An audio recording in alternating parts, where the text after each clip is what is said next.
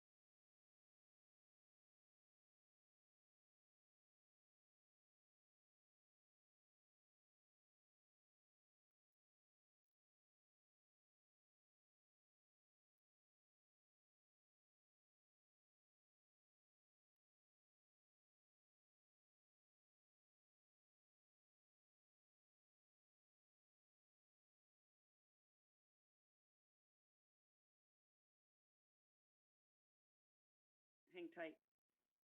When you have a virtual background, it sort of goes in and out. And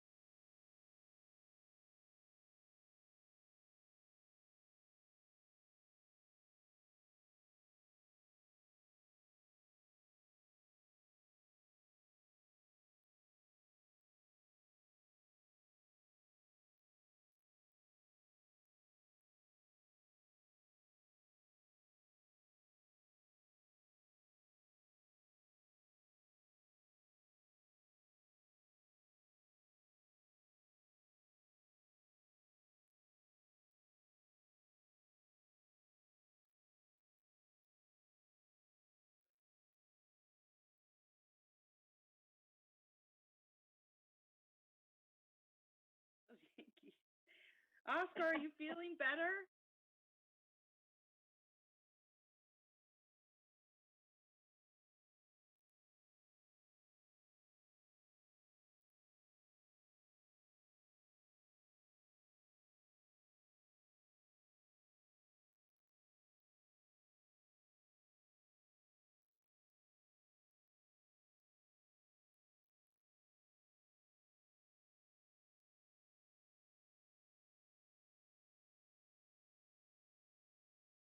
Fall, or did you hurt yourself?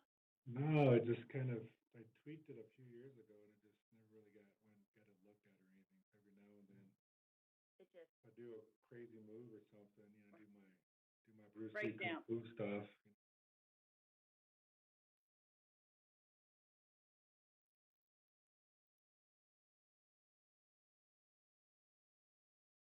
Like there's no way ibuprofen's gonna help me.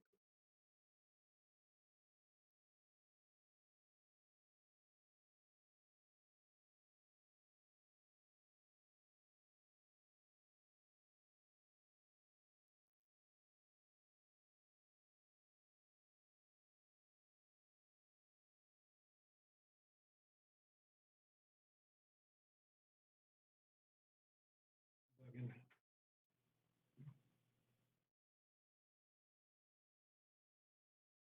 versus standing, is that an issue? Um,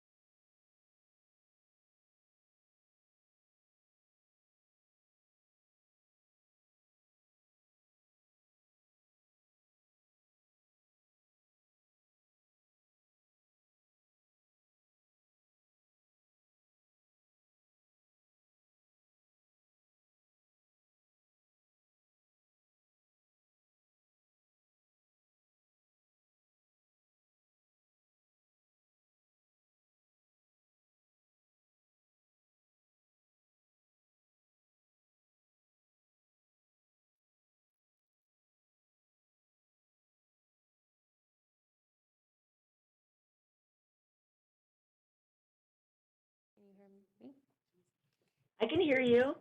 Madam Mayor and Okay, Council, can you perfect. hear me on my end? Yes, Yes. fantastic. Okay, Madam Mayor, I think that we have most of the technology on our side. So if you would like, we can call your meeting to order if you would like to get there. Okay, hold on, one second.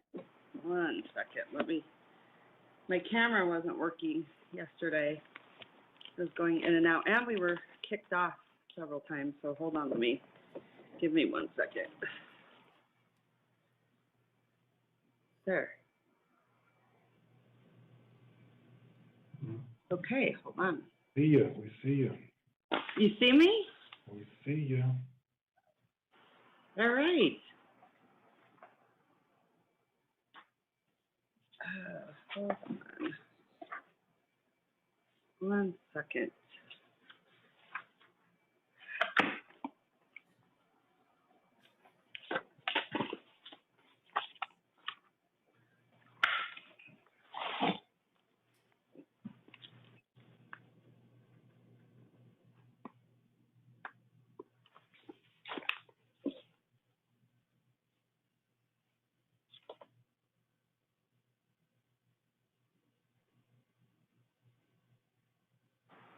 Okay, can you hear me?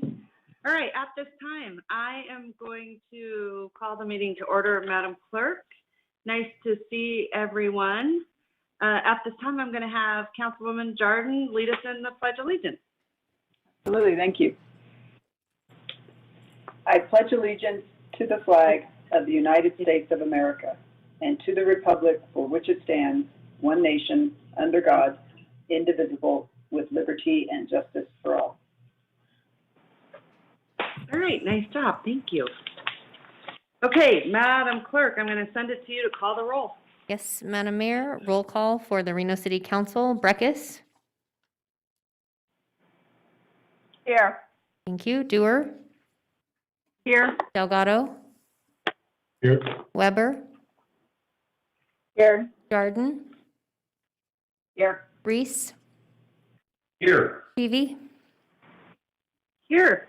Madam Mayor, you do have a quorum of the Reno City Council. The next item on Okay, your thank you. agenda. Item A3, public comment. Yes, Madam Mayor. Public comment today, these are items received that are general public comment as they do not pertain to a specific item. These are either voicemails received prior to 4 p.m., not for specific items, or general public comments submitted by way of either email to the city clerk's office or online public comment. We received comments from Barbara Poole, Dean Stamfill, Danielle Marie Hawkins Davis, Mark Markell, and Ralph Stephen Coppola. Madam Mayor and Council, these have been submitted to the record, have been submitted to Council, and will be posted online for the record.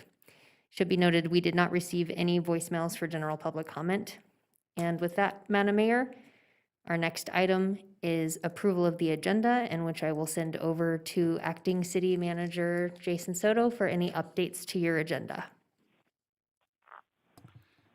Thank you, Okay, Madam thank Clerk. you. Thank you, Madam Clerk. This is Acting City Manager Jason Soto. Today, this agenda contains the last step in your city manager selection process.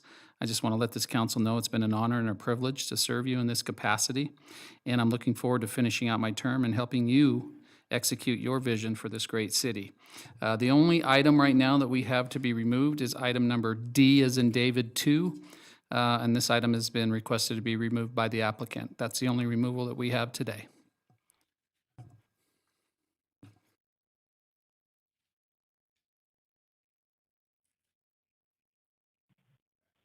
Move to approve the rest of the agenda.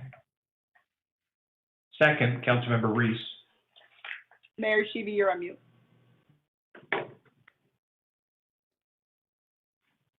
Still on mute. Can you unmute her? There you go. Mr. City Manager, what item was that again? Madam Mayor, it was item D as in David 2. Can you say the name of the item, just so we know? Yes, this is from the City Manager's Office, D2 presentation and update from Reno Land, Lion Living on the status of the development of Park Lane project located at the corner of Plum Lane and South Virginia Street. This item is to be removed and was requested by the applicant. Okay, thank you. All right, I have a motion, I have a second. All those in favor say aye. Aye. All those opposed? Motion carried. All right, Madam Clerk, back to you, item A3. Madam Mayor, moving on to your consent agenda at this time. Your B items, it should be noted, we received public record from Silas Johnson for items B12 through B17, and those have been submitted to council and are part of the record. That is the only public comment that we have for item B for your consent items. I'll now send it back to you for council discussion on any items to be pulled for further discussion.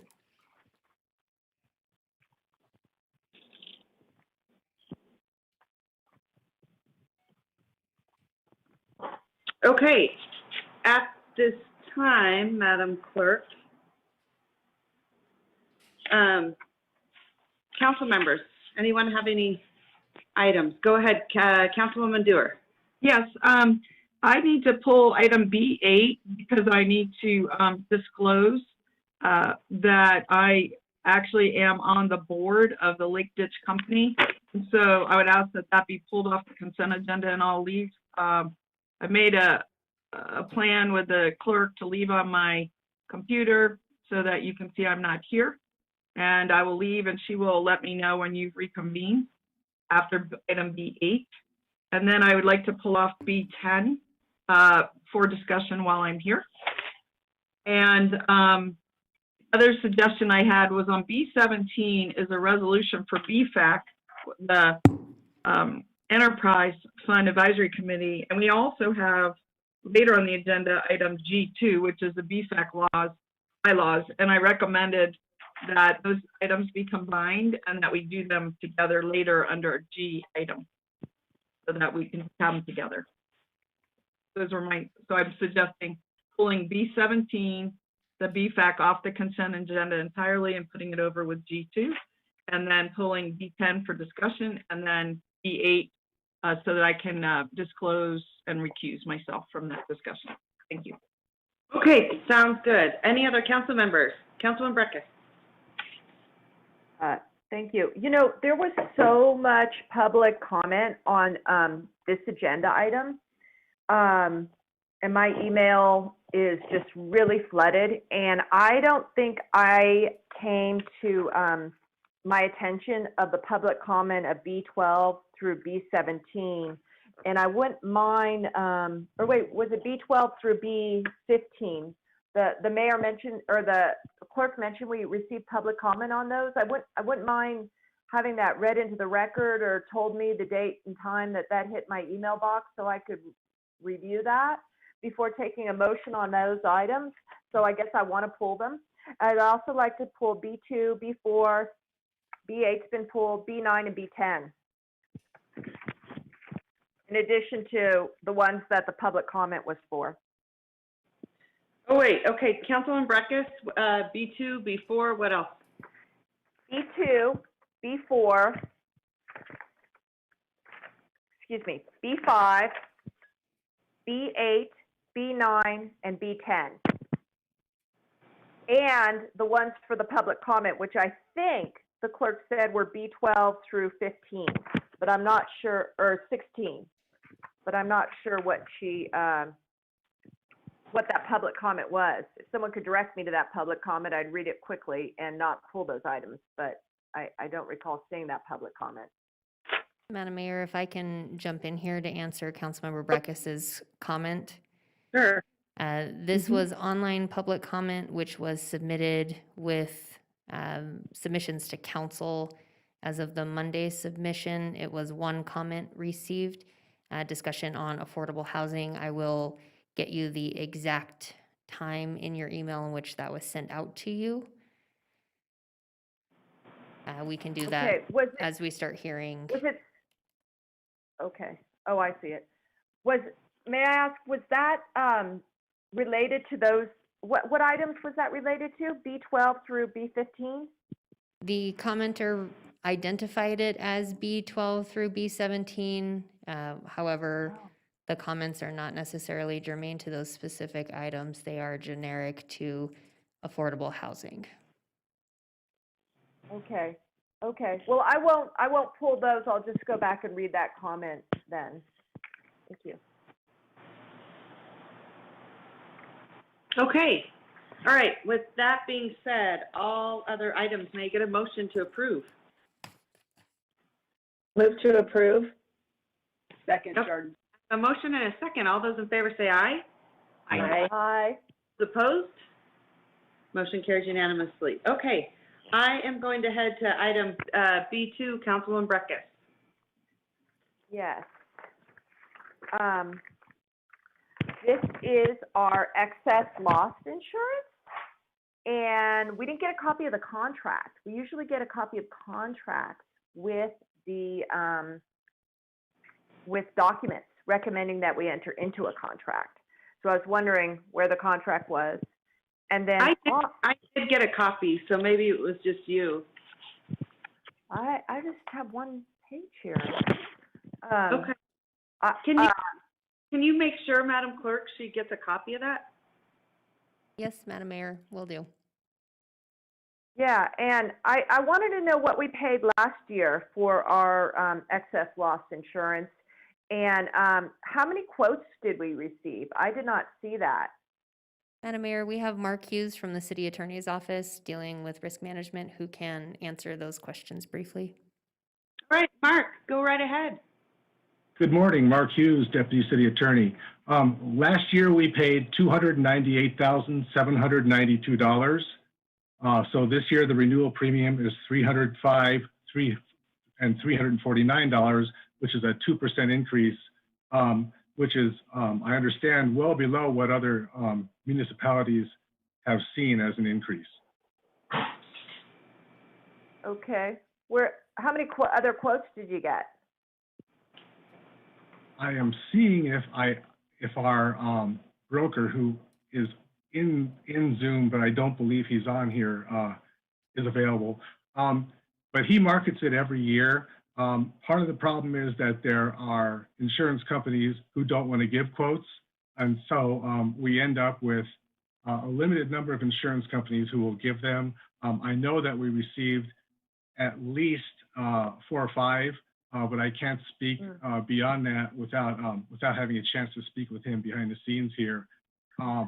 However, what happens is we're a city that's of a size, we're sort of on the cusp of when we can no longer actually easily buy liability insurance, excess liability insurance. Okay. I just, the contract was not in my hard copy. The contract is not loaded up to the media web portal, which is the online posting. And I don't know, I'll leave it up to the council if they want to move forward. I'm uncomfortable approving documents for, execution, mayor execution, without actually having the contract be available to us or the public. So do you know what happened with the contract? The contract is hundreds of pages long. Generally, we don't always receive it at the time for renewal, and our insurance is about to expire. It's going to expire at the end of the month, so it's time to renew in order to have insurance for September 1st. But we don't generally receive the contract before the renewal date. We do receive a summary of terms, but I don't provide that summary of terms because that's all it is a summary. It's not an exact duplication of what the contract would say. Oh, and I have the old go ahead. contract. I have the old contract. I just looked.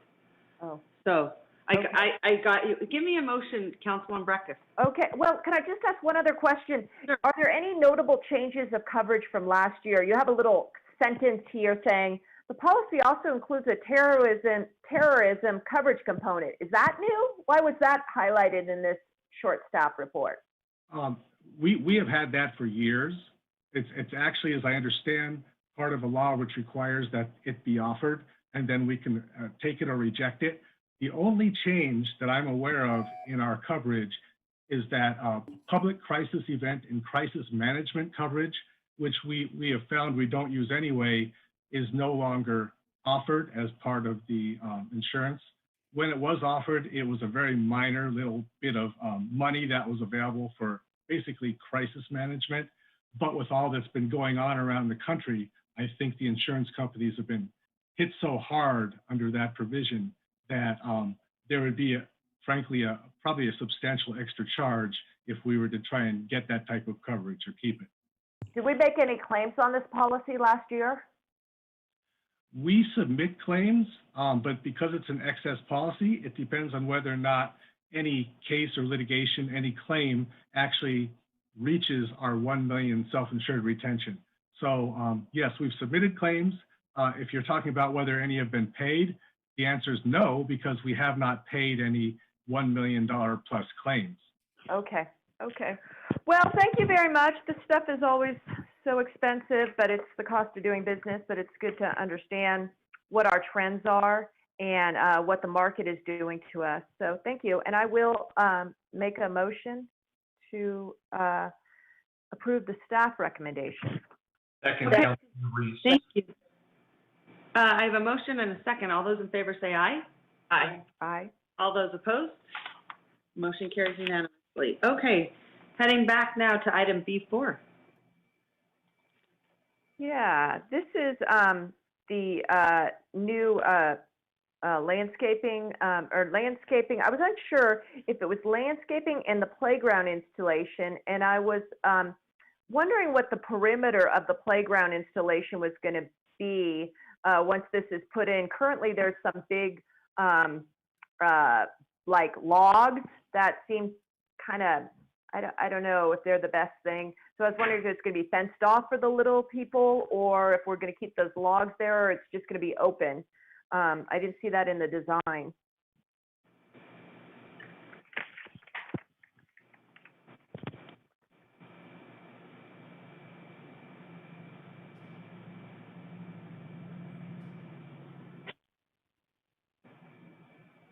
Is the Parks Department around? We're just trying to Madam Mayor, Hold we on a are second. transferring Jamie Schroeder, Parks Director, over to be able to answer your question. Okay.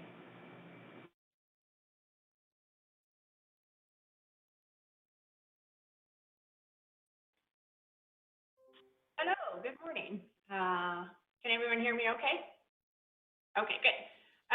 So the staff report does have a picture of the design. Let me just share my screen real quick.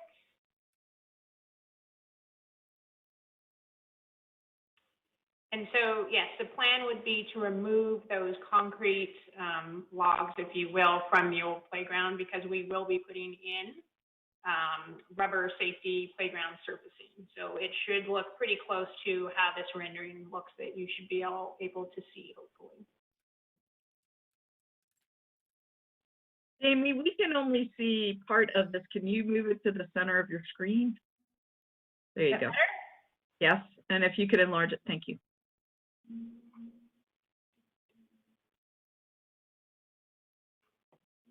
Just a little bit. There we go. How's that?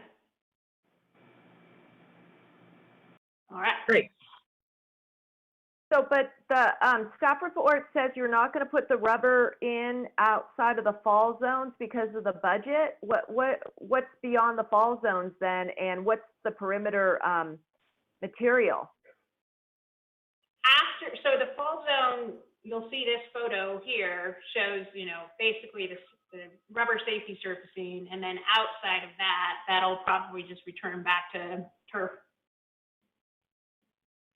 So here's the aerial right now that you can see, and the existing playground will mostly fit within that area. Huh. So isn't there money in the residential construction tax to enhance that perimeter and put some seating and fencing around? I can check with Jeff Mann, but we can certainly get back to you on that as an enhancement later. Yeah, I mean, I really believe, I mean, we don't have a parks master plan. We don't have specifications, so it's always design as we go. But my experience, you know, as a mother with the little one at the playground is the perimeter provides comfort, as does the bench seating. And it's unfortunate we have a budgetary issue, but I thought this residential construction tax budget in this parks district was growing and had some surplus coming in.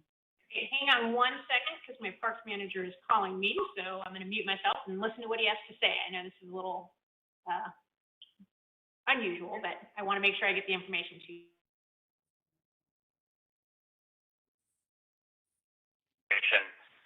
So there are two types of playground safety surface included in the project. One is the port-in-place rubber, and that will extend throughout the entire fall zone of the playground.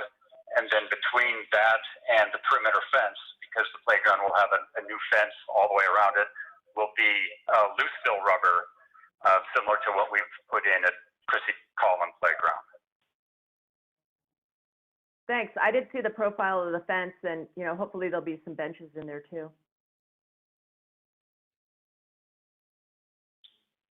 Okay. Okay. Stay around because I have a question for you on the next item I pulled. Okay. All right, Councilwoman Breckus, you want to give me a motion? I'll move to accept the bid and execute the award of the contract as staff recommended. All right, Member Reese. thank you so much. I have a motion and a second. All those in favor say aye. Aye. Aye. Opposed? Aye. Carries unanimously. Good job, Jamie. Okay, go right ahead, Councilwoman Breckus. So this is a maintenance agreement with the Downtown Reno Business Improvement District for maintenance of improvements to the Retract Plaza. Sorry, which number are we on? B5. Oh, thank you. The question is, well, first of all, is the Retract Plaza, it's a plaza under our parks designation of public spaces, correct? It's not a park, right? No, the ordinance was modified years ago to turn it into a park, so it falls under the regular park ordinance. Did this go to the Parks Commission for review? The design for this landscaping, no, it did not, because Or the, yeah, the agreement, you know, I mean, I'm no longer liaison, but, you know, they're the keeper of a lot of the concepts about the system, and I'm a little uncomfortable not having their input, particularly because it seems like the programming is a big issue, and it's at your discretion about how to program and request for programming. And if we have a private group, which is a group we support, obviously, we found, you know, they came out of our downtown action plan, which was, you know, a big initiative we did, and we have, you know, done the assessments, and they're in term shifting this.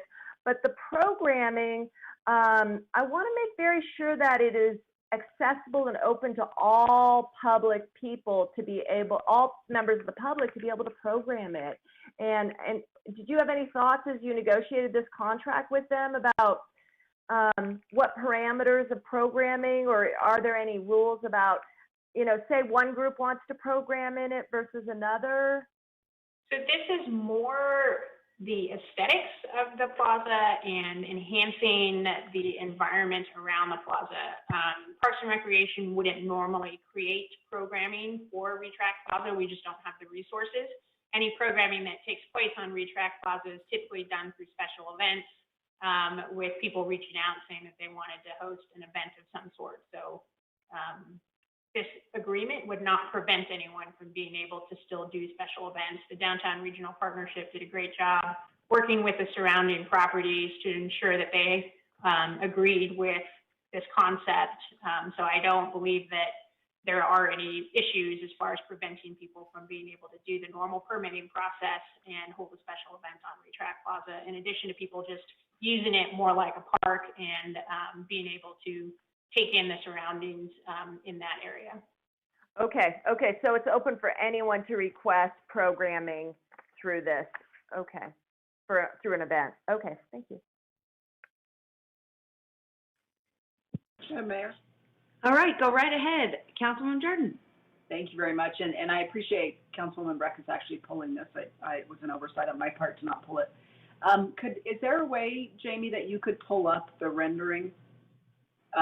This is really something pretty special, and I feel like the community on the whole hasn't been privy to some of the work behind the scenes to revitalize this underutilized and somewhat blighted area. And what Cynthia Albright and the Downtown Reno Partnership and all of its members have done through some grant monies and partnership with the City of Reno is really going to transform this whole area.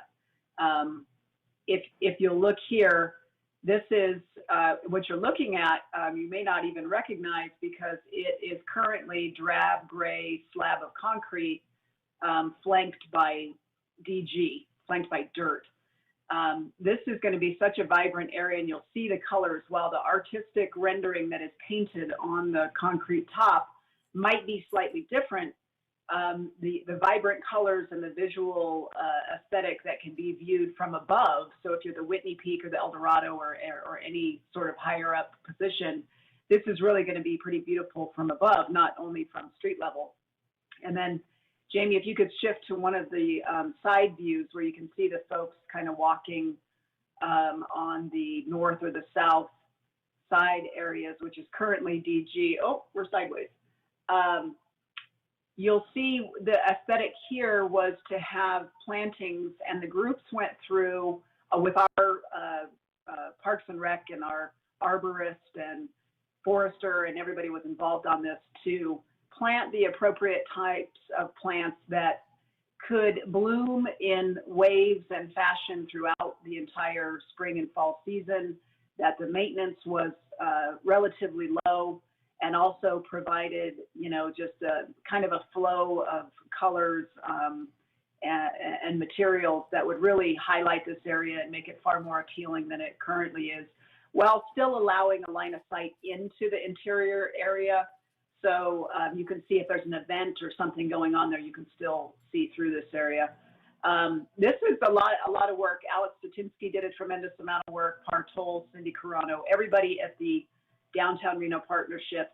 And there was a group, and Jamie, I want to give them a shout out in addition to Cynthia Albright. It's the Landscapers Coalition Group, and I know that's not their name, I apologize. They came together and have not only been intimately involved with these, you know, the choosing the right things and ensuring that it was the right plants for that area and the watering that we have available and the drainage and our climate, but also that they are on board for assisting with some ongoing maintenance in this area. And they were really tremendous, the way that everybody volunteered their time. And this will be in spring. So this will be a great addition to our downtown for those that are coming to see the arch. They'll now have another visually appealing area to visit and walk around. And I thank our Parks and Rec department as well for helping to make this happen. I appreciate everybody's work. This has been something I know I have worked on and wanted. I know Mary Shevia, when I say it's a blank canvas, let's paint it, it's finally going to happen. And I'm very excited for our entire community. It's really beautiful. It'll be beautiful. And I know you've put a lot of hard work and passion. I mean, for years you've been talking about activating the space, and so it looks really good. I'm excited. I saw your presentation, and it's really fantastic. So great job, Councilwoman Darden, and also kudos to the Downtown Reno Partnership and Alexis and everybody involved. I mean, this wouldn't have happened without the Downtown Reno Partnership and them securing the grants and putting in money. Them being a partner, and they not stepped in, this would still be dirt and gray concrete. So thank you to them. I love it. Nevada Landscape Association that we wanted to give a shout out to. Nevada Landscape Association. Yes, thank you to them. Yeah. I don't know, one summer I still want to see a beach there with sand, volleyball. You and me both. Deck chairs. Still do that. Maybe a couple kiddie swimming pools. I don't know. It would be very cool. We could create a full-blown beach experience. But anyway, love it. It's great. Okay, with that being said, Councilwoman Jordan, you want to give me a motion? Oh, could I just say one more thing? Okay, go ahead, Councilwoman Brecker. I did not have these slides. I just had one in the packet, and the other one wasn't loaded up, so I was glad to see them. On the programming, though, you know, part of the question I've always had and the vision I've always had was hope that some of the adjoining businesses would run a table service and be a what's the word? Not a concierge, not a concierge, but a like vendor maybe. Cafe. Yeah. Well, we would have some contractual relationship with them to be a vendor on the plaza, but then also, you know, I don't know if that's on the table. Or it seems like it comes through this. It would have to be a side agreement rather than a special event, because we don't have too many vendors in our park. But then also the programming for people who want to have other activities goes through the special events. So I was just trying to figure out more of the programming on it. And maybe some of those discussions will come forward, or we'll see special events there. But I appreciate understanding that landscape. So I will make a motion since I'm talking right now. All right, thank you. Councilwoman Breckis, give me a motion. Yeah, I did. Second. All right. Second. I have a motion and a second. All those in favor say aye. All those opposed? Motion carries unanimously. All right, back at you, I think, Councilwoman Breckus. Or is this are we B8? Yes, B8. Yeah, okay, never mind. So, Councilwoman Dewar at this Yeah, time. thank you. are I you- just want to disclose for this item that I'm a member of the board of directors for the Lake Ditch Company, and since this is a contractual arrangement with the Lake Ditch Company, I also will recuse myself. I'll leave my screen on, and I'll get called back to the meeting from our clerk. Thank you. Okay, thank you so much. At this time, did you want to? Madam Mayor, I'll move to approve. Okay, thank you so much. Wait, I had questions about this. Okay, go ahead. I wanted to know what was on the CIP this year to address some of the issues that were raised in the 2003 assessment of the ditch, and then some of the experiences we had in the flooding years of 17 and 18 to understand, it's a liability out there. It's flooded homes along the water course. What's going to be done this year to improve it other than routine maintenance? For the record, John Flansburgh, Director of Public Works. On the question at hand in regards to the 2003 assessment, in that assessment, there were, basically, it was just kind of showing, here's what we have along the ditch, all the different appurtenances, the conditions that exist. Work has been completed throughout the years. Obviously, 2003 was a long time ago. As far as work on the CIP currently, there is a study that Western Region Water Commission is assisting with Washoe County, City of Reno as part of that with HDR. They're looking at steamboat ditch primarily, but also looking at the irrigation ditches to determine good places for us to release water in natural water courses. There's been a fair amount of work in the past that's been completed on some of the different drainages. Specifically, coming up this year, we also have some work on a grant near Virginia Lake that's part of the rerouting of stormwater that'll take some homes out of the flood plain. And that actually sets us up well for future work to take additional homes out of the flood plain. And that work is near West Plum as it heads into Virginia Lake from the north side. Okay. Okay, well, thank you. So that project will be this fall, or is it next spring? I believe that we'll be going out to bid this fall. Okay. Okay. Well, we'll look for that award. Thank you. Madam Mayor, I'll renew my motion. I'll second. All right, I have a motion and a second. All those in favor say aye. Aye. Aye. All those opposed? Motion carries. All right, item B9, Councilman Breckus. Yes, this is about the, an item related to the expansion down in the, up at Stead, We get going up to the Councilmember- 4MGD. Councilmember Breckus, can we get Councilmember Dewar back in the meeting for a second, please? Oh, sure. She wanted to step out in her recusal. I just want to make sure, because she, I think, also had questions on this. Oh, okay. I'll let her ask the first question then. Madam Mayor, we are bringing Councilmember Dewar back off of hold, and she has rejoined your meeting. You may continue your discussion. What item are we on? We're on We're item on B9. Oh, thank you. I think you had also questions on this item, so I want to make sure you were here, because maybe Councilmember Breckus' question would be the same. No, I pulled item B10, Oh, okay. but I may have questions nevertheless, but. You're back. What is the schedule for the 4MGD plant to come online? So the Reno Stead plant is about a 24-month construction schedule, so about 2 years from now. Okay, so that would be fall of 2022. Correct. Now, the effluent disposal plan, is that going to be able to be in place in fall of 2022? That is our intent.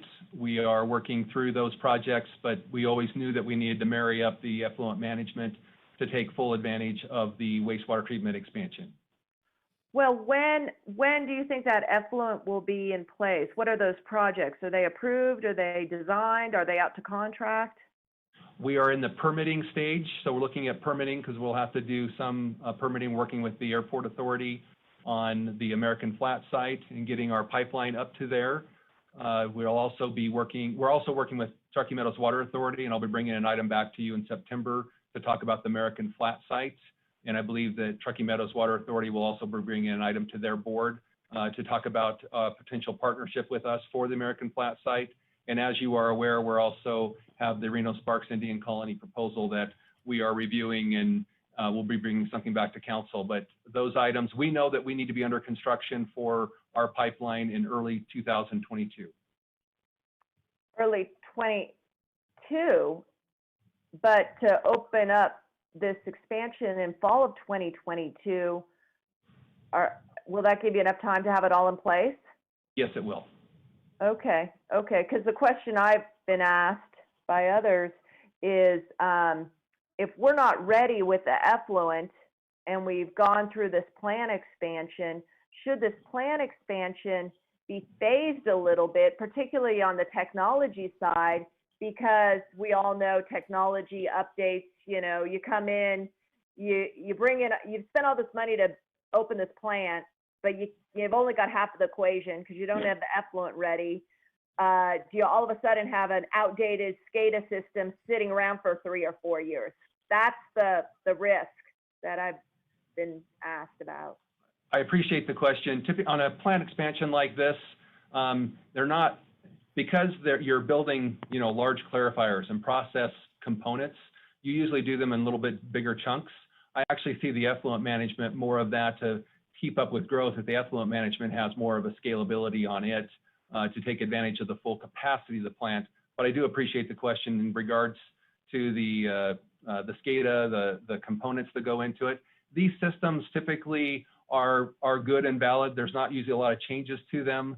However, they're electronic components, and so they degrade over time, and so there is a concern in regards to that. But even if we open up just a little bit of the Reno Stead plant for, you know, 500,000 gallons capacity, we're already using the next set of basins, and so these systems are all part and integral to that. Okay, well, I'm just being asked the questions and I'm asking them in turn, and I think the bigger questions are really on, you know, the back end on the effluent, and I'll look forward to whatever you're bringing next on that, and also how that's going with the permitting and the technology that's being pioneered on the ASR. Thank you. Thank you. Move to approve. All right, I have a motion and a second. All those in favor say aye. Bye. Aye. All those opposed? Motion carries unanimously. Okay, heading into item B10, Councilwoman Breckus. I think it was me that pulled it. Oh, sorry. Go ahead, Councilwoman Dewar. That's okay. I mean, I think she also said she had questions. I'm glad Mr. Flansburgh's still on the line here. I wanted to pull this because this is a long time in coming. I think this is a very important and significant step for the city. This is really the start of the stormwater utility that both Councilwoman Breckus and I, and probably the rest of the council, have been looking forward to. I was just wondering if Mr. Flansburgh could just lay out for us what are these next steps? What are we going to be paying this particular consultant? And what for? In other words, what's the work? Very good. Thank you, Councilmember Dewar. So primarily at this step, there's basically two sides. There's the side where the consultant will be going through looking at impervious surfaces of unique parcels and building that database, if you will, because that's how we intend to put the charges out for the stormwater utility. It's going to be based on the amount of impervious surface. There'll be some normalized areas for residential and that type of thing. So that won't be as much of that piece of it. And then on the other side is really this public outreach piece, which is, you know, going to the different folks, having a good understanding. Once we have a general idea what the impervious surface is and what their piece of the pie would be for what they need to contribute, it's the public information piece to, you know, all different groups. You can imagine you're going to have your your residential area, certainly. You're going to have your industrial, commercial areas that we need to communicate out to. You're going to have your large landowners. Our Washoe County School District is one of our largest landowners, and how does that fit into this overall? So there'll be a significant amount of public outreach that also goes with this overall program. So a question I have is this throughout the city or just a portion of the city? This is throughout the city. Okay, so are they going to actually GPS each parcel? Are they going to GPS inlets and outlets to know how much? Are they going to calculate the runoff from each parcel to be able to apportion a cost? I mean, what is their task? They're going to be apportioning the cost through impervious surface. So their main task is to review all the Impervious parcels. surface. So they calculate this on mostly a desk exercise. So they will calculate, for example, if you have a house, and this does include houses, right? It does. So there's going to be some normalization of residential areas. Well, they kind of came up with a 3,600 square foot of impervious area as kind of an average for a residential area. So there'll also be some averages in residential.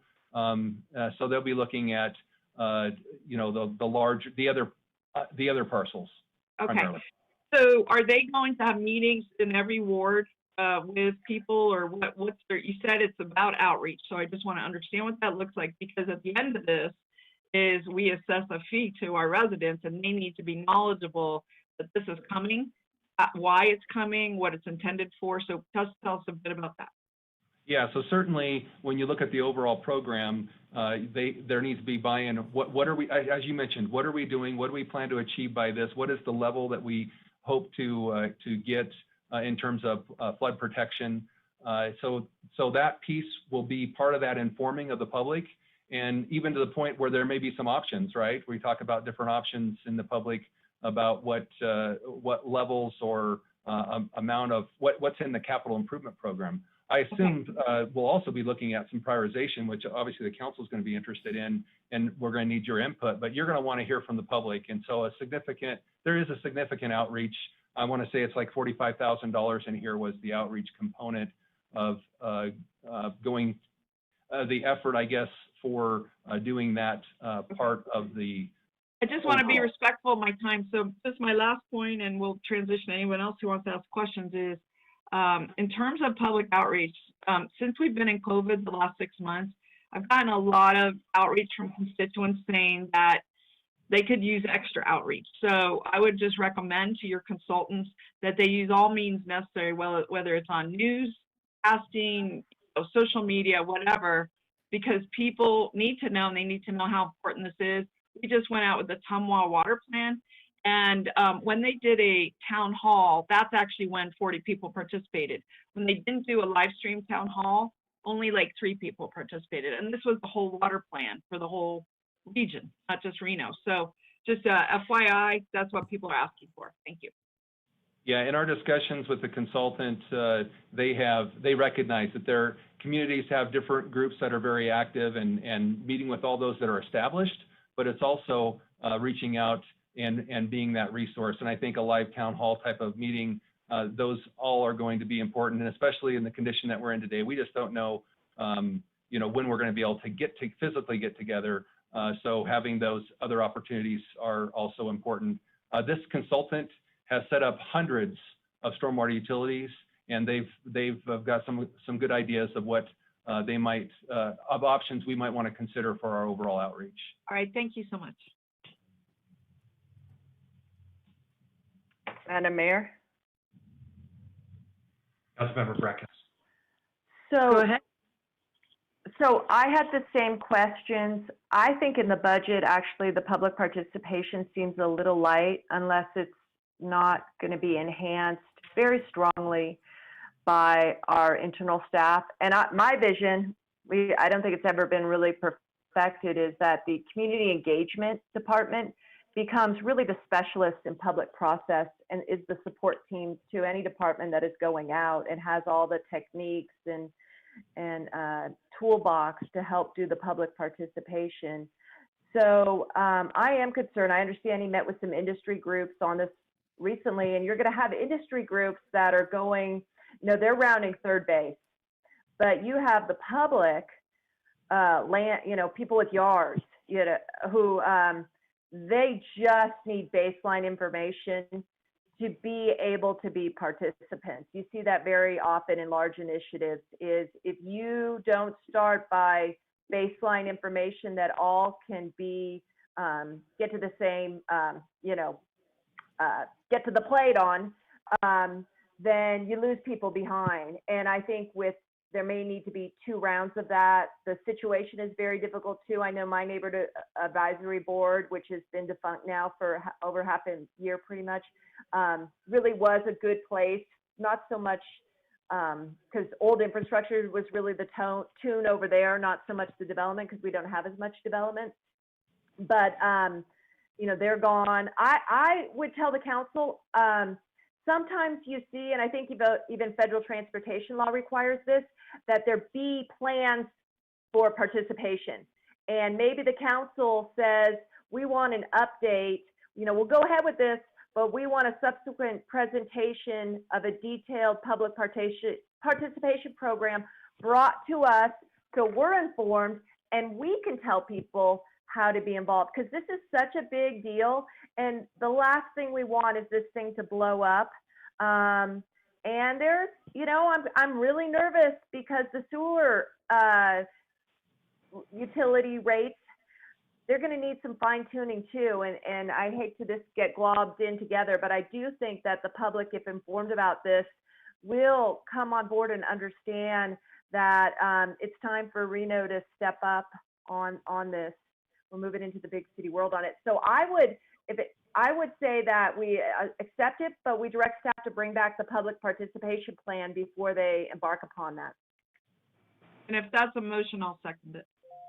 Okay. All right, I have a motion and a second. All those in favor say aye. Aye. All those opposed? Motion carries. Thank you. All Thank right, you. Madam Mayor, with that, All right, Madam Clerk.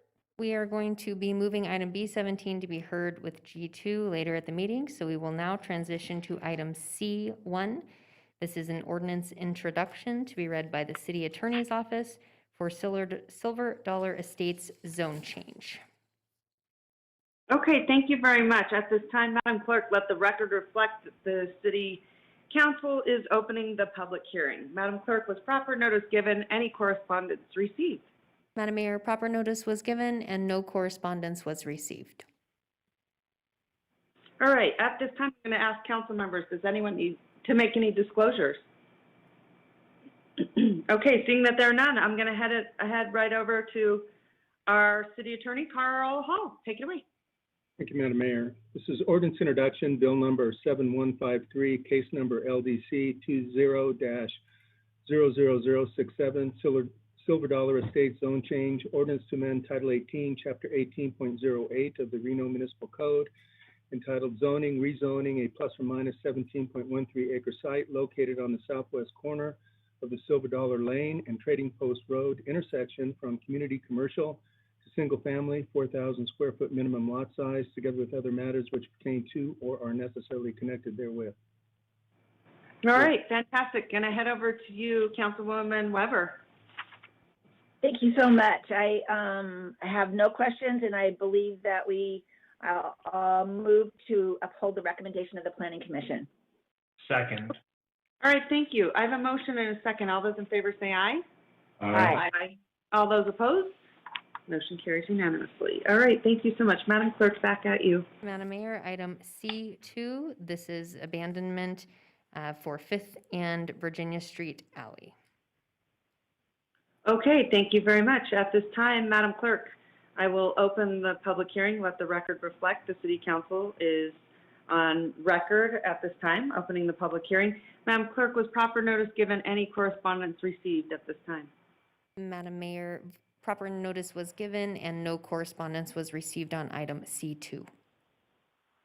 Okay, thank you. At this time, I'm going to ask council members, does anyone have any disclosures? All right, Councilman Breckus. I'm sorry, I don't have a disclosure. I have a question.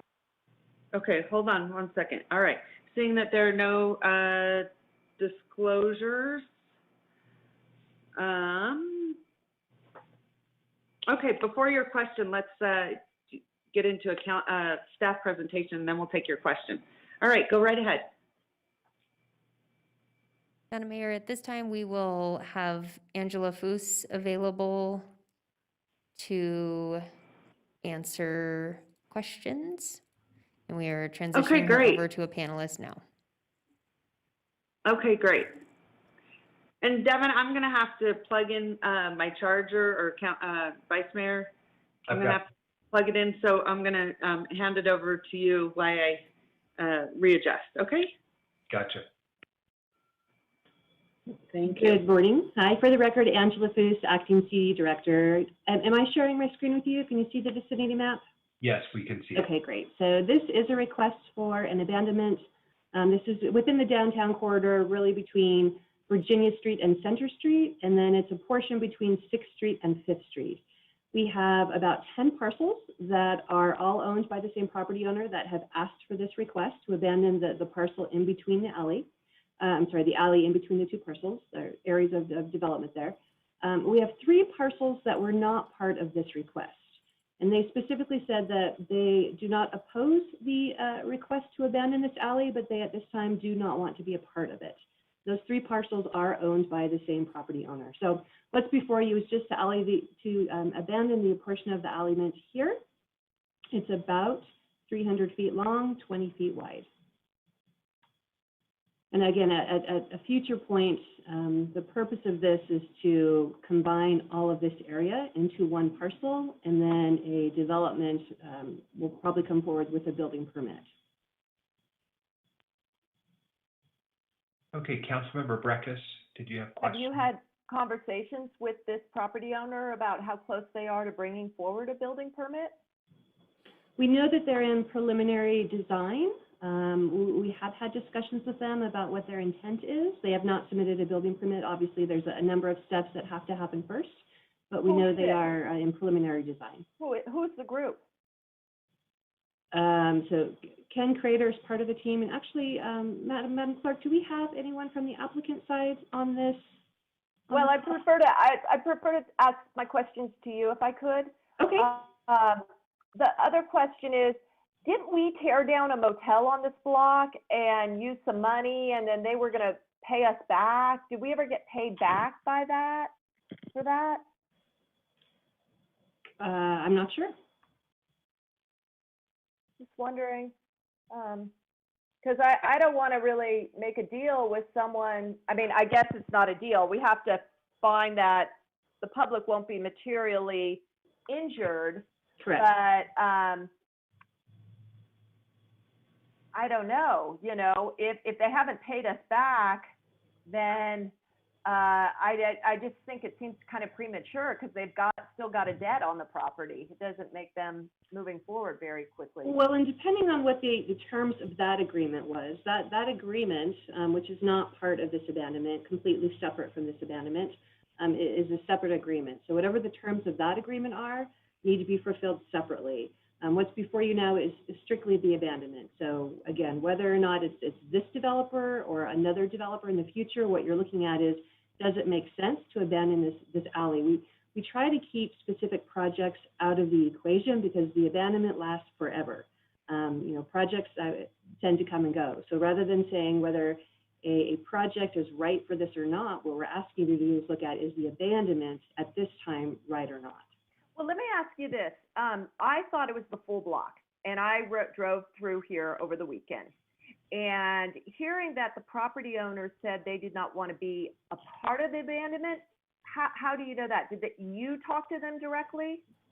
They have specifically provided a letter saying that they do not oppose the abandonment, Okay. but they do not wish to be a part of it. Okay, that is on the record. I didn't see that. Okay, thank you. Yeah. Okay, Councilmember Jordan. Thank you very much.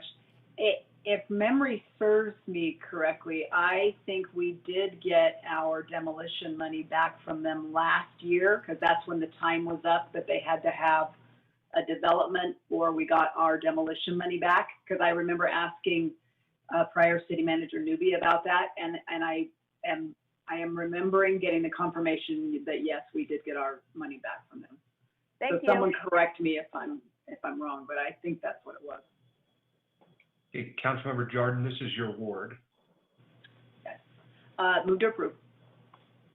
Okay, I have a motion and a second. All those in favor, please signify by saying aye. Aye. Aye. Any opposed, nay. Motion carries unanimously. Mr. Vice Mayor and Madam Mayor, transitioning to item C3. This is an ordinance introduction for Aspire Clear Acre zone change to be read by the city attorney.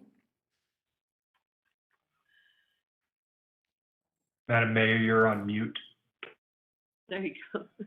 All right, Madam Clerk, at this time, let the record reflect that we are now opening the public hearing. Madam Clerk, was proper notice given? Any correspondence received?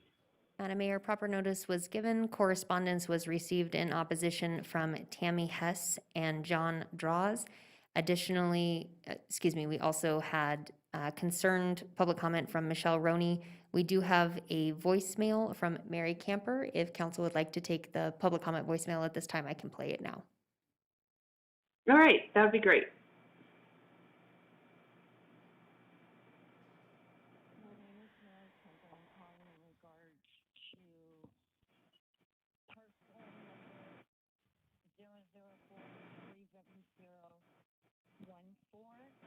I received a letter on August 15th, and I have some concerns. I live on Willow Hills, and this has to do with the notice that was sent. I have some problems with the parking on the street. I want to know what it's going to do for my my traffic, for the neighborhood, the noise, and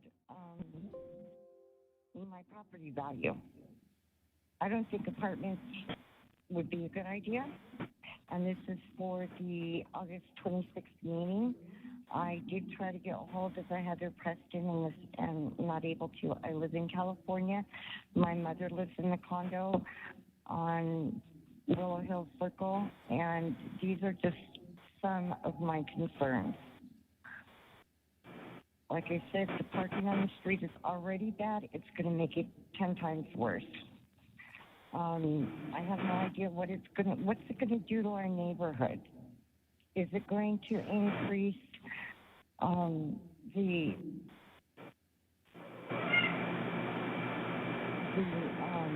illegal aspects of the neighborhood?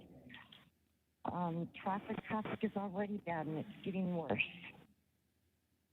And again, like I said, on top of everything else, my property value of that place. With all of these concerns, I don't think it's Okay, thank you. from 14 to 30 units. All right, Madam Mayor, with that, we have no further public comment on this item. And at this time, we will transition back to you for council disclosures. And if there are none, then the city attorney can introduce the bill. Okay, thank you. Any disclosures? Seeing that there are none, I'm going to hand it over to our city attorney, Carl Hall. Thank you, Madam Mayor. This is ordinance introduction, bill number 7154, case number LDC 20-00064, Aspire Clear Acre Zone Change.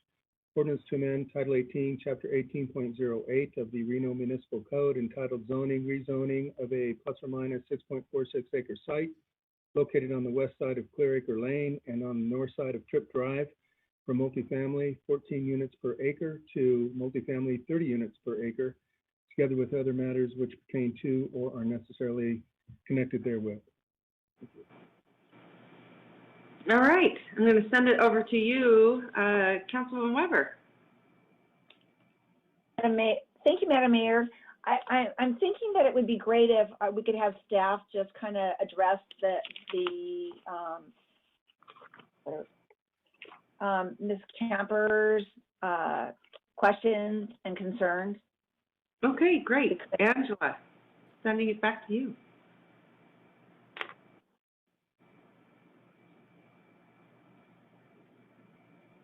Sorry, am I unmuted? We're good. Point of reference, this is a 6-acre site, 4 parcels. It's currently zoned multifamily 14, meaning 14 units per acre.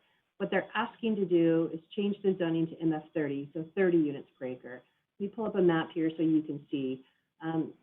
The map on the left in front of you is the existing zoning, the MF14. It's surrounded, besides that parcel directly north, which is the single-family zoning, everything around it is already zoned MF30. So what they're asking to do is come into conformance really with the master plan and what's the surrounding zoning around it. This area over time has built up with both condominiums and apartments. So there's a lot of existing development now. They did apply for a special use permit, and I think that's probably where most of the public comment has come from. This is a two-part project, but because the zone change is the only piece that goes to council, you're getting a lot of comments related to the special use permit. So separate from the zone change, they are also processing a request for an apartment project, 180 units. Again, that maximizes the density with this MF30 zoning. That is an affordable housing project. And I think that has also generated quite a bit of discussion from the neighbors. Just some of the neighbors have expressed concerns of the affordability component. But again, what's before you today is just that zone change. Again, we were able to make the findings because it is consistent with the neighborhood. It's consistent with the way this area has been built out. And it actually is consistent with the master plan. That current zoning of MF14 is a pretty low density compared to everything around it. So this is more aligned with the surrounding neighborhood. Sorry, can I ask a question? Go right ahead. What was the special use permit for? They also triggered a special use permit for an apartment project, 180 units.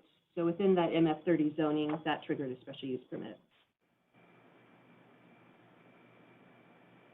Oh, I did not know that 180 units requires a special use permit in the MF30. What's the threshold in the MF30? I think it was 50 units, over 50 units or more in the MF30. Whereas, okay. Not a site plan review. Nope. No. So that did require planning commission approval. Planning, okay. Councilmember Weber, back to you. Thank you so much.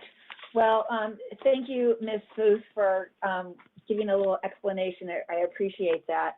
And with that, I can make the motion. I move to uphold the recommendation of the Planning Commission and refer Bill number 7154 for a second reading and adoption. Second. All right, we have a motion. Do we have a second? All those, go ahead, Councilman Jordan.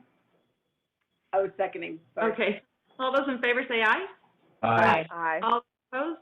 Motion carries unanimously. Okay. Madam Mayor, at this time, we are transitioning to item D1. This is an update from your Finance Director, Debbie Lochner, on the 1920 and 2021 budget. We will transfer her over to a panelist at this time, so she may give you a brief presentation and update on the budget. Okay, and I see there's no action on this item, so clearly present. All right, thank you so much. We look forward to seeing Ms. Lochner.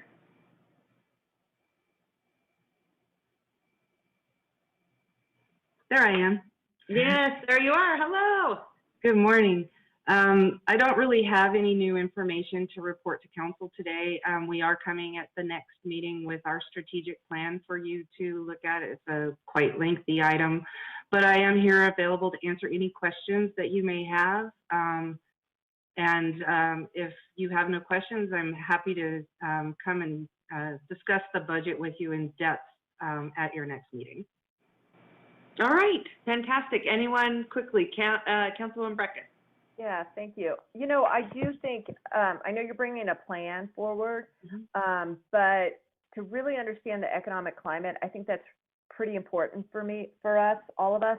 I'm wondering if you're starting to see an uptick on non-payment of sewer from any avenues. No, actually, we have not. We extended the deadlines during for the last quarter. And I believe most of the payments have come in, so we haven't really seen a big drop in our sewer payments and the liens that are going forward. I have not seen an increase in those. But again, remember, the unemployment people that were unemployed were propped up with additional money in stimulus. And I think that has also helped the city tremendously with that stimulus while people were out purchasing things and they actually paid their bills. So it allowed them to do that. Yeah, but that's expired for the most part. And so it helps us understand the snapshot of the economy. Likewise, business license renewals. Are you seeing a downturn on those, or that's an activity level thing to me, and that's very helpful to understand. Yeah, and I would have to defer to the community development department who takes the business license applications. Okay. We just look at the total dollars. Okay, I think that as we move forward, we really would be well served by getting a few measures out there that could help us understand where we're headed. I think it's particularly important for the city of Reno, where we're seeing population growth. We're continuing to see population growth, but so it's hard to tickle that away, but I think, are we seeing reduced activity that's then gonna hit us as an organization? And then what sales tax numbers are you waiting on at this point? So we're waiting for the consolidated tax, which we should be getting any day. They usually send it to us either on the last working day of the month or the day before that. So I'm expecting we will get that either tomorrow or Friday. We'll get our C-tax numbers, but we just don't have them yet. Otherwise, I'd have something to report to you guys. And those are June's. Those are June. That would right? be June, yes. And, the state has said that the sales tax performed better than they had projected. So again, I think we're seeing the prop up of the stimulus that is continuing to see these revenues come in not as bad as had been projected because of that excess stimulus that came out to people. Yeah. Okay. Well, I sure would like to know what business license renewals and new business license numbers are doing, because those are a snapshot of our small business community and our employment numbers. And sometimes when you hit a recession and people are laid off, you see more small business generation. I remember that during the last downturn, but I think that's going to be an interesting number for us to follow. Okay.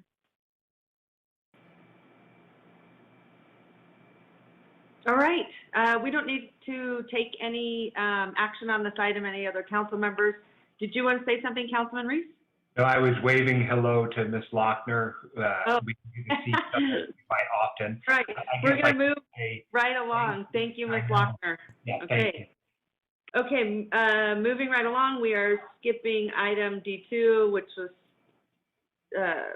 now off the agenda.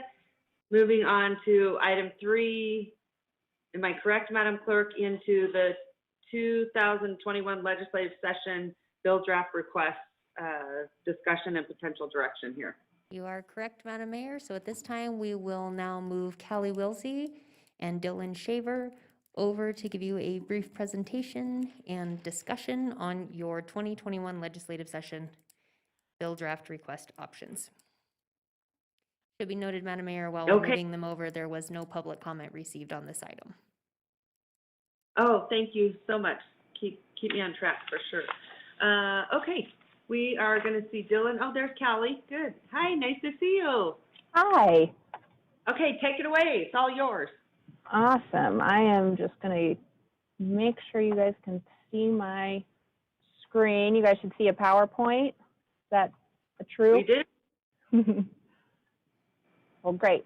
Well, thank you, Madam Mayor, members of the council, and Acting City Manager Soto. Thanks for the opportunity to be here and to continue this conversation about our BDRs.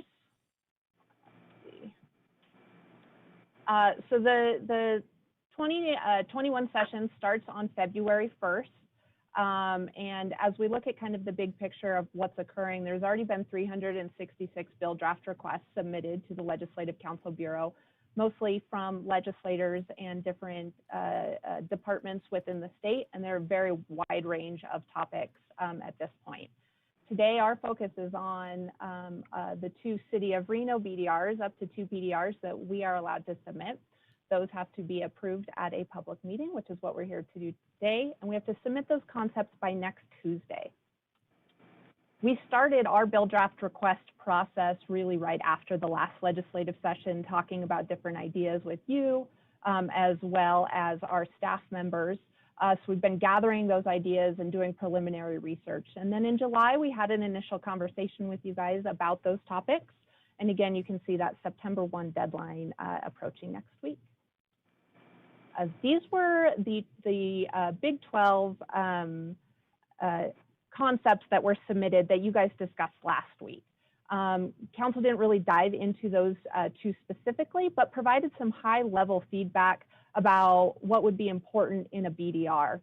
And so during that conversation, there was kind of three major takeaways from me from that conversation. And that was, one, to prioritize revenue-generating ideas.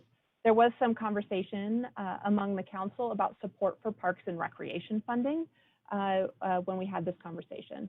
Additionally, there was a request to focus on Reno-specific requests where feasible. Sometimes that's not possible when we're dealing with the state law, but in some instances where we could, to narrow the items down to those options, as well as a strong focus to align our BDRs with strategic plan priorities. In your strategic plan that you adopted earlier this year, there were 6 overarching goals: fiscal sustainability, public safety, economic opportunity, homelessness and affordable housing, economic and community development, infrastructure, climate change and environmental sustainability, and arts, parks, and historical resources. Within the strategic plan for this fiscal year that we are currently in, Council identified 6 Tier 1 priorities and 7 Tier 2 priorities. Those were the actual strategies intended to be focused on for this fiscal year. Some of those themes within those priorities that were identified were homelessness, affordable housing, revenue solutions, public safety center, funding for parks, and flood mitigation. In addition to council input, there's other factors, we talked about these last time, that we think are important as you consider the different BDRs. In addition to strategic plan priorities, is the impact and need for those ideas, our ability to effectuate this, and when we talk about this is how does it impact us operationally? When we get to the legislator, is the vote a 2/3 or is it a majority? Is it Reno only? Is the mechanism already in place that we can adjust, or are we having to come up with a whole new mechanism? And as well as the political capacity. How controversial is this item? What else will be competing for space as the legislator takes up different conversations? So we're looking for where all of these kind of intersect. It doesn't necessarily guarantee the passage, but it helps us identify a path forward. So given these factors, we identified 4 BDRs to kind of just help the conversation today. Council is not limited to those, and you guys can use the full list, but we thought we would help by narrowing it down based on that conversation.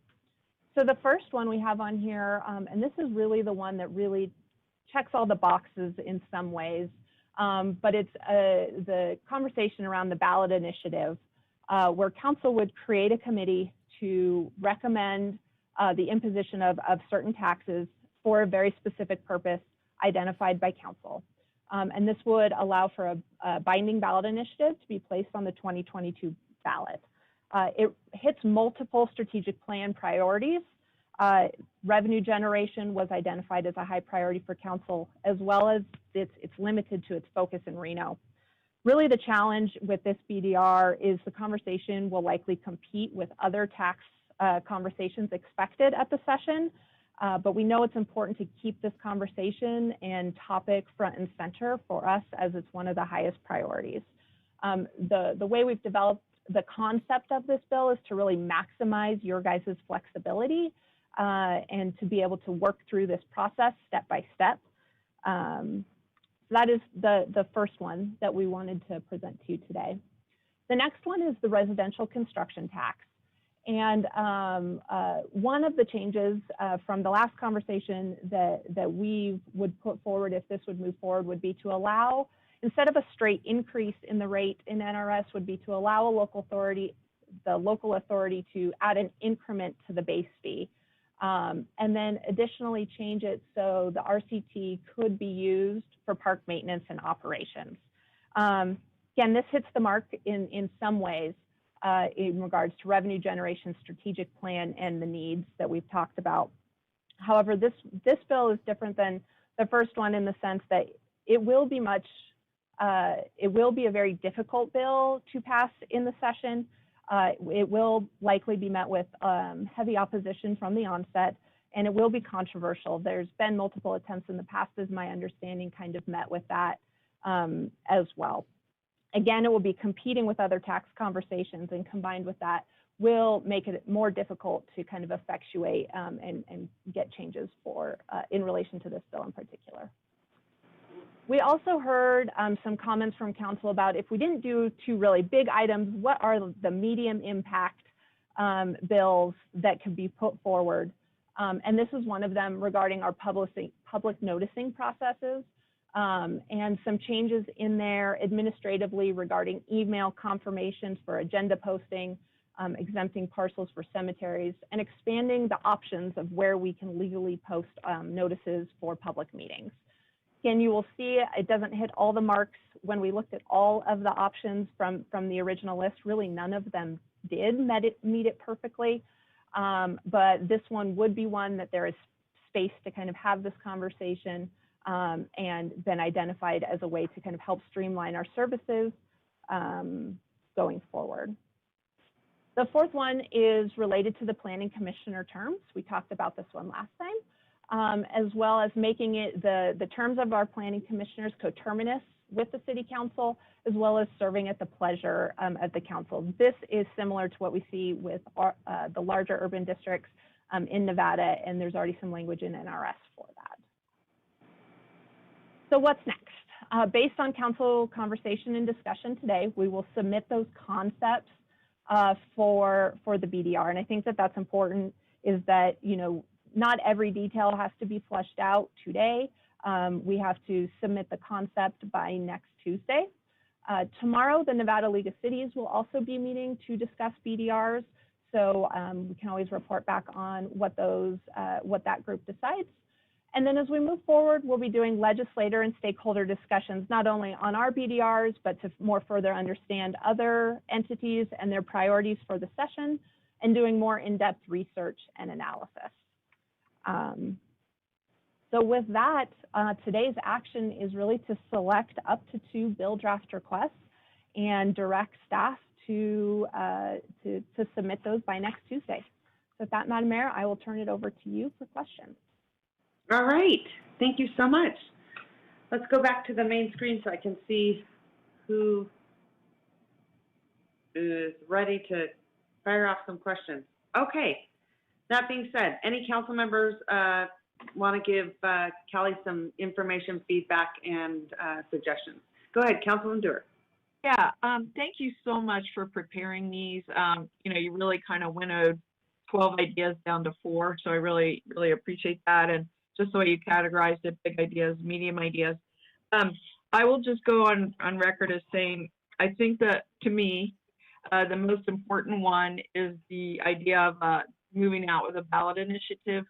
And in specific, I know when staff gave us the option, they talked about it could be for public safety, which would include police and fire. It could be for homelessness, and it could also be for parks. And so I have a couple recommendations on this. One, I think going into the legislature, we don't have home rule. The legislature, even though it's kind of filled with some newer people, they like to retain control, and they're in that position in our state of directing and authorizing cities. So I don't think we would necessarily be successful going in saying we'd like a ballot initiative and it could be for any of these purposes. So with that said, I would like to recommend that we do move forward with this concept of a ballot initiative, and that we specifically identify parks and recreation, both capital and operating, for a couple reasons. One, since the recession of 2007 time period, our parks have been shredded. Every cost-cutting effort resulted in parks being made smaller. The first people that were let go in the pandemic were park employees, 300, I think, of them temporary part-time employees. Number two is that last time there was a regional ballot initiative for parks, to my knowledge, was back in the 2000, 2001 kind of time frame. And that was a Washoe County 1 initiative. They've told me, people have told me differing numbers. I heard at that time that it was 65 million, maybe there was 40 million for the county, 7 million for Reno, and maybe the rest was for the state. But regardless, there was a large number. It did pass by a good margin. Our people in our region really care about open space and parks. And we've seen this because we adopted the master plan. 7,000 people commented. Many of those people said their number one reason that they either moved to Reno, stayed in Reno, or loved about Reno was the ability to recreate, be outdoors, be indoors, play, be part of this great Sierra Nevada kind of community. And we are very short on funds to the pool issue. We are trying desperately to build a Moana pool. We have to our Parks and Recreation Director, credit Jamie Schroeder, got an extension of 2 years to match a $9 million grant from Huntington Foundation. But in today's COVID world, that is going to be very difficult. Perhaps with the building industry booming, they will step forward and participate. But I had previously gotten commitments from casinos and individual donors. I just don't know that those are going to be there. Secondly, the legislature. Okay, Councilwoman. Sorry. Okay, I'll come back. I'll come back. Okay. And I appreciate your comments because we've had extensive conversations, and I know Callie and I have had extensive conversations. The biggest one that I would like to see, and when we talk about recreation, I think it's so critical, and our outdoor spaces are critical, obviously, but is preservation and recreation, economic development of our river. I mean, I don't know at what point we are going to, take advantage of the incredible resource and gem that we have laid out right in the middle of our city. I think the entire city would like to see a massive river initiative so we finally could preserve the incredible space we have for tourists and community members alike to be able to utilize the river and the capacity that it should be. Great cities, a lot of them take care of their river, and honestly, the resources that we've been put into it are, they're so very small, but I do think the entire community wants to see us preserve our river, and I think it's our best asset. We've got to take care of it. And if there's any one thing that I would like to see on any ballot initiative, it has got to be a river initiative for recreation, economic development, preservation. It's our drinking water. And now we're seeing so many problems along the river. And I think if we don't get, proactive now, then we will always be reactive, like the, constant cleanups. And I also worry about the people that can easily lose their lives along the river, because that's very, real as well. So I just want you to know, because Callie, we've had this, and you guys know the river is like my biggest issue when it comes to a ballot initiative. Must, because it's something that we desperately need to preserve and take care of. Thank you. All right. With that being said, Councilwoman Jordan. Thank you very much. I guess I would turn to our staff and ask them, in the last, 6 months, what our largest calls for service have related to, kind of in what categories, and then what our strategic priorities are that sync up with in response to or addressing of those calls for service, and then what BDR best fits with those two factors. Now, I'm putting that out there not to put you on the spot, but in reading the calls for service, I can tell you right now that the largest calls that we're getting currently relate to homelessness and safety issues. So in my mind, at least one of our BDRs should most assuredly connect in some fashion in response to homelessness and security and safety issues. And I know that there has been some that have been cautious about putting forward a ballot initiative that has the word public safety on it right now. And I would push back on that and say, I disagree with that with this in mind. I think the community agrees that there are things in which our police officers are doing that maybe would be better served or augmented with additional funding for additional personnel to address in a different fashion. Currently, they're doing all things related to homelessness and mental health and those sorts of things because nobody else is doing it. And I feel like if we had a ballot initiative that said it went to first responders and public safety personnel for these sort of additional things in which we want and need to see in our community to make it a better living environment, safer, better for visitors and residents alike, that's what I would like to see. And I think it ties directly to our strategic priorities. As I recall, public safety was number 1. Number 2, I believe, was housing. And I believe number 3 was homelessness, or I think I'm in the ballpark. And then, you know, how it relates to our calls for service. I know our number 1 calls for service right now is around homelessness. So however that ties in, housing, homelessness, public safety, I would support that a BDR that supports those ideas. All right, go ahead, Dylan Schaefer. Thank you so much, Madam Mayor, members of the council. You know, I just can't get through one of your meetings without hearing my own voice. The three of you who just spoke have highlighted a key component to the first proposed bill draft. You know, the going to the ballot to support any one of these 3 concepts is something we wanted to preserve for you in presenting this in the first place.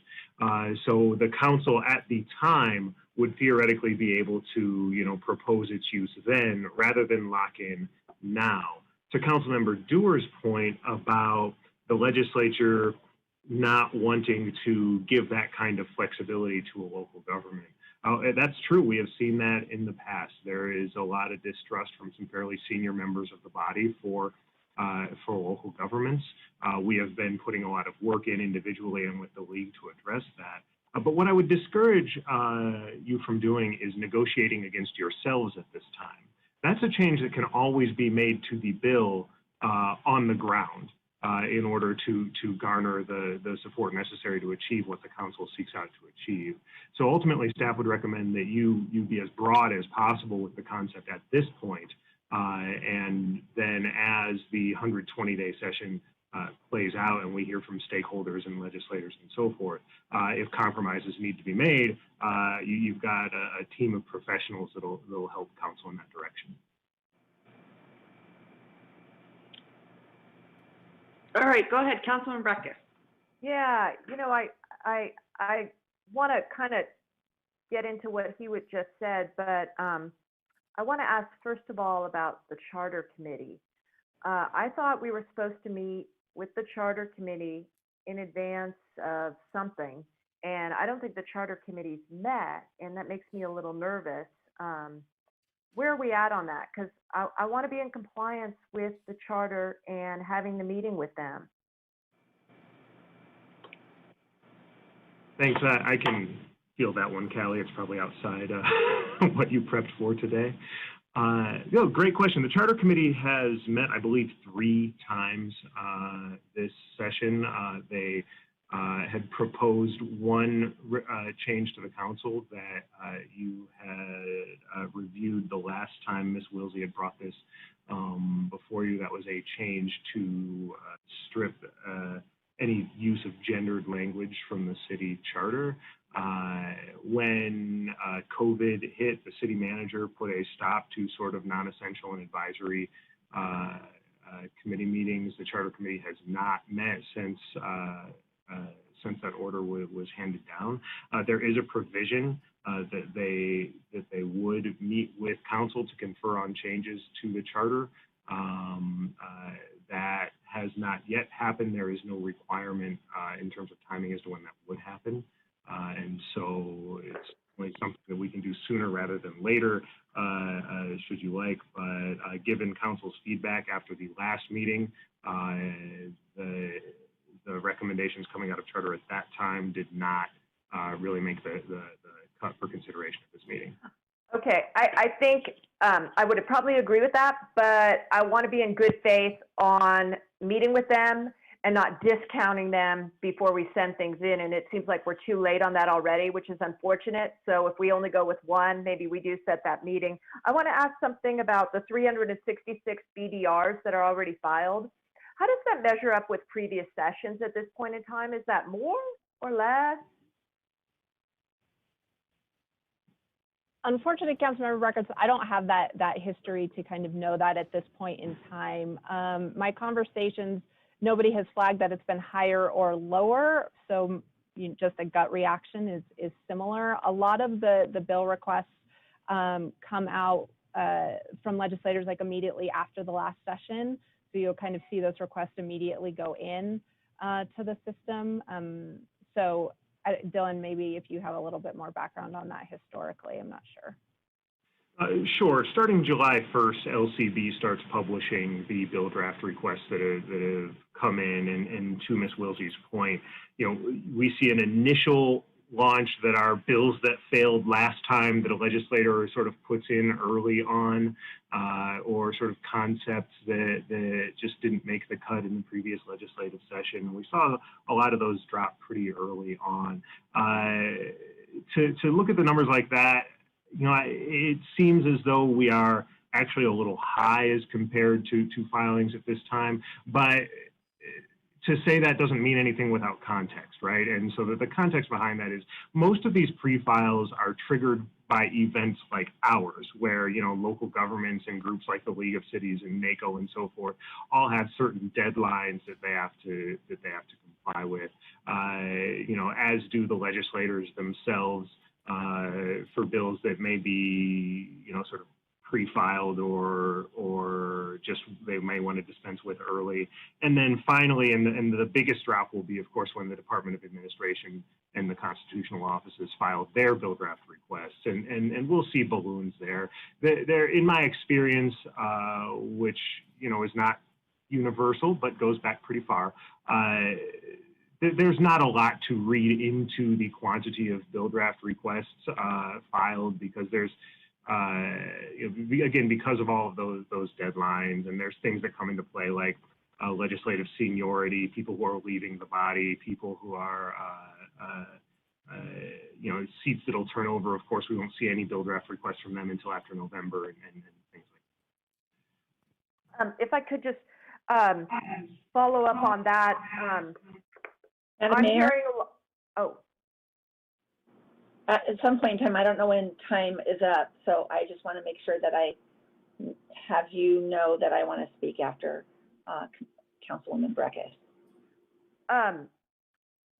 I'm hearing quite a bit from West Reno on utility infrastructure, both those for which we franchise, like the gas and their capital improvement programs, and that we don't have the right to franchise, like broadband. And if there's any bills that are touching on those subjects, I wonder if you would flag those for me for us to have some early consideration of, but it hasn't come up as one of our lists. I would say that the RCT, I've seen different runs on that, and if anyone's going to be thinking about making a run on the residential construction tax, you're too late on that already in building a coalition. I've seen runs. NRS 278 is a very complex chapter. It's the planning and zoning regulations. I've had conversations over 20 years with people who are the keepers down at LCB, many of who are gone now. And you open that up and anything can happen. And I just don't think, I think frankly, it's such a terrible chapter that needs a study bill and a study session. Opening up for noticing is like the last thing I would do. And I did my master's thesis on state statute law for planning. So just to let you know. But the ballot one is very concerning to me in terms of. Okay, Councilwoman Breckes, I'll come back to you. You'll Thank get you. 3 more minutes. I'm sorry to cut you off, but I've given you 2 extra more minutes. Okay, No worries. Councilwoman. Did you call on me, Madam Mayor? I did. Okay. And then you so much. Councilman Reese, I'm going to have to take a 2-minute break, so I'm going to send it to you. Go ahead, Councilwoman Weber. Thank you. So I just wanted to ask, I know in my discussions with Callie, we talked about, or Ms. Wilsey, we talked about what other large cities are doing, and they're not doing 2 ballot initiatives. Even if they had it, they're looking at 1. So I know that that's really important. And I really do think that if we do a ballot initiative, that it should be geared towards maybe the river, the homelessness that's on the river, law enforcement that's on the river. And it sounds like you know, the river is the basis of what we need here, and our health and safety and everything else. And doing it in general and having that be changed, or it sounds like we need to have more general philosophy going into this rather than exactly what we want. Am I correct on that, Ms. Wilsey? Yeah, that would be our recommendation. And if that ends up becoming a sticking point through the process where we may get feedback where they want to know specifically, we can always come back and amend the bill with that desire and need. So we would recommend at this point a concept where at some point you will have to determine what the specific need and purpose is. But at this point, we would recommend not making that determination. Okay, so I don't know, with Councilwoman Jordan, who suggested, you know, our strategic planning had homelessness. I think it was also the river. I would like to see us kind of send all that message, and then we could go further with some of the concepts. But I'll just say that, and then just for discussion. Thank you. Thank you, Councilmember Weber. Let me also interject at this time.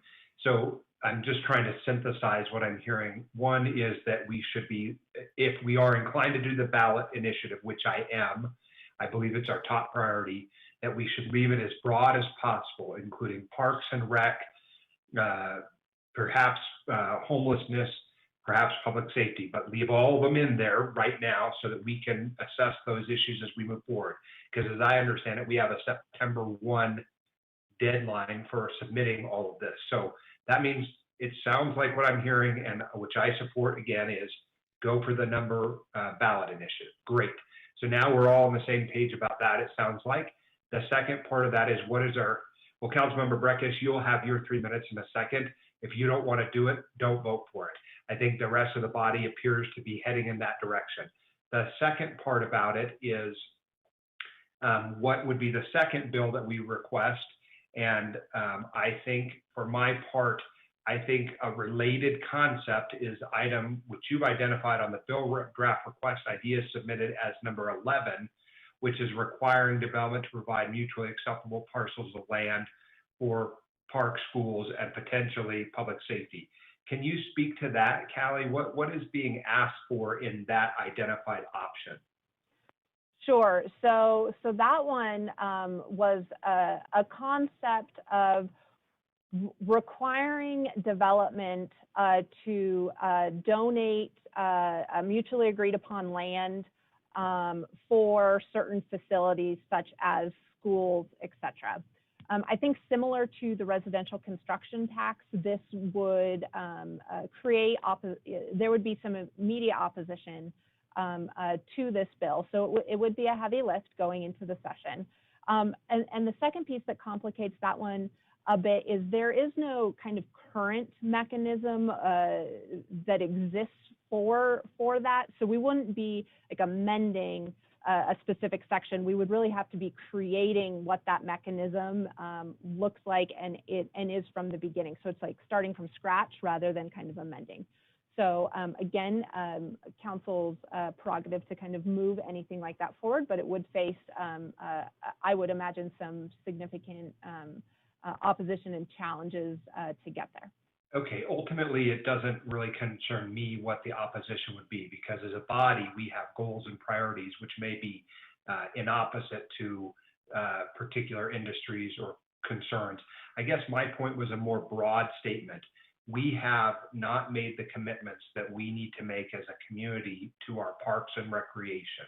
And so I was just glomming onto that element of that one as another way to say, we need to take action, bold and progressive action to improve our parks and recreation, our aquatic facilities. You know, I hear a lot of our community members saying, well, look at Douglas County, look at Carson City. They have fabulous aquatic centers. We have great pools too, and we're working hard, but we are behind the 8 ball. So I guess I'm saying on my number one absolute priority is something that directs resources to parks and recreation. What goes on beyond that, let's just get to the point of it and let's try and make a choice. If we only have one bill draft request, I'm okay with that too, if it's just that one. Some of the other ones seem to be very small, discreet, very, like putting blue lights on things. This is not something that I'm going to go out and vocally be, leading the charge on, but if someone else thinks that's important, I'll support them. So again, at the end of the day, let's move forward with what I believe would be the most impactful thing, which is the Parks and Recs ballot initiative, and get our community's involvement and engagement, because I think they will speak to what they desire, as opposed to us just saying we're going to do it. This allows us to get the community's buy-in. And so I'll leave it at that, but again, we're all sort of saying some of the same things, and I'm just trying to get us closer to the end, which is telling you which two we want for the thing. I think, well, Councilmember Breckus, I'm going to go to some others who haven't gotten their second time, I don't think. Madam Mayor, are you ready to? I am. I'll just, let's go to someone who has not spoken on this. If you have not spoken on this and you want to, raise your hand. Okay, so we're in the second round. I'll start with Councilwoman Breckus, then Councilwoman Jordan, and then Councilwoman Dewar. Go ahead, Councilwoman Breckus. Yeah, I mean, I understand staff saying we need to keep it very open, but that's not my comfort level, to be perfectly honest with you. I think when Save Our Schools went in with the sales tax last, it took us to a high level, and I'm not prepared to vote on an open, choice here that shows us taking sales tax, because I think that's kind of regressive to our population. So I need to understand where it is. If it's lodger's tax, maybe I'd be there. I don't know about property tax. It seemed like that was tried in the last session. It didn't work. I'm also questioning why the discussion is a ballot initiative versus a decision of this body. That's what the county got for school construction before the voters went out on Save Our Schools and their sales tax. So I'm challenged with that. I agree we need resources. We have structural deficiencies that are really hurting our ability to provide the services that we want. I think Ms. Jordan's making really super good points about priorities. Some of those, though, I think maybe should be best countywide, to be frank. But I don't know if I'm going to be able to be supporting going out with this broad concept with having it best defined. And frankly, I've been opposed to seeking more revenue when I feel that there's a lot on the table in our region that is not being best allocated most efficiently to the most essential services. And I keep bringing those up, and those are building enterprise funds that we could take ourselves and put into the general fund and then have more money for parks. The lodger's tax, I think, needs to be reexamined. That would require state law. Mr. Reese said how, well, the lodge, I see all these great other parks in other places. I think if you chase how they're funding that out of their lodger's tax to a greater degree than we are. So right there, that brings that into question. And then I also believe that the fuel tax that goes to RTC needs to be for operations, for our public works department and our street budget. And then we can take what we use for some of that and use that for parks. So I'm very reluctant to I think we're even behind the discussion on that, but I'm not comfortable going out on a ballot initiative unless it's much more sketched out. And I want to just raise the flood project one that went forward that, that thing crashed and burned pretty hard. I can't remember what the funding mechanism was on that one. So Those are just my thoughts, but I would endorse just doing one, frankly, too. Councilman Jordan. Thank you very much. And I understand that we've got two. I think we should definitely take advantage of having two. I guess my comments are this. I absolutely support the need for improvements in our parks. I absolutely 100% think that the issues along the river have to be addressed globally. I guess my question with regards to public safety and the breadth of things in which our public safety personnel address and are charged with, up to and including issues surrounding our homeless population and the inequities and the deficiencies that we're seeing there. If we don't get our hands around appropriate training, staffing with the right credentials and the right people within our police department to address some of these issues, I don't care how much we beautify our parks, they won't be adequately secured, and they won't be adequately taken care of with the issues in which we're facing. The number one issues we're facing as a city right now. And I feel like we're, and I understand Dylan wants to go down and say, okay, what's going to get the best traction? We're not even talking today about the resetting the tax base. And is that because as a push? Is that simply because we think it's dead on arrival? Is that, I feel like we're trying to take different avenues of which to increase our revenue, to do all the things that are expected of us, particularly now with our obliterated, future financing with COVID. And I just feel like we're dancing around some of the tax inequities that are antiquated and haven't served any community in the state of Nevada for quite some time. Are we not wanting to go in and advocate for that because it's a non-starter? Is that what we're thinking? Allie, do you want me to? Go ahead, Dylan. Yeah, go ahead. I was going to add, we are expecting a few bills to be carried by like the League of Cities and League of Counties related to some taxes. So those conversations are occurring, and working with our stakeholders to definitely support those efforts, but come at it from a team perspective. And Dylan might have more kind of. Okay, so the concept is, should those efforts not gain traction or be successful, that we would have some other options in the hopper, like we attempted the last time, to try to help us do the things that the community needs and expects from us with our exploding population. Okay, I understand that. I just feel like when we talk about priorities, if we don't have a safe city, we can beautify everything all we want. If people can't access it and it's not safe, it's for naught.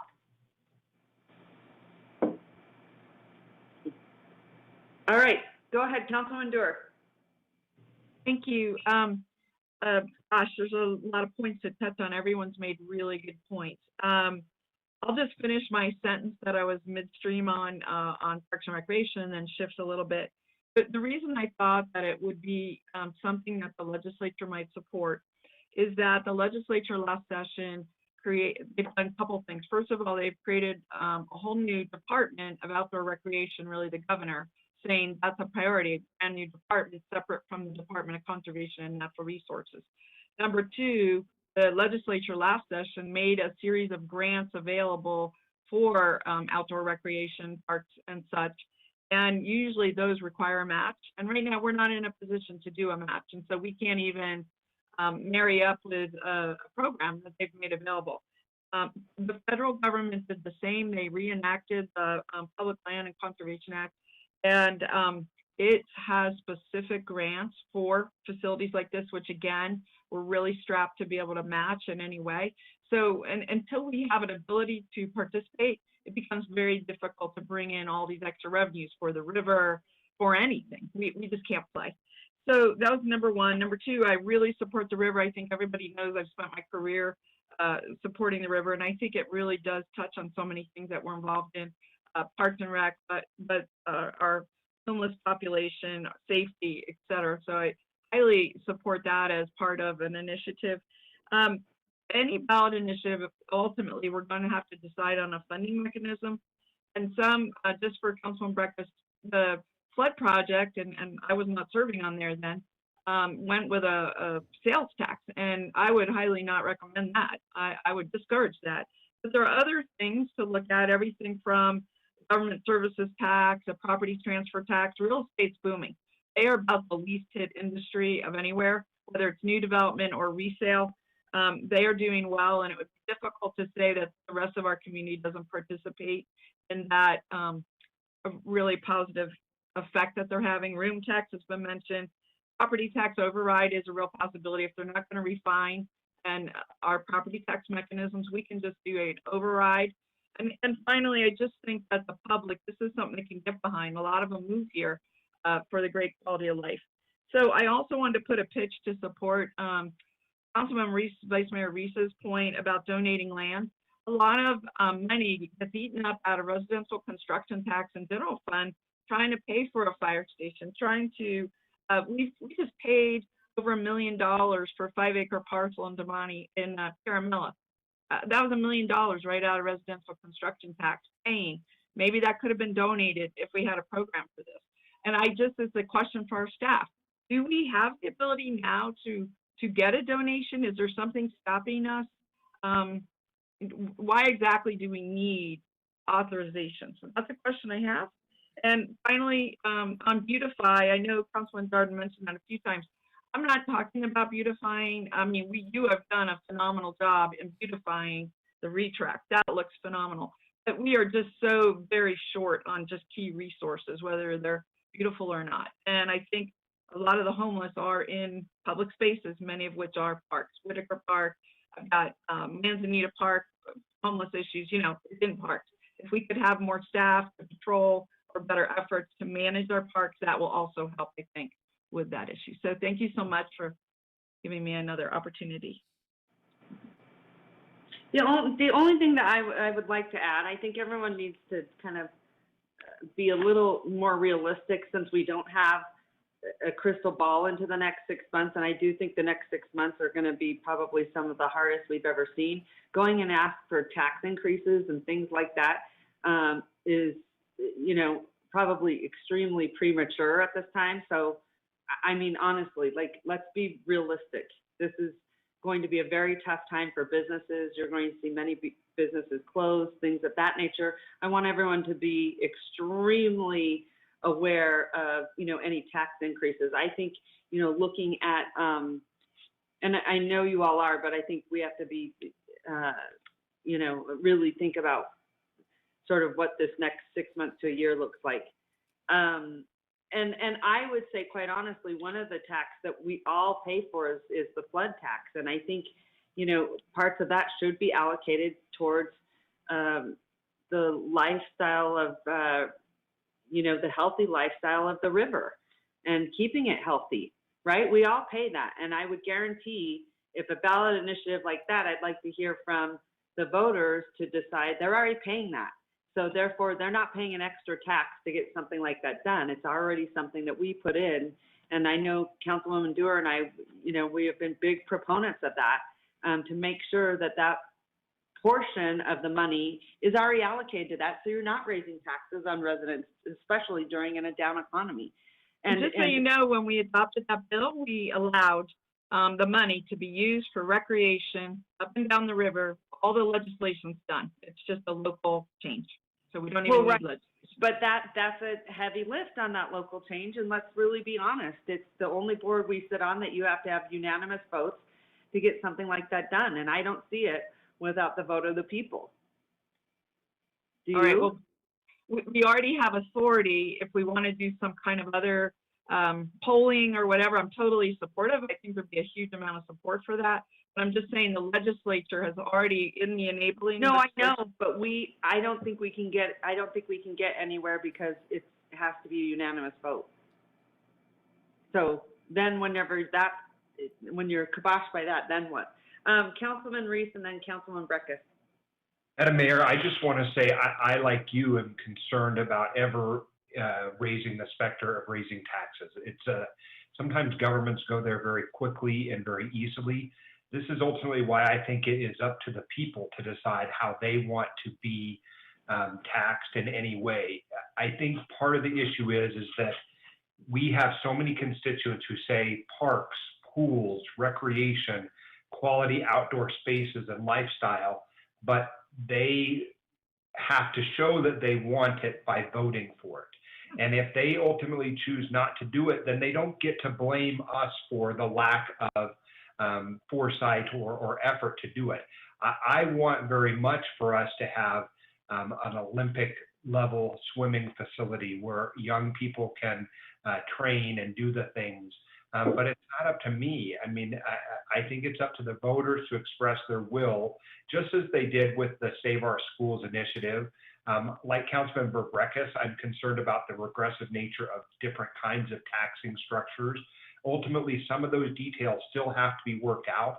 I'm expressing a desire about an outcome, and the part about how we get there still has to be worked out a bit. And I think the broad discussion allows us to move in and out of those things. I don't think that broadness determines or will kill the deal or the bill. It allows us to be flexible so that we can look at, should it be this kind of tax? Should it be that kind of tax? How will it get there? At the end of the day, your desire to see the river improved is copacetic and symbiotic with my idea, because I believe that the river can be designated as a park. We can have huge stretches of it that are improved and added more Portland loos and bike paths, and really seek to go back and repair some of the areas where the flood walls have been hogged out and erosion has taken its toll. I mean, we have a tribe that wants to have some areas of the river preserved. So it's a really special place, and I think by positioning it in the parks world, we can do that. At the end of the day, I simply believe that we have to commit to our parks and recreation like we have never done before as a community. And if I'm right that that's what the voters want, they will approve it, and it will be up to them to have done so, not for them to elect us as representatives and then for us to have to make that very difficult call, because you won't please everyone. There will be some people who say, I don't use parks and I'm not going to go there, and therefore I'm not going to vote for it. It's not that. I just think that you're right about the economy, where it's headed. I think if the will of the people is to be expressed in their desire to have improved recreational opportunities, this will be their chance to vocalize that thing.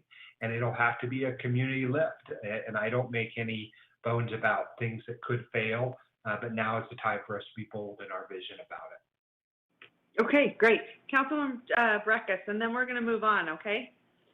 I think we're not quite ready to coalesce around an idea. And I know the deadline's coming up, but frankly, you know, whether it's our bill or we ask one of the several 6 or 7 people who represent us down there, I think we should have a more definitive idea. And I'll just, you know, the issue, some of these topics are about most efficiently using our resources. If we have a problem with the flood language that dictates the composition of voting or the body for the 1/8 sales tax, let's hit that section of the statute right there. But I want to remind everyone, back to Ms. Jardin's comment, is we don't have anything on the table right now, revenue sources that we can utilize, but the county commission does. They took a little baby, significant, symbolic step, but they have $15 million of potential revenue on the government services tax, and that can fund these critical service needs that she was mentioning, like the homelessness and the mental health.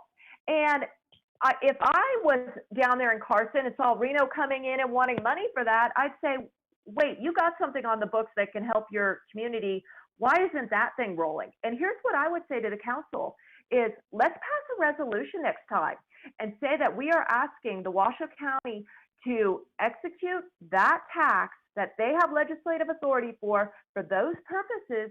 And if they don't do it in a timely manner, we're going to ask for the authority for it, to use it here. I think that is really clean. It's very specific.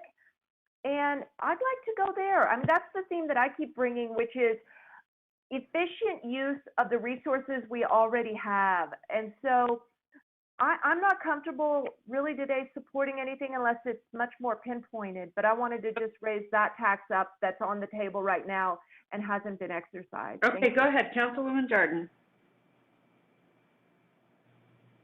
Thank you very much. And I think Councilwoman Breckus hits on a valid point and something that I know we talked about previously about maybe one of our BDRs looking at how the CHAB might be stood up with funding maybe diverted from where it's currently going to that regional board for allocation, because here is my concern. And I'm going to go back to public safety for a second and advocate again that I think it should be and continue to be our #1 priority. But I tend to start leaning towards Councilwoman Breckus on this about us as a body advocating for that county to move on that issue with the government services tax. As the city of Reno, we see our resources tapped to beyond their capacity as it relates to addressing mental health and homeless transient issues. And our police department's #1 calls for service, our parks departments, our river issues. And I feel as though we continue to stand up and advocate for and fight for facilities and programming, but we don't get the funding for it. We don't get the funding for it. But we continue to stand up in that capacity. And I think it's time for us to really ask who is taking the biggest hit as regards to these issues and who's getting the largest amount of funding. I can tell you right now, it's the city of Reno. So we do need to, that might be another initiative and thing we need to discuss, but it is that time. I think we as a city are at a tipping point of deciding who's got the money and the expertise and the capacity and who simply has been shouldering it for too long. That issue is coming to a decision point, and I'm glad we brought it up here today. Madam Mayor? Yes, go ahead, Councilwoman Weber. Thank you so much.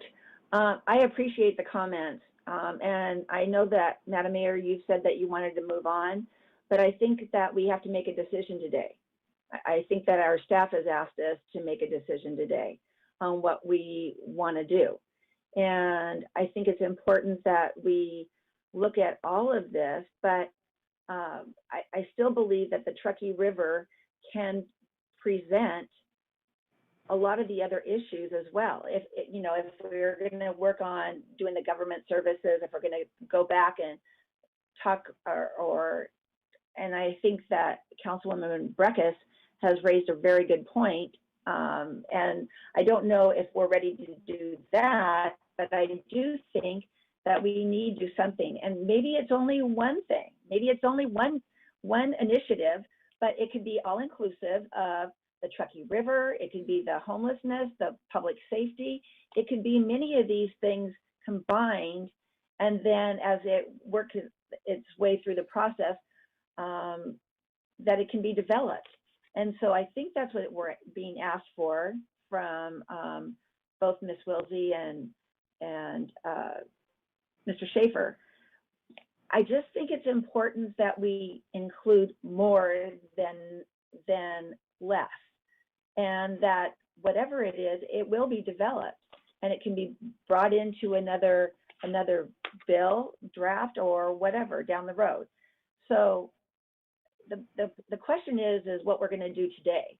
And I really do want you to know that I do support the parks. But have we ever thought about not building more parks for a while and maintaining the ones that we have? And that's a topic of discussion, because I think that building more parks or making more parks available to communities isn't what they want. They want to see us take care of the parks that we have. All right. So I think those are good comments, Councilwoman. I really do. So thank you. I think you're right. I think we should take action. I don't think that we should let our BDRs pass us by. I would like to, and everyone's got, great ideas. So I think we could hash one out. Obviously, mine would be I'm trying to think, Councilwoman Dewar, because this is sort of where we've been kind of fighting, and I feel like we're Fighting on the same side. yeah, yeah, exactly. Well, we're En-ROADS too, right, on this I think situation. I think to the group's point, I am totally fine with going with a starting point of having a general bill. And I wanted to be clear. Last session, I went down specifically and made a whole presentation about public safety and how we had to support that. You have to look at what's going to sell too. And so I have no problem going down with a more generalized ballot initiative. And I think that in those initiatives, Mayor, you can call out special projects like a river restoration project, a river park. You can reference your recreation master plan, which already exists, by the way, and could be updated to include a number of projects. So it's not that we have to say it's only for this river, because I will just remind you, a ballot initiative usually goes good 20 years. We might get the river initiative done in the first 5. And then it's a question to Councilman Weber's point. I specifically said, not just to build, but to maintain and operate our existing parks, because I think it's a huge need that we're not doing, and it really gets at that issue of homelessness and maintenance and people wanting to even go to an existing park. So I think if we could just craft it to the staff's point about a more broad ballot initiative and refine it later, knowing we can call out the river as one of the special projects that would be listed. We could call out the master plan, which would have a number of smaller projects. Where are you thinking these financial resources are going to come from? I talked to staff about it, and they want to explore a couple of ideas, and I don't profess to have the expertise, but any ballot initiative will have to be backed. It would enable us to sell bonds, and we have to stand back, right? So it has to come from some funding source, and I will just remind everyone, we're talking 2022. Okay. Do we want to craft a motion for recreation? Public homelessness and public safety and excuse me, I'm sorry. Preservation, go ahead. Yeah, I would be fine with a ballot initiative for parks and recreation, preservation, homelessness, and public safety. And then we can further refine it to the group's point. Discussion. Okay, Councilman Delgado. No, I didn't have a question, Madam Mayor. Oh, sorry. Okay. Go ahead, Councilwoman Jordan. Did you? No? I did. I guess I'm trying to understand, and maybe this is to Dylan and Callie.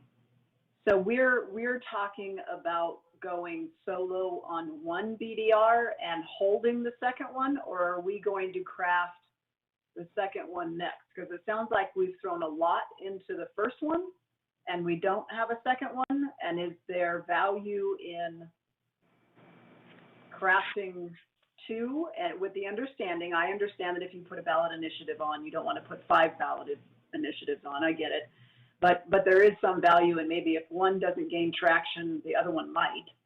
So I'm just wondering, are we talking about only one, or are we wanting to split the 2 ideas of a public safety homelessness one and a parks river one?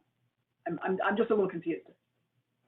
So the motion, as I understood it, was to take the concept 1 that Ms. Wilsey has presented to you and restrict its uses to the uses that Councilmember Dewar laid out, which would be preservation, parks and recreation, homelessness, and public safety. Did I get that correctly?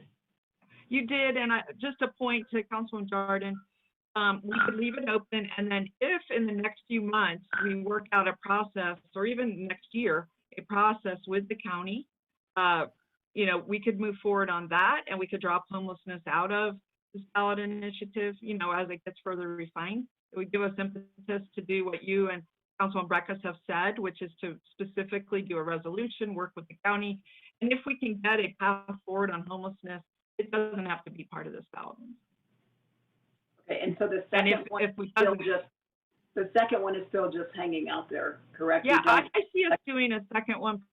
So I was just waiting to get one done, and then let's talk about number 2. Got it.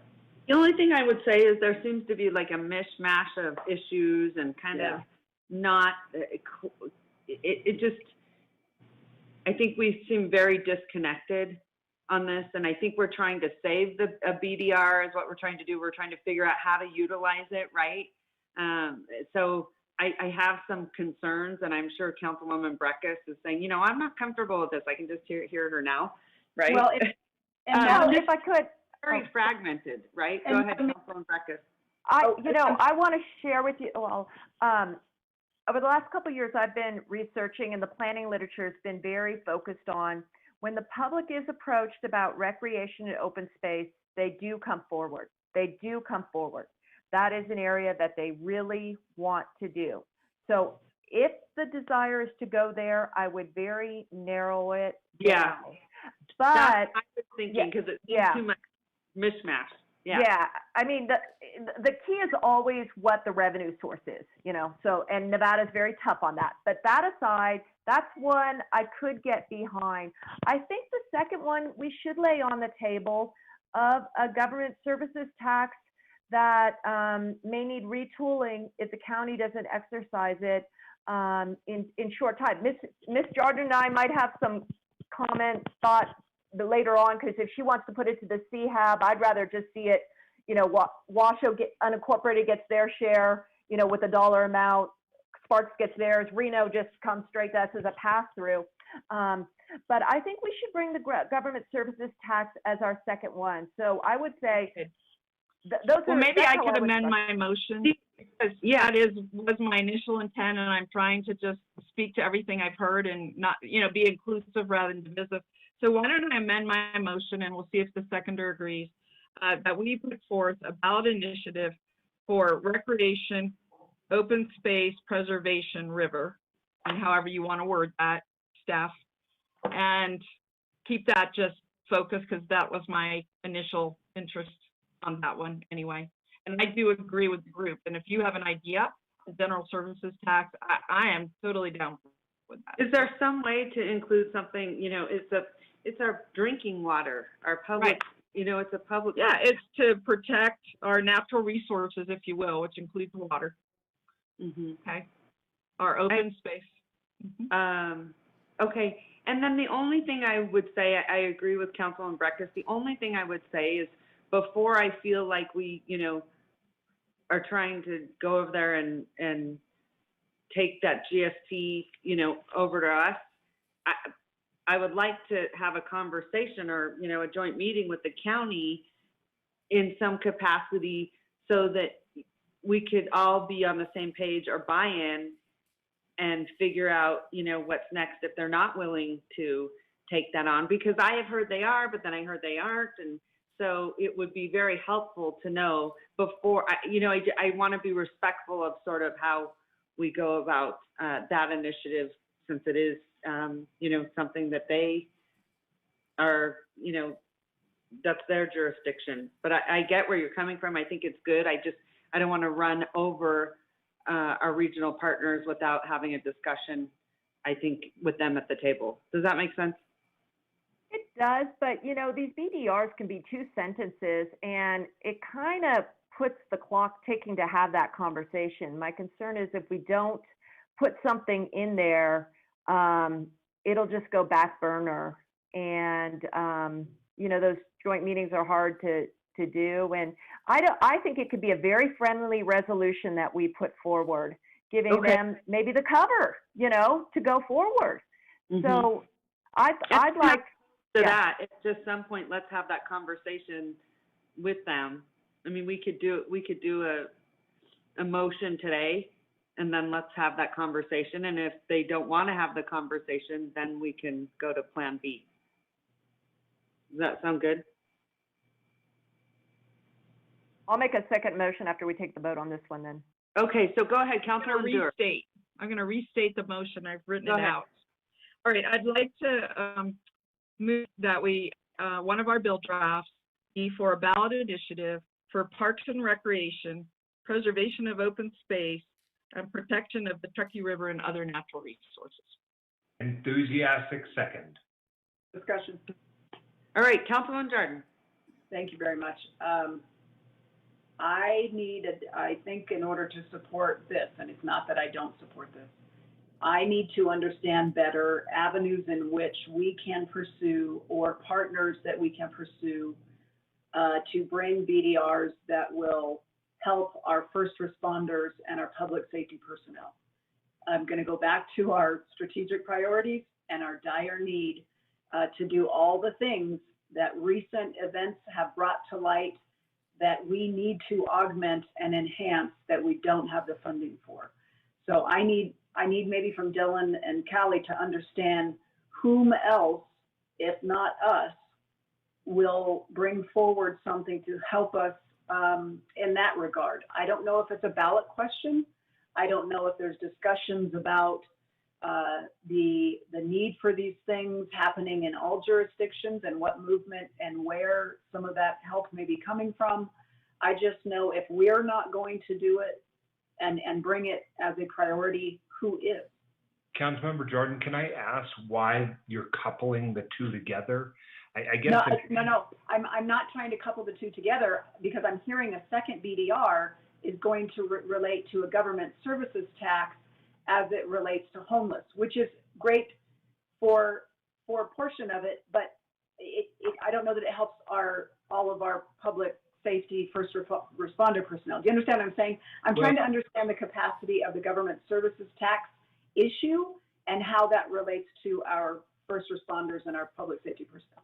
I guess, though, one of the parts of my concern is that, let's just say the ballot initiative passed, and then we had all this new revenue stream for Parks and Rec, right? And it sort of shores up a budget area. Perhaps the budget that we are now allocating towards Parks and Rec, which is very small, could be moved over to public safety. I just see them as being symbiotic as opposed to being in opposite to one another. I too want to support public safety. It has been our community's #1 priority as we try to claw back to where we have been in terms of service levels and the number of firefighters covering a region as big as ours. So I just am trying to understand why the related part of this motion is your inquiry. I think because while I'm trying to understand where my public safety first responder is going to get covered. In other words, while we may be able to motion, right? But what I'm saying is, if it's going to be excluded from this motion and it's not somehow going to be included in the next motion, I'm not going to support its exclusion from this motion. Now I totally understand. Yeah, that's what I'm trying to understand is where it fits. I don't want to move on from this subject without having the very candid discussion about the deficiencies of our first responder personnel as it relates to mental health issues and just number of bodies to deal with the issues we're facing. I'm trying to understand where that's going to fit in our push for the legislature to help us with our #1 priority. Well, and for my part, I would support it, right? Go ahead. I think that's very valid, Councilwoman Jordan. The only thing I would say is it might be hard for people to wrap their head around it since right now policing is changing so much. We don't know, and you know this, and both we're on the same page here, really funding mental health, right? I mean, that has got to be, and these crisis response teams like the MOST team, things like that. I think it's hard because when you say that, people automatically think, oh, you're, just building up these big, police departments, which is, not the case. So I think when we talk about funding an entity, people always want to know where is it going, right? So I think that could be difficult unless we have it, very detailed in what we are trying to fund, because there are a lot of moving parts throughout the. And I totally don't disagree with that. I'm trying to understand in maybe the second motion how that fits into that. I don't want to leave today's BDR discussion without better understanding in light of recent events and the deficiencies that the police will tell you. We don't have adequate people with the right backgrounds to be dealing with a lot of these issues that we're dealing with in huge volumes every day. We need additional resources in order to do that. And absent standing up something else, we know it's going to fall to them. So how are we giving them the appropriate things they need to address the issues that are front and center every day, number one calls for service in our community? That's what I'm trying to cover that. No, I think you're absolutely right. I just want to make sure if we can, define it a little more so that I'm fine with that. it doesn't seem so broad. Go ahead, Councilman Breckus. Here's what I think on that. I mean, I think we should go for the GST. You know, hopefully the county will come forward and plug it into human services, which is their bailiwick. We all know that's why they have the GST. But I believe, and we talk police, but I also feel fire is very much, you know, running ragged and in a increasingly more dangerous world for them and everyone in our community. You know, what's going on in California is just, you know, wow. But my understanding is down in Vegas, the lodger's tax goes over to Metro, and there is a huge connection between first responders, whether it's ambulances going into casino floors for heart attacks or calls for services, break-ins in parking lots. That is a nexus. And I think that's where we look at the lodging tax, and we have some great data points, because I have also understood during lockdown, when the casinos were closed, our calls for service is overall reduced. I mean, I'll tell you right now, in Old Southwest, we were seeing police patrols during lockdown that we haven't seen in forever, because they were not down at the casinos doing those calls. So I think we can make a very good argument that where the tourism dollars are generated is where we're going with our two biggest budget items, police and fire, and that maybe the lodger's tax needs a little retooling to come and pay for those services. So if we do the second motion on the GST, I think we had a third motion to ask staff to see if we can find some friendly discussion with someone else to put the first responders into that bucket of revenue. That, you know, it's hotly contested. I know the RSCVA would like to bring back their 35, 40 people and sell the conventions or whatever, but, you know, what are we talking about here? A safe community for visitors to come to. I've always said that. I believe that, especially over at the RSCVA. And I get some pushback on county and Spark side. So I would agree. I absolutely support that. Okay, go ahead. Councilman Dewar, give us a motion, see if you can get us there. Could I please speak? Yes, go ahead. I'm sorry. Thank you, Madam Mayor. I will have to not support this motion.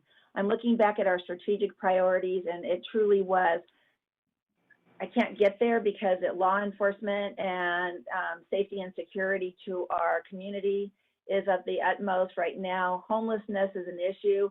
I just can't support Parks and Recreation right now. And I don't know that when we're going into a legislative session in maybe the biggest downturn that we've had over the years, I just don't think that asking and working on our parks right now is what is a priority for our community. So I can't support this.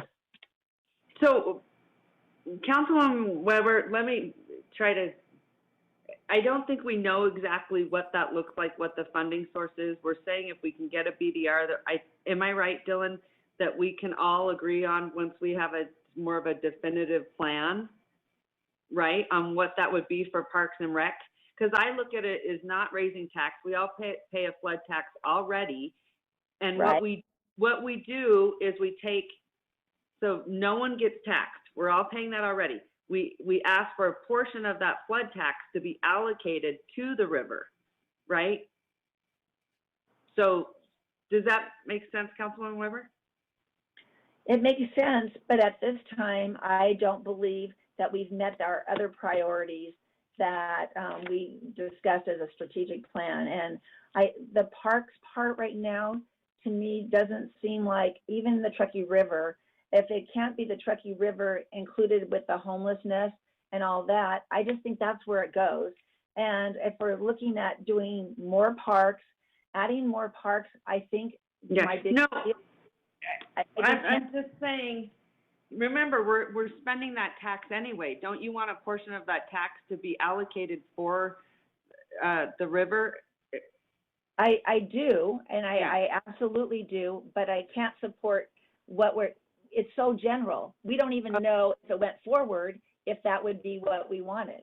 Well, remember, Madam Mayor, I was going to suggest maybe we could take the second BDR first and get people there, and then come back to this. And if people can support it, fine. If they can't, fine. I mean, okay, that's great. Thank you. So I'll try and make that one, and that one is. I'm going to withdraw my motion from the floor, and hopefully the seconder is fine with that. And I will bring it back as the next item after this discussion. Yeah. Okay, Councilwoman Breckus, are you going to give me a motion? I am. So the motion is that we consider a resolution asking the county to exercise the GST for human services needs. If they do not do that, we are going to submit, and we will submit by September 1, a change to the GST so there's eligibility for cities to exercise that for human services. I could also put in the motion that we look for a friendly sponsor of the retooling of the lodger's tax to increase the increment that can go to a city that is dedicated to a city in our county for public safety.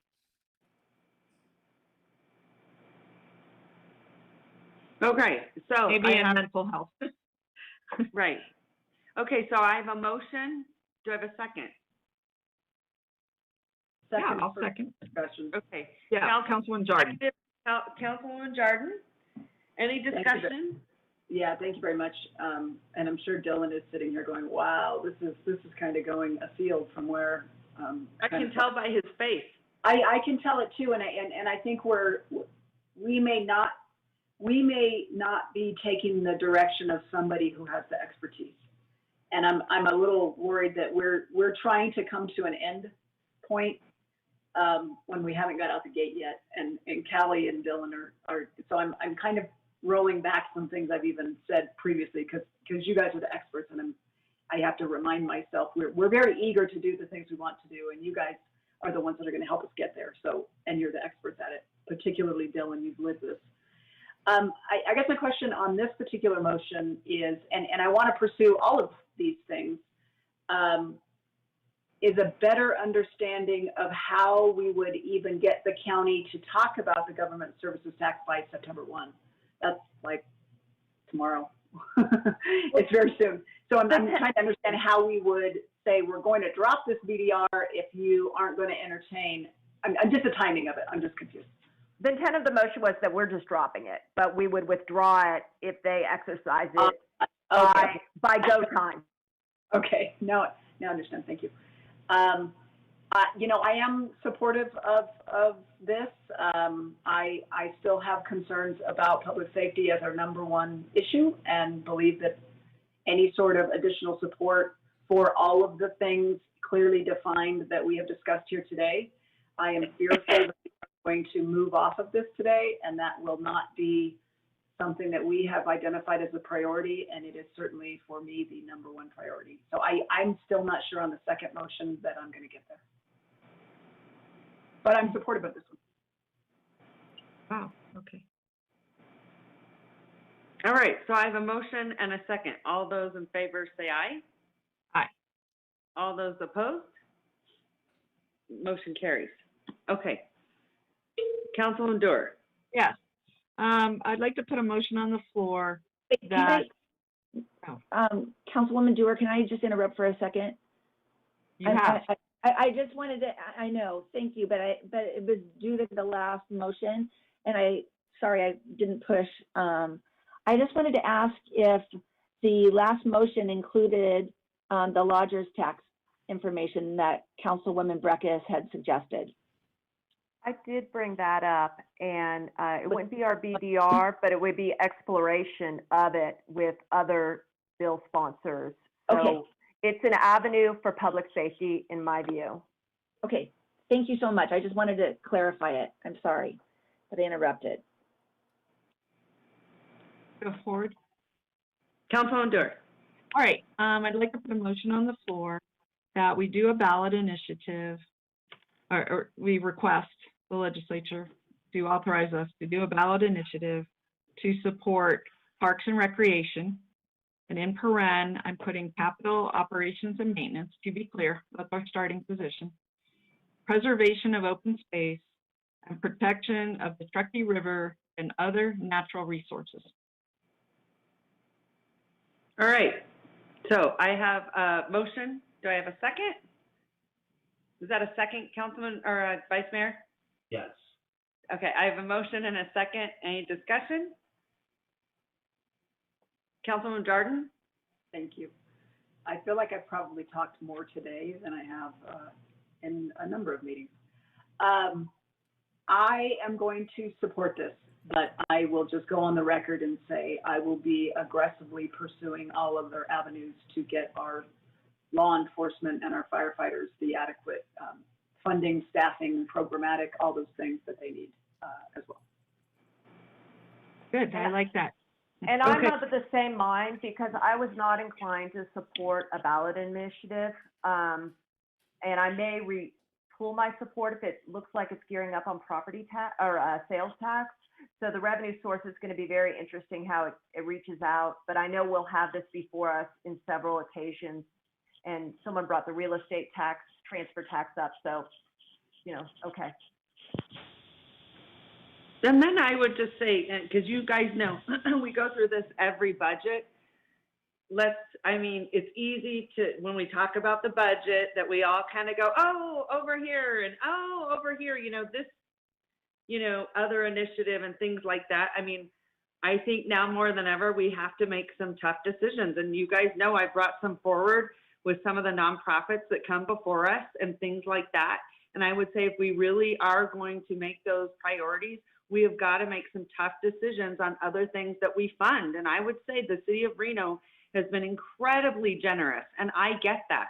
But I think we have to take care of, having a safe city is a prosperous city, right? And so every time we come into budget, I'm always, I'm always kind of saying that. So when we talk about this priority, I want everyone to remember that when it comes to budget time, this has got to be the priority, right? Because we've got to do our part first.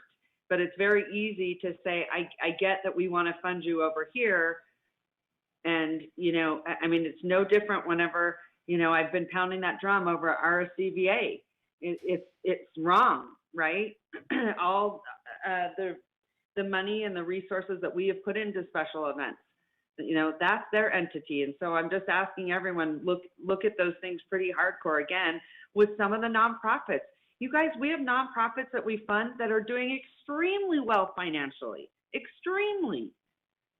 So we've got to really start to pay attention to that and make some very difficult decisions. I know they're not popular, but if we really want to put this as a priority, we've got to really put our money where our mouth is. So I think those are all really good, and I'm glad to hear this. It's really important. So thank you. So I had a motion and a second. My apologies. Oh, do you want to say something? Yes, and I am sitting over here struggling. I know that I said I would support this and pursue other avenues, but public safety, first responders is my priority, and it should be our priority here today. So I'm not going to support this motion. Okay, so I have a motion and a second. All those in favor say aye. Aye. All those opposed? Okay. Nay. No. Okay, motion carries. All right, We with take a that- break. Can we Yes, take a 10-minute break? Sounds good. You're even 20. 20-minute break, thank you. Madam Mayor, could Yes. you just, my vote is no as well? Oh, no, I got you down as a no. Okay, thank you. Okay, thanks. Sorry. Bye. Okay. See you guys in 20 minutes. Okay, Madam Mayor, we recess for 20 minutes. Thank you.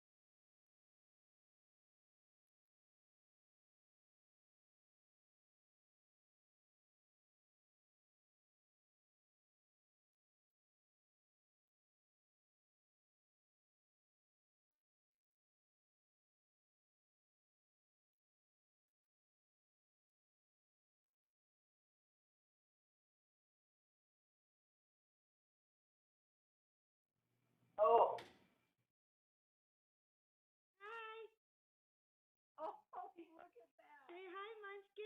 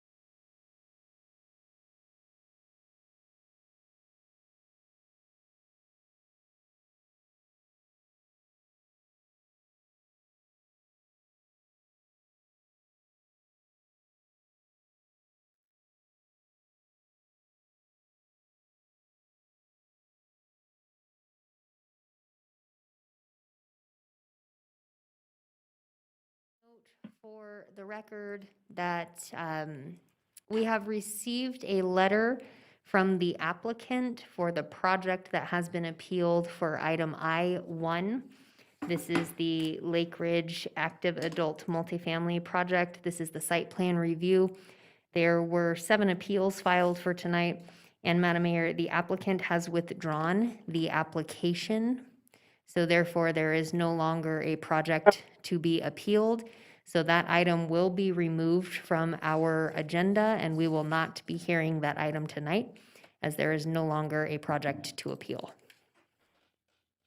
Madam Mayor, may I ask a question about that? Yes, go right ahead. Does that mean, Madam Clerk, or maybe our attorney, John Shipman, that the project was appealed and the hearing officer sustained the appeal? So it was like denied and it was being appealed to us. Does that denial stand then? Essentially, I mean, it's kind of 6 of one, half a dozen of the other. You get into the details a little bit. There's potentially a withdrawal of an appeal and there's a withdrawal of an application. In this case, the entire application is being withdrawn. Yeah. Not just the appeal. Right. So to the extent there's an argument about whether or not that was a final decision by the administrative hearing officer. However you come out on that question, the real issue is that to resubmit for a project on that site and not violate the 12-month kind of the hold in place, you can't submit the same application within 12 months. The key is that if there is another application for a project coming, it's going to have to be substantially different than what has currently been offered. So that's the kind of the standard that the applicant would have to make going forward. He couldn't resubmit the same project. It would have to be substantially different. Otherwise, it would trip the 12-month. And I'm only asking because we've received so many letters and so many people are in the Zoom room, whatever, and I think it's important to be clear what this means. Like, you know, we want to really understand. With them withdrawing, the hearing officer's decision stands. The original application was denied. They can't resubmit for years, what you're saying, unless they substantially change the application. And the decision for substantial change is whose? That's the administrator. So, you know, based upon a subsequent application, the administrator looks at that and values it and determines whether or not it meets substantial change or not. Okay, which is a pretty vague term. Okay, appreciate that. Thank you. All right, Madam Mayor, so with that, that letter will be submitted into the record. It has been distributed to council, will be posted online. Again, the 6 p.m. hearing has been canceled. With that, we are on item D4. This is the CARES Residential Relief Program, and I believe Eric Jensen and Dylan Shaver will be available to answer any questions if council has anything they would like to go over with us. All right, great. We look forward to the presentation. Dylan, I guess you would be on here, or Eric. Hi, Eric. How are you? Nice to see you. Okay, go ahead. The floor is yours. Thank you, Madam Mayor, member of the council. It's great to see you all. Wanted to say I was disappointed that the plaque, the suffrage movement plaque event got canceled. I wanted to have my daughters come down and dress up in period pieces, but because they love to dress up. But if you do it again, or if we reschedule it, I volunteer them. They will come and do it, and they'll even do a little dance or something for you if you'd like. I love it. Love it. Awesome. So just really quickly, I need to give a shout out to Jasmine and to Megan and to Matt Brown in particular, or Matt Taylor, excuse me, for all the work they've done on this and on the one that you heard last session, the small business grant. These are the people behind the scenes who are doing all the hard lifting, heavy lifting. So I shout out to them for the work that they've put in on this. Hey. So what you have before you today is very similar to the one you heard 2 weeks ago, except this is for residential use or residential distribution of the CARES Act grants that we received from the state. And we've divided it up into 4 sections, and essentially one program would be 1.5 million allocation, which would be simply given to RHA to administer. They have an existing program that they already do. They have a contract with the state of Nevada to administer their CARES fund allocation. And we would recommend to you that you allocate 1.5 million of the initial 2.5 specifically for them to administer to people in Reno only. And they have a great program. I attached a copy of the contract with the state of Nevada for you to review so you can see how that program would operate. And if you agree with that, we would then go back and create a contract between the Housing Authority and the city to administer those funds. Second, the city attorney's office is proposing what they call the eviction prevention program, which essentially would be a city attorney or a deputy city attorney would go down to the courthouse and would meet with the parties anytime there was an eviction proceeding and see if something could be negotiated to help keep that person in their housing. And that's essentially it in a nutshell. And we're recommending 200,000 be allocated to that. We're recommending that 450,000 be allocated to help businesses or weekly motels that have not been able to evict persons who have not paid during this COVID-19 crisis. And so 450,000 would go to a program that is still being put together to help those businesses. We assume, or we believe that there's about 52 motels that have been unable to collect rent from persons during this period of time. And so this could go toward that program. And then lastly, we're recommending that then also 50,000 to go to a tenant landlord mediation program. So this would go to a property management firm who would try to keep these folks from getting to the eviction process. So in other words, before they get to the courts, they could sit down with the landlord and with the tenant and try to work out a program or a schedule to get them made whole so that they will not lose their housing. And then lastly, we're recommending that 300,000 of the 2.5 million be held in reserve, and that would then be allocated back into one of these previous 4 pots, depending on how fast they're drawn down and how much of a need there is. So that is the recommendation of staff for this program.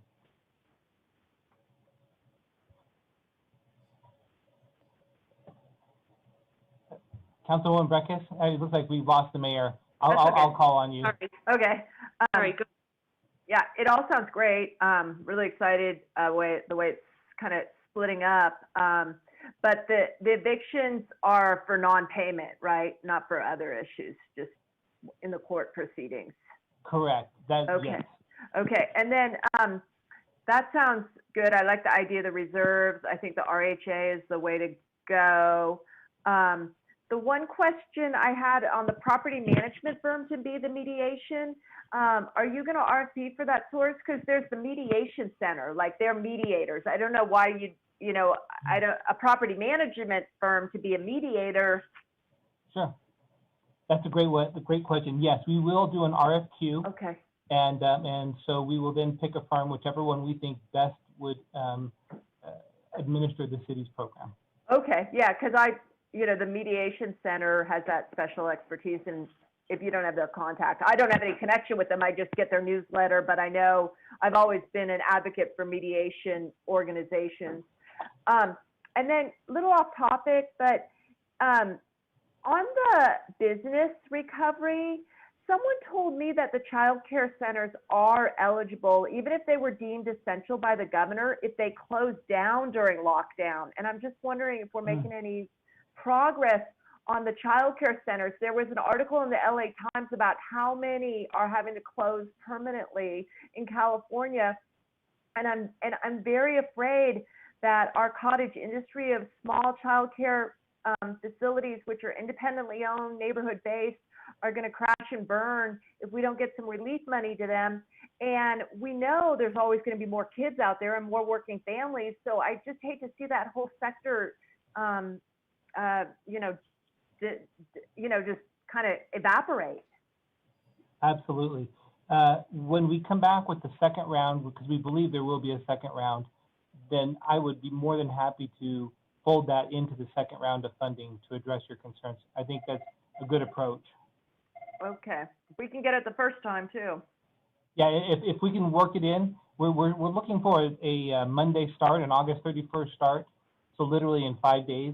So if I can work it in, then I will do that. Okay, and I'm going to make a call to Washoe County Social Services that regulates them and see what they're hearing. It's a very passionate issue for me is childcare. Thank you. Thank you. Madam Mayor, I think you're muted. Thank you. Gosh, we should be experts at this. Eric, let me ask you, is this what our folks already at the VOA, like you have Jamie Peak over there, and a few others, have been, if I understand correctly, have been taking applications already? No, Madam Mayor, these are programs we have not stood up yet. So this is something that would most likely come online in the next 3 weeks. And will they administer a portion of that as well, or no? No, this is completely different. So this is above and beyond what they're already doing. Okay, yes. So what they're doing still currently is rental assistance, which is deposit assistance. Correct. So our housing and neighborhood development, our housing and neighborhood division, led by Monica Cochran, she and her group are leading the housing, rental assistance, and deposit assistance programs. Those are currently in operation and will continue to be in operation. We received an additional allocation of CDBG funds to augment that just recently within a few weeks. And so those programs will continue forward.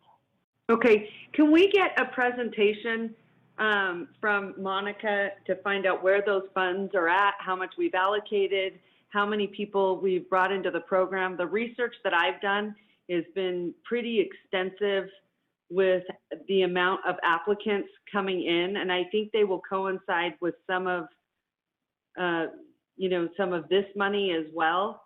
And when the research I did, a lot of those, because they have to state a reason why they're coming in to request those funds, and a lot of them have not received unemployment. Thank you, Madam Mayor.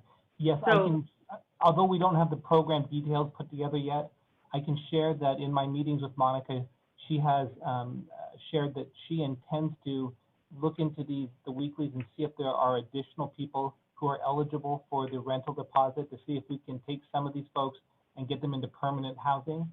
So we intend to put all of our programs together to have them work collaboratively with that objective of putting people into permanent housing. Okay. Yeah, and I think we have to be careful because now you could put down rental deposit, right, and then be evicted shortly after that. So I think we have to look at it comprehensively. But I would like to have on the agenda Monica coming back and giving us updates on how many people are coming in for those deposit assistance and why they're coming in, because I'm starting to hear that it's more than, you know, we've seen in a long time. So I think, and the hard part is there's only so much money, right? So I do want updates on what we're doing on the city side in that capacity. And then the other thing I would say with RHA, they're very capable. This is what they do. They're the experts in this. So I think that's great. However, I would love for our director over at RHA, Amy, to do the same, to give us updates on how much they're dispersing, what they're seeing. You know, I just think the council should have some knowledge of where these programs are at, because I don't want the last presentation from them to come in and say, guess what, we're out of money and we can't help anyone. You know what I mean? Like, I think we kind of need to know as we go what we're seeing, because it will tell us, I think, some of the story moving forward. Sound good? Thank you, Madam Mayor. I know that Amy is listening in. She told me in advance that she would be, so, but I will follow up with her. All right, great. Hi, Amy, if you're listening out there. But no, and like I said, she's very, very good. I just think the council needs to, you know, be kept abreast of what's happening, because I think this is going to be one of our biggest challenges, unfortunately. And I said the next 6 months, I think, are going to be the toughest. So if there's ways that this council can sort of modify and give some direction, if we think that we can somehow help or improve the situation, or, you know, something to that capacity. So thanks so much. I appreciate it. Okay. Any other questions? Councilwoman Dewar. Just really quick, and maybe this is said, but I just want to reemphasize. At this point, there are a number of programs about residential assistance. So there's, and I think you mentioned the Attorney General work with United Way. So there's a pot of money there. Reno Housing got some funds. There's some funds with the Treasurer's Office. So what I want to make sure is, just to reiterate, is that however we spend our funds, which I'm completely supportive of assisting our residents, that they be somehow coordinated to the maximum extent possible. If there are gaps, you know, if all the eligibility is the same, that means everybody's available for that pot, but then there's some people that are available for no pot. Let's try to find the missing pieces, the loopholes, places people don't qualify, so that we can kind of lift all the boats and not just maybe a segment of the people who are suffering. Thank you.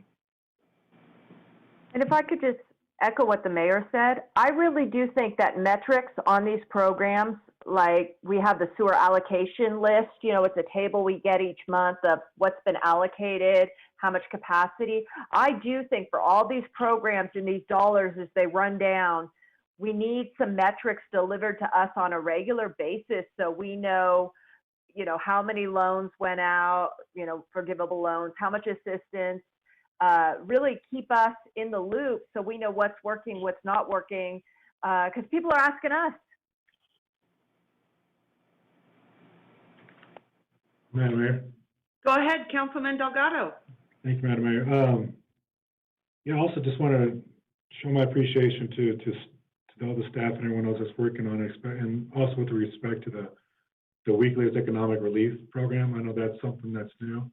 I know that's one thing that's often forgotten, as much as we know it's not long-term housing, but it's definitely, they play a place in our community in terms of motels, and so trying to figure out how we can work with those motel owners. So if those people are, you know, if they're asked to be evicted, that's going to put further pressure on all of us. So it's great to see that we're able to do that, and also keep metrics. And to Jenny's point, Councilwoman Brex's point, and the mayor, it's going to be interesting as we gather all this data after the fact, when the CARES funds are gone, that we can go back and start to dive in and see which programs have worked, which ones haven't, so we can further support some of those programs outside of the CARES funds and working with our other regional partners. So it's really an opportunity to see some of these pilot programs, these initiatives, kick off with some federal funding, but then also see the long-term sustainable practices and programs that are going to be best suited for our community. So thanks to the staff for putting all this together. Thank you. Madam Mayor, if I may, I will commit to a bi-weekly memo for you to council so that we're not taking time up on the agenda, and so you can review that at your leisure. And then that way, at meetings, if you do have issues, we can bring them up, or we can bring them up in individual meetings. All right. And maybe just because I want to make sure there is oversight, because I would like to see it on the agenda, maybe Councilwoman Breckus, you kind of, maybe at each meeting, would you just kind of give us an update when you read those memos? And under our comments, I could do that. yeah, and then I think you direct that, you know, you would recommend we put on an agenda or not. Okay, go ahead, Councilman Reese. Madam Mayor, thank you. First, absolutely a fantastic program. I think that all the effort that's gone into it is going to be, it's going to be needed. You know, our community is likely facing crises in the coming months that we're not yet still fully prepared to evaluate. And so I think we have to be flexible as we move through this round and next of the allocations to understand that we've got to pivot where the need is. So that's the first thing. Second thing is the staff presentation and all the work that's gone into it has been absolutely incredible. Two areas where I would like to see a little bit of more digging done. One is, what is the relationship between this program and our tenant advisory board? And so the tenant advisory board was this really brilliant idea by Councilmember Breckus, which we have all taken and run with. I'm not sure how off the ground it is or what its role might be, but I would think that they could be, you know, advising us on this very important topic, and they would be coming alongside to lift up this program and make sure that their members are aware of it, because some of it's just getting information out to people who are in need. So I would like to see where the tenant advisory board figures into all this. If it doesn't, and it's just sort of programming, that's okay too. But I think we will miss an opportunity if we don't just at least pause to say that they could be well poised to help with it. The third thing I want to comment about is something that Councilmember Delgado mentioned, which is the weekly motel program. You know, I'm just sort of thinking back to a year ago at just before the holidays during December, when we, many of us went out to, and I think Mayor Sheevy and I were there together that day, knocking on the motels and going into some of the homes that people had made there. And I just want to make sure that we haven't underestimated the amount that might be needed for this particular segment, because it tends to be the housing that is almost as the last option before homelessness as you're going back, you know, in that direction. And so I want to make sure that you're monitoring very carefully its need and use, and make sure that it is, you know, shored up. It's a very important part of it in my mind. One of the most innovative ideas that we've come with as a staff and council. So please keep us very focused on that. And then the only last thing is really a comment about both the city attorney's office program, which I think is, again, a unique idea where our city attorney's office might intervene in these processes, and also the mediation program. I'm not sure that the mediation center and the mediation opportunities that are already embedded in the court system are the right place. My experience is always a good one with them, but it may be a more specialized thing here, and that's why I see the element of the property management aspect to it. And so hopefully folks with that ability to navigate between landlords and tenants really is shored up through this opportunity. So it is a little unique and different than what I think the Peace and Mediation Reconciliation Center does. Not to say that I wouldn't be, you know, welcoming of their proposal, but it's different. And perhaps given that we're charting some new ground here, it also is a program which is innovative and therefore worth our exploration of it. At the end of the day, again, I think this council is doing everything we can to address different segments, whether it's businesses, whether it's commercial tenancies, residential tenancies. Here we have a lot that are really directed at making sure people are staying in housing. And kudos to all the effort that's gone into making it happen, because these are all programs that are choices on our part as a city. Many cities are not doing these things. We are being innovative, and I think a lot of that credit, it goes to the staff. So thank you for positioning the priorities we have to make them effective for our community. I just can't say enough about this. This is a very special and really important item on our agenda. Sometimes it can get lost in the shuffle. This is really important. All right. Any other council members? I think you bring up a really, really good point, Councilman Reese. I would like to ask, I'm coughing here, Monica Cochran to come in and give us a presentation on that deposit assistance. And I want to know how they, sorry, I swallowed my water the wrong way. I want to know how they exactly administer that. Do people come in? How do they find out about the program? Or do they recommend that program through people that come through the shelter? And the reason I want to know this is if we actually are proactive to people that are living in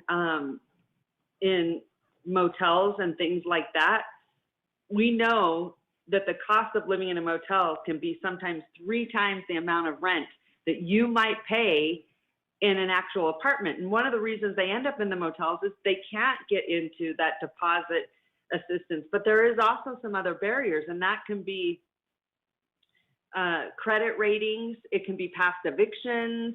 It could be something on a record, like a past drug offense, for marijuana or, things like that, right? So there's all these other barriers, but I would like to know more comprehensively how we can be proactive, because I think that's what's really hard is when people end up paying weekly and they pay, 3 times, 4 times the amount of rent because they clearly couldn't get in to get, that deposit down.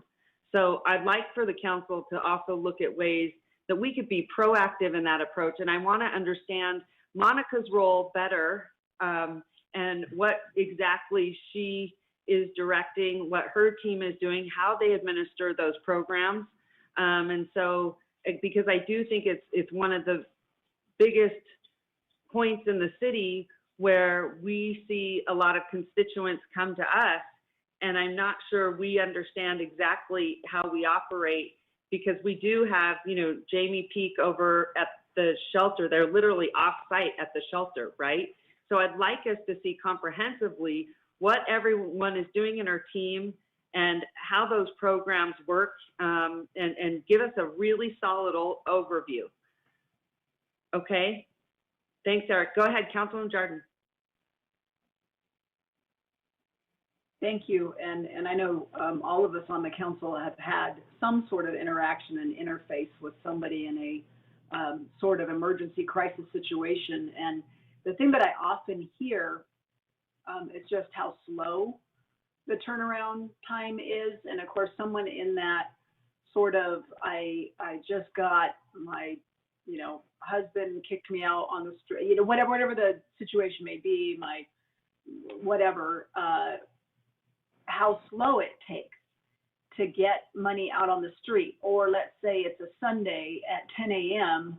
and the phone number or the person to contact to get you that gift card or that voucher or that whatever to get into that emergency roof over your head, whatever that may look like, because our shelters are over capacity with pretty much consistency.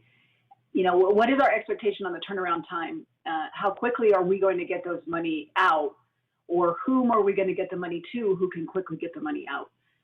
That's probably one of my biggest concerns, and we are facing a massive crisis on this. I don't think that's news to anybody.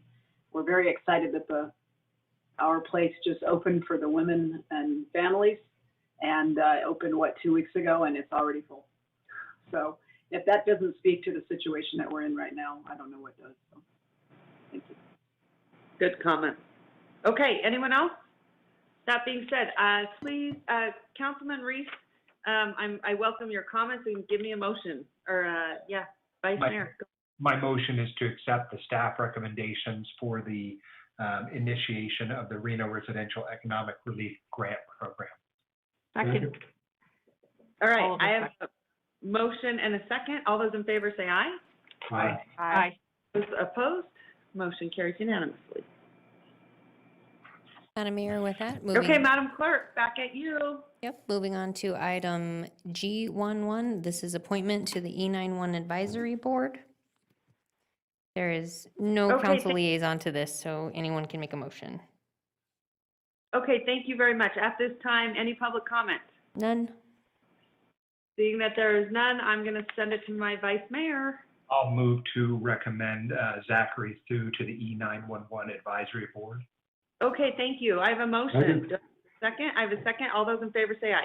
Aye. All opposed? Motion carries unanimously. Item G2, this is review and approval of the revised bylaws of the Building Enterprise Fund, and that's the BFAC. Councilman Breckus, are you still on this? That's me. Oh, it's now Madam you. Mayor, I did want to also note we're going to open B17 with this item as well, as this was pulled from the consent agenda to be heard together, and council can take a motion as one if they so choose. Yeah, Madam Mayor, just introductory comment, and then I'm prepared to make a motion. I just want to thank the BFAC members. They were very thoughtful. We brought this item back after we discussed it at council, and they embraced where a proposal to slightly broaden the participation. I was particularly interested in getting a financial person. That's been a lot of the topic conversation, and perhaps other members, a wider distribution of the development and building community. So that's what this is about, is just enlarging bylaws and the membership and allowing, making it more operational. So with that, I wanted to just make a motion to both adopt the item G2 and B17. All right, thank you very much. I have a motion and a second. All those in favor say aye. Aye. Aye. All those opposed? Motion carries unanimously. All right, great. Moving on, Madam Clerk. Madam Mayor, on to item H1, approval of city manager employment agreement with Doug Thornley. Okay, thank you. At this time, I guess, Jonathan Shipman, the floor is yours. Do we have any public comment on this, Madam Clerk? We have none, Madam Mayor. Okay, great. All right, take it away, the one and only Jonathan Shipman. Thank you, Madam Mayor. Yes, I'll march through it pretty quick, and if anybody has any questions. The agreement with Mr. Thornley is modeled on the agreement that we had with the former city manager, Sabre Newby.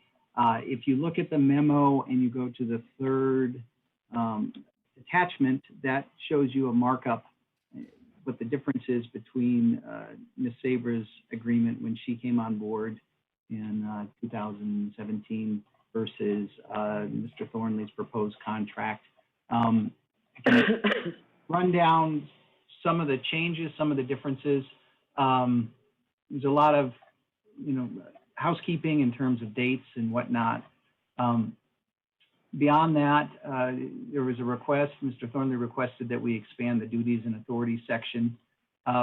What this is an attempt to do is to kind of clarify the role, clarify the council's role, give both parties the ability to understand what their different roles and responsibilities are, and just request there. A lot of the language it follows language that's in the charter. It's pretty standard language. It does comport with general concepts relative to city manager government. So there, in my estimation, there's nothing in there that is really earth-shaking. So that's kind of the first area of change. The second area of change, well, we can talk about the salary. The salary is $240,000. That was at Mr. Thornley's request. HR did a evaluation of that salary, comparing it to other jurisdictions. That's in the memo. So we have listed comparable jurisdictions, Las Vegas, North Las Vegas, Henderson, Washoe County, and that salary is pretty much on par, kind of Midland, with all of those cities of similar size and similar problems, that sort of thing. So the salary 240, the severance, the ask for the severance was, you know, a year with a year benefits. We discussed that. The compromise to that was 6 months salary, but in addition, a leave bank of 160 hours. Now, what that does is that essentially is a month's worth of pay, and ideally, what that does is if he were discharged early in his tenure in the next 6 months or so, that would be an additional payout that we would have. But over time, the benefit of that evaporates, because what will happen is those leave banks will accrue, and ultimately it won't be like an additional amount. It's more kind of a compromise to deal with a short-term termination if that were to happen. So again, that was the recommendation, at least my recommendation. Beyond that, we have the updated ICMA ethics guidelines, and I think that's about it. Like I said, you know, a good thing to look at is the agreement, that the comparison between Mr. Thornley's proposed agreement and Ms. Newby's agreement. That kind of highlights the changes. One thing that the city has that I would point out, and we talked about this with the prior city manager, we have a pretty robust termination provision compared to other jurisdictions. So it's, you know, that plays into the mix too. I mean, so with that said, I'm open to answer any questions, any comments, or, you know, thought process. I'm here for you. So.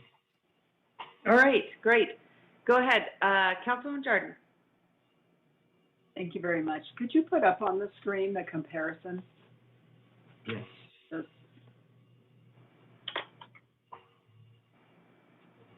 Thank you. In 1 second, let me just get to it, I think. Okay, yep.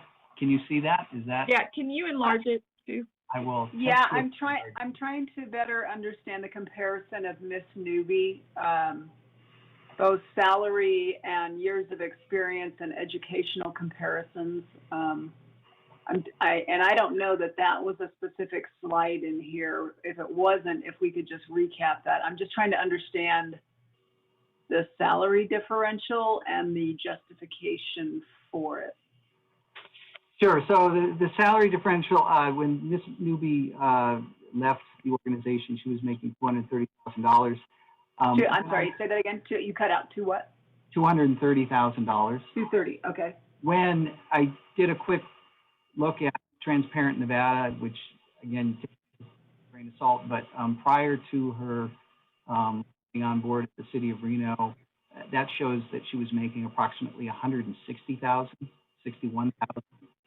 And then when she came on board at the city, she made $200,000 plus benefits. In this case, Mr. Thornley is making, over at the city of Sparks, $200,000 currently. And my understanding is, after talking to him, there is a class and comp study that's currently in the works, and potentially, you know, he's looking at an additional $20,000 increased pay based upon that, and that they're looking at probably about a 6-month rollout for that. And the ask was for 240. We verified that by looking at the other jurisdictions, just to see if that was in line with what other jurisdictions were paying. And so based upon that ask and based upon that information and what he was being paid currently, we thought that that was, you know, a reasonable number. So.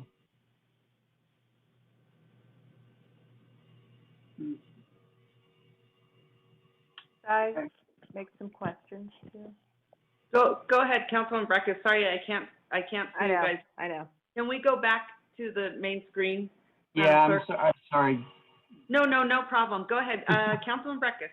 Yeah, the start date is until October 12th? Correct. The start date is October 12th. That was the request. As he's currently, encumbered at the city of Sparks. As a city manager, he does owe his employer generally kind of on like a 60-day being there for a transition period of time. So, I mean, he's not ICMA, which I think we should put in it as a requirement, but I do recall that ICMA gives a certain time of obligation. Actually, I think it gives 3 years of tenure too. But, I didn't get this contract until after the close of business yesterday. The background just came in this morning. He's asking for very substantial changes that I'd like to understand. They're very out of the ordinary from what we've had before. I'd like to understand what he's getting at. We never had an opportunity for a personal interview with him, which made me very uncomfortable making a decision without that one-on-one discussion. I know it's an open and transparent process in Nevada, and I respect that. I think it's a good idea, but I do think in the process there's the need for the one-on-one, frankly, to have individual understandings. And maybe some have had those conversations. I haven't. I'd like to give some general comments today and continue that. And I am concerned about the pay. He's not as experienced as Miss Newby was when she left, and I'm not comfortable bringing him on at $240 more than her. I think that strikes to me as a gender inequity setup, and I'm very uncomfortable with that. I do recall having conversations with the recruiter and that we may have to pay up to $240 to bring someone very seasoned in, but we're not bringing in a seasoned person. I think we're probably bringing in someone who's less experienced with Miss Newby when she came on board with a smaller jurisdiction, and I'm just not comfortable meeting that and some of the other demands in there also. So I don't know. I'll just throw that out there and wait to hear what others say. All right, Councilwoman Dorr. Yeah, thanks. I have a few questions as well, and I'm struggling as well. I really support the line of questioning Councilwoman Jordan and Councilwoman Breckis started down. I'm not sure, having seen this really less than 24 hours, I'm not sure I'm ready to vote on it, but let me just highlight just a couple questions, and these aren't opinions, these are more questions.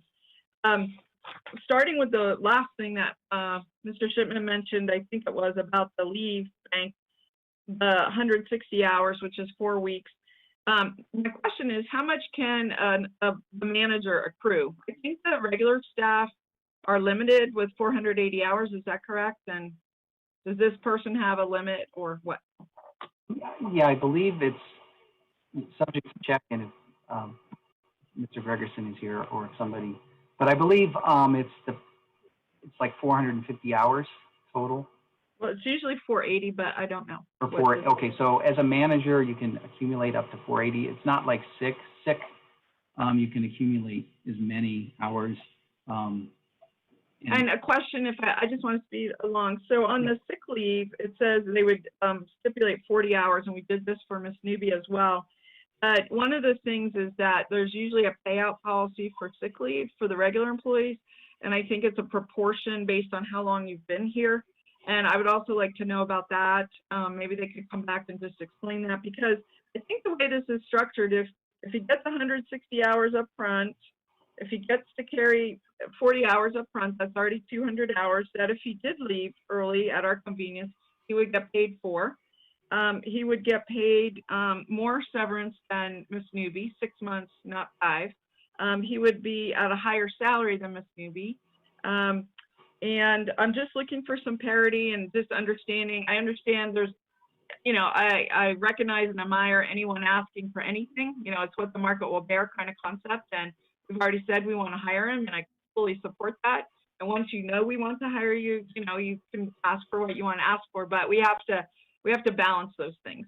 The other area that I have some questions is all of this red language that is on page 2, and it's all about, I think, and also page 1, all about,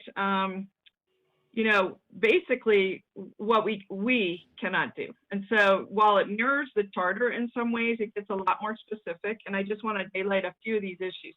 So one of the items says, except for the purpose of inquiry, and I'm not really sure if that means asking a question, the council and its members shall deal with all subordinate city employees, officers, contractors, and consultants solely through the employee or employee's designee, and neither city council nor a member of shall give orders to. Well, 100% agree with we're not giving orders to anybody. No way, no how.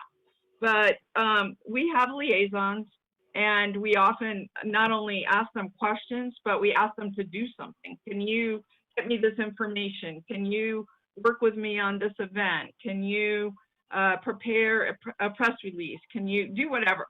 And I would hate to have this interpreted that we cannot, our liaisons are working directly with us. In fact, some of them are supporting Brad was supporting all 6 of us just 2 weeks ago, the last 2 weeks or something. So I'm very concerned about not being able to have a one-on-one relationship with our liaisons, and that we would have to go through the manager, except if we had a question. Number 2, we serve on various boards. We just mentioned BFAC, which there's a group of staff there. We have, I'm on arts, I'm on a wastewater, working on the wastewater contract. I have questions, and I also am asking for information. Can you find out this or do that? And so I want to make sure that that's okay. But if I ask them to do something, I mean, we're assigned as the liaisons,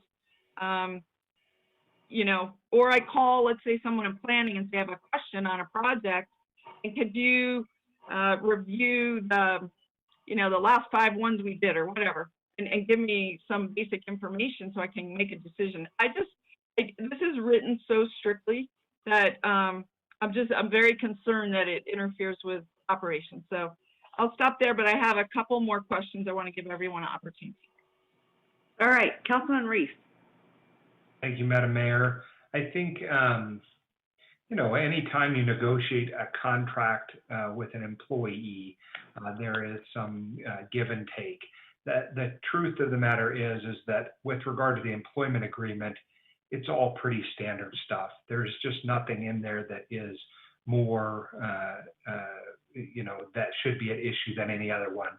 I've been privileged to be a human resources lawyer for 20 years, and so I've had the opportunity to read contracts. It's a contract. It's straightforward. There's nothing in there that I'm concerned about. With regard to, Councilmember Breckus, I don't shake my head or squint or cry about what you're saying. Please don't do that to me. Give me the respect that I'm owed. I do the same for you. You are not a lawyer, even though you want to pretend you are one. Mr. Reese, you're making a personal attack, and I'm going to ask the body okay, that I'm being personally attacked. And no, it's a privilege of mine. When I'm attacked personally and called out, that is a point of order. It wasn't meant as a personal attack. I have obviously not personally attacked you. I have been to law school, and I am pointing out that I have read an employment contract or 2. With regard to the salary and compensation, I think it's fair and reasonable, and I think the manager comps that are identified on page 1 of the motion are very clear that, we may have been too low, and Ms. Newby was probably underpaid, and that's our bad. That's on us. But the truth is, we have to be a competitive environment that brings in quality candidates. And now we have one, and we're in the middle of the range, right?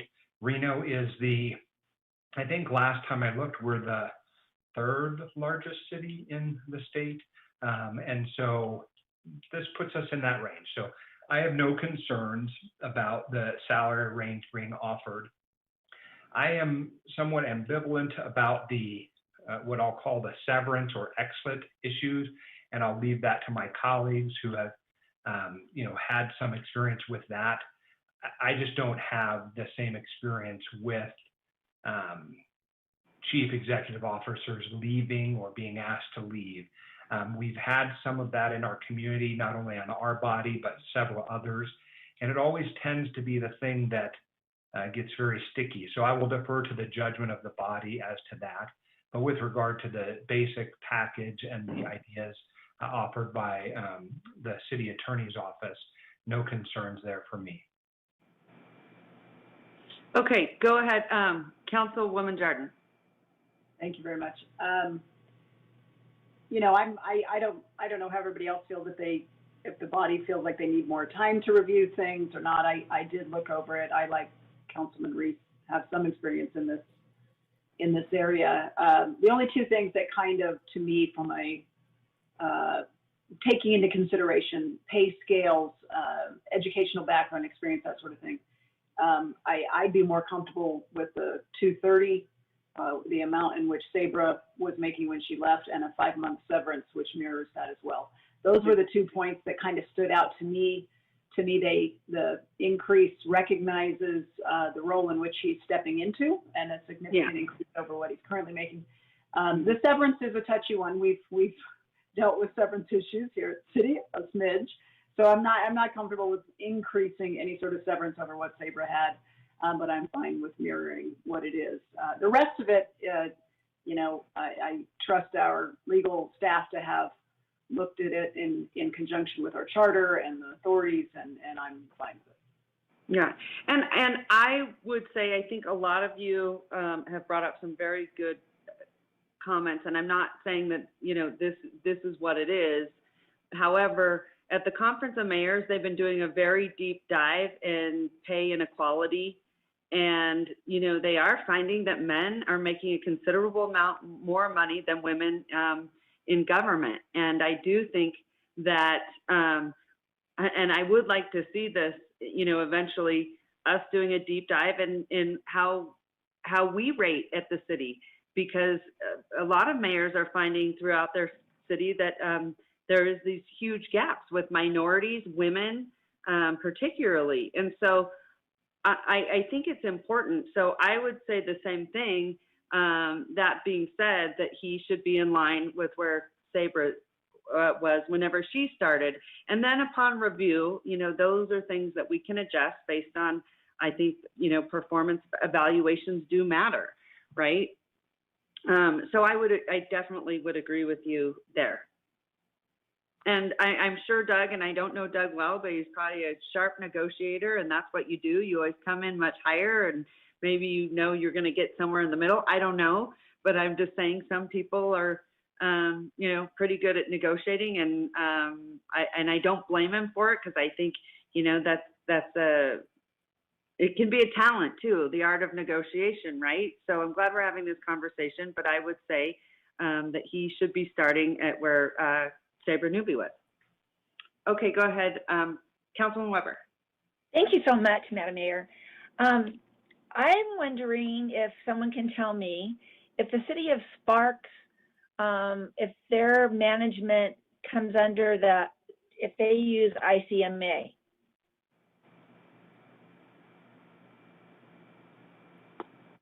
There's been a question about him not being involved with ICMA, but are the city of Sparks, are their managers? Jonathan, I think Bonnie brings up, or Councilman Weber brings up a good point. I think in Sabra's contract, if I remember, we had required her to be part of our ICMA. Is that, I didn't see that in Mr. Thornley's contract. Can you weigh in and address both Councilwoman Weber's too? So I can't speak to Sparks, but we can get you that information. I imagine they are, but that's subject to check. I don't recall there being anything in this agreement that changed ICMA, right? So in Sabra's agreement, it's not in Doug's agreement. And so I'm just trying to do a quick run through, but I'm not seeing it in either agreements. Okay, I thought that you guys, that was a requirement we had of Sabra. Do you remember? The requirement that we had was that they had to abide by the ICMA ethical guidelines, and that's the exhibit. So that's promulgated by ICMA. And I think, as a matter of course, I know Sabra was a member of ICMA. I imagine Doug would be. Maybe that's right, why we didn't require it, but I do think it should be in the contract that they have to have continuing education on ICMA and other city manager styles of, education. I think those are really important. If I could, I think that my read was that it referred to her as being ICMA, whereas this one says we want you to go with the ethics, but we're not putting any obligation on him to take that, educational step, self-certification step. And I think we should, but I want to go back to the substantive changes of, it almost reads, some of it is repetitive of the charter, which to me is let the charter stand on its own. Some of it is a management plan, frankly. Some of it is expansive of the charter, only by inquiry to staff, and then he put contractors or consultants out there.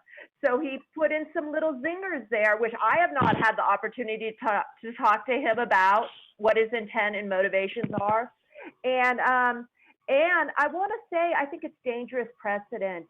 We've all spent time with a lot of our employment agreements that we have existing that we inherited from our groups.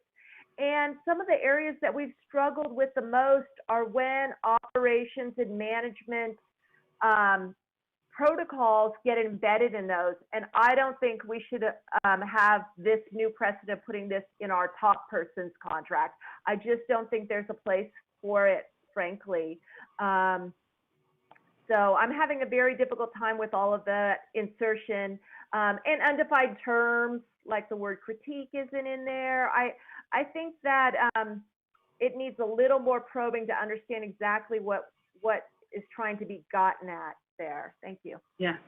And the one thing that I would say, because I do think it is unfair, we're having these conversations, and we really don't know what Mr. Thornley's thinking, and he could say, hey, here's the reason why I did this, and then it might make a lot of sense to why he, wanted those negotiations. So I also wonder, is that something, Jonathan, maybe we could bring back at the next council? But I also don't want to delay the start date for Mr. Thornley, of course. But I do, I hate to have these conversations without that person in the room. How many times have all of us been accused of something and, we have no idea where they're coming from, and it might not have been the situation at all. So I hate to I should have asked Dylan to have him present, but I didn't realize that we would probably have this kind of discussion. Go ahead, Councilman Dewar. Yeah, and along those lines, I think really good points have been made by everyone. I think the charter is a unique agreement. It is established by law. It's an ordinance, and it's also established by law what's in there. And we've been over and over that language. And what I don't want to do, it says in here, like if we change the charter, we had this for Sabre before, I think, and he could decide, well, I don't like that change in the charter, I'm quitting, and anyway, there's some discussion of that. I want to better understand that.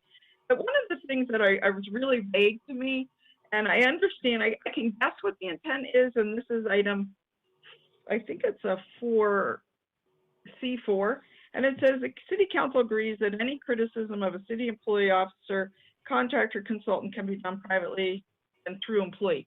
So I totally agree with that in principle, of course.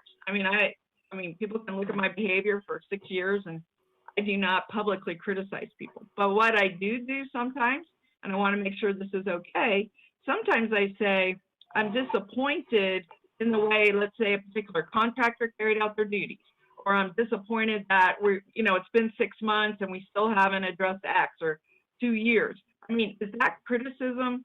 Is that reflecting my opinion of our progress? And I don't want to get all mixed up about our role in setting policy and also expressing both great praise and disapproval if we're not happy with how things are going. And it would be directed to the manager. We're not criticizing a person, but maybe a project isn't proceeding in the course that we want to. I have no problem making those in a public setting, but I don't want to be foreclosed from my speaking rights to say something as an elected official about how the city's doing. So this one, I was really struggling with where's the line between constructive criticism and bad criticism, between expressing my point of view, you know, and I don't want to get mixed up in like, you broke the contract because you said you weren't. And I'll pick on Mr. Flansburgh, who I think has done a great job. But I could have said, hey, instead of, I love that you brought forward stormwater, why didn't you do it, you know, for the last 6 years? I mean, you know, there's two sides to every coin. Would I not be allowed to say that? I mean, so these are some of the things I'm just struggling with in my speech and what I can say and do. Okay, Jonathan, go ahead. Sorry, just real quick, a couple points of clarification. So some information. So the most, in terms of leave that can be accrued is 456 hours. Oh. Point number one. Number two, Mr. Thornley is a member of ICMA. Number three, the section in the agreement that dealt with ICMA in Sabra's agreement, and it's the same in Mr. Thornley's proposed agreement, is in section 5E. Employees' annual budget for professional development shall be included in city's adopted annual budget. As I recall, it was never codified that Ms. Newby had to be a member of ICMA. However, it was assumed, and that was the provision that essentially funded that. And so I think the same thing is true of Mr. Thornley. So I just find those 3 points.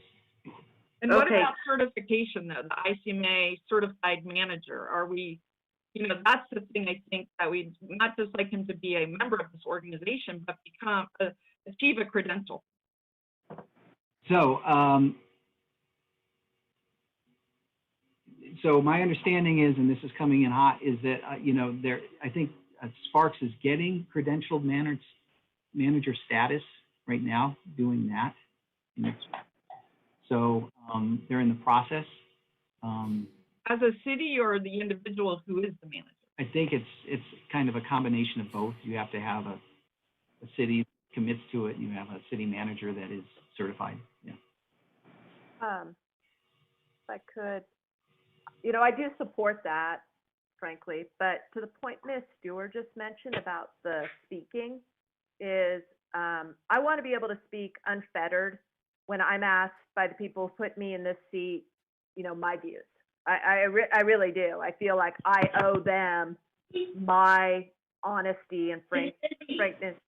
But I also, there was instance a long time ago where a city employee in a drunk driving accident, a parks director ran into, I think she blew out all of the power in Southwest Reno in an incident. And there was another incident where I think a parks person, sorry to pick on parks, was caught on videotape, you know, being kind of mean to some young kids who probably weren't doing something they should have been. It was called Do It in the Park. I don't know if you remember, Don't Do It in the Park. I don't know if you remember that. But I feel like there could be instances where something goes on and we're asked our views on something that is clearly not appropriate. And I think the media deserves us to be speaking unfettered in those rare instances. And I don't think that we work for the manager. I think he works for us. And I think all this superfluous stuff is things that need to be worked out through the developing of the relationship and not embedded in the contract. That's just my view. I had one more thing I wanted to mention. Go ahead, Councilman Dorr. Okay. Item 5, it's still on page 2. You know, whether we take it all out, which would probably be my preference, and rely on the charter, or if we include some of it. When we talk about that, it's the manager's job. I think it's written the power and the authority. This is number 5. Consolidate or combine offices, positions, departments, or units. Everything that every organization and everybody speaking to their credentials as a lawyer or an HR director or whatever, I have managed public agencies for virtually my whole career. And I have never experienced the unfettered authority to do whatever I wanted with the employees. It was always set up that the appointing body or would adopt an organization chart. We would all understand how we're organized. That would be published. We would understand lines of authority. departments would be laid out. They can change it. They can propose to change it. They can reclassify. There's a lot of authority within that. But to change the whole organization, just move positions at the county. I'll just give you one example. They have an entire employee team that reviews position reclassifications, and I think the city has something similar. But this would give the manager the unfettered authority to just reclassify, to move departments, to get rid of a department head, all of these units. And I think those kind of like big policy issues about how we're structured should come back and be supported by us either through the budget prior to, if they want to do it mid-year, or at least after to validate it. So that's I mean, look, guys, several of you do, and I do have a master's in public administration and public policy. Took a lot of classes on organization structure, lived the dream for 25 years. I think this is too much. So I've said my piece. I support them in administering, bringing back, proposing, etc. I just think this is a step too far, I think. Okay. Madam Mayor? Go right ahead. Councilman Weber. I'm sorry to say this, but I disagree with what Councilwoman Dewar had just suggested. I believe we are hiring a manager to do the duties of management of the city of Reno. The council person, he'll still come back to us. Whoever it is, will advise and share with us his plans. Any management person would. And it is his decision. He knows how to run the city. And it is not up to us, in my opinion, that we need to leave the manager to do their duty and do what they are intended to do, and that is manage the city of Reno.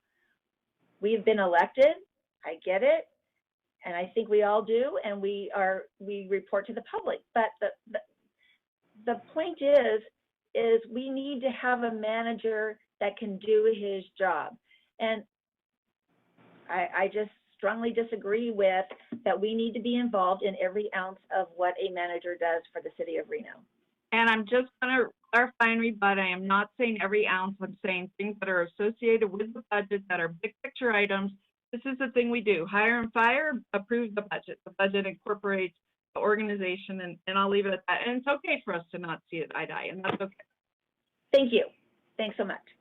All right, Councilman Reese, and then Councilwoman Jordan or Councilman Reese, you want to give me a motion? Sure. I was just going to also sort of say that Councilmember. I'll throw one out there. Okay, go ahead. I might come to you for that. Councilmember Weber's right about the way that all of this ought to work out. I think nothing in this document supersedes our budget process. We obviously would be the ones making wholesale decisions about combining departments or eliminating departments. I mean, we are the budget folks. I think this is just spelling out a broad policy aspiration, not micromanaging anything. So I guess at the end of the day, I continue to believe that our position should be competitive with the other cities. It is unfortunate that we have not done a class and comp study very recently either.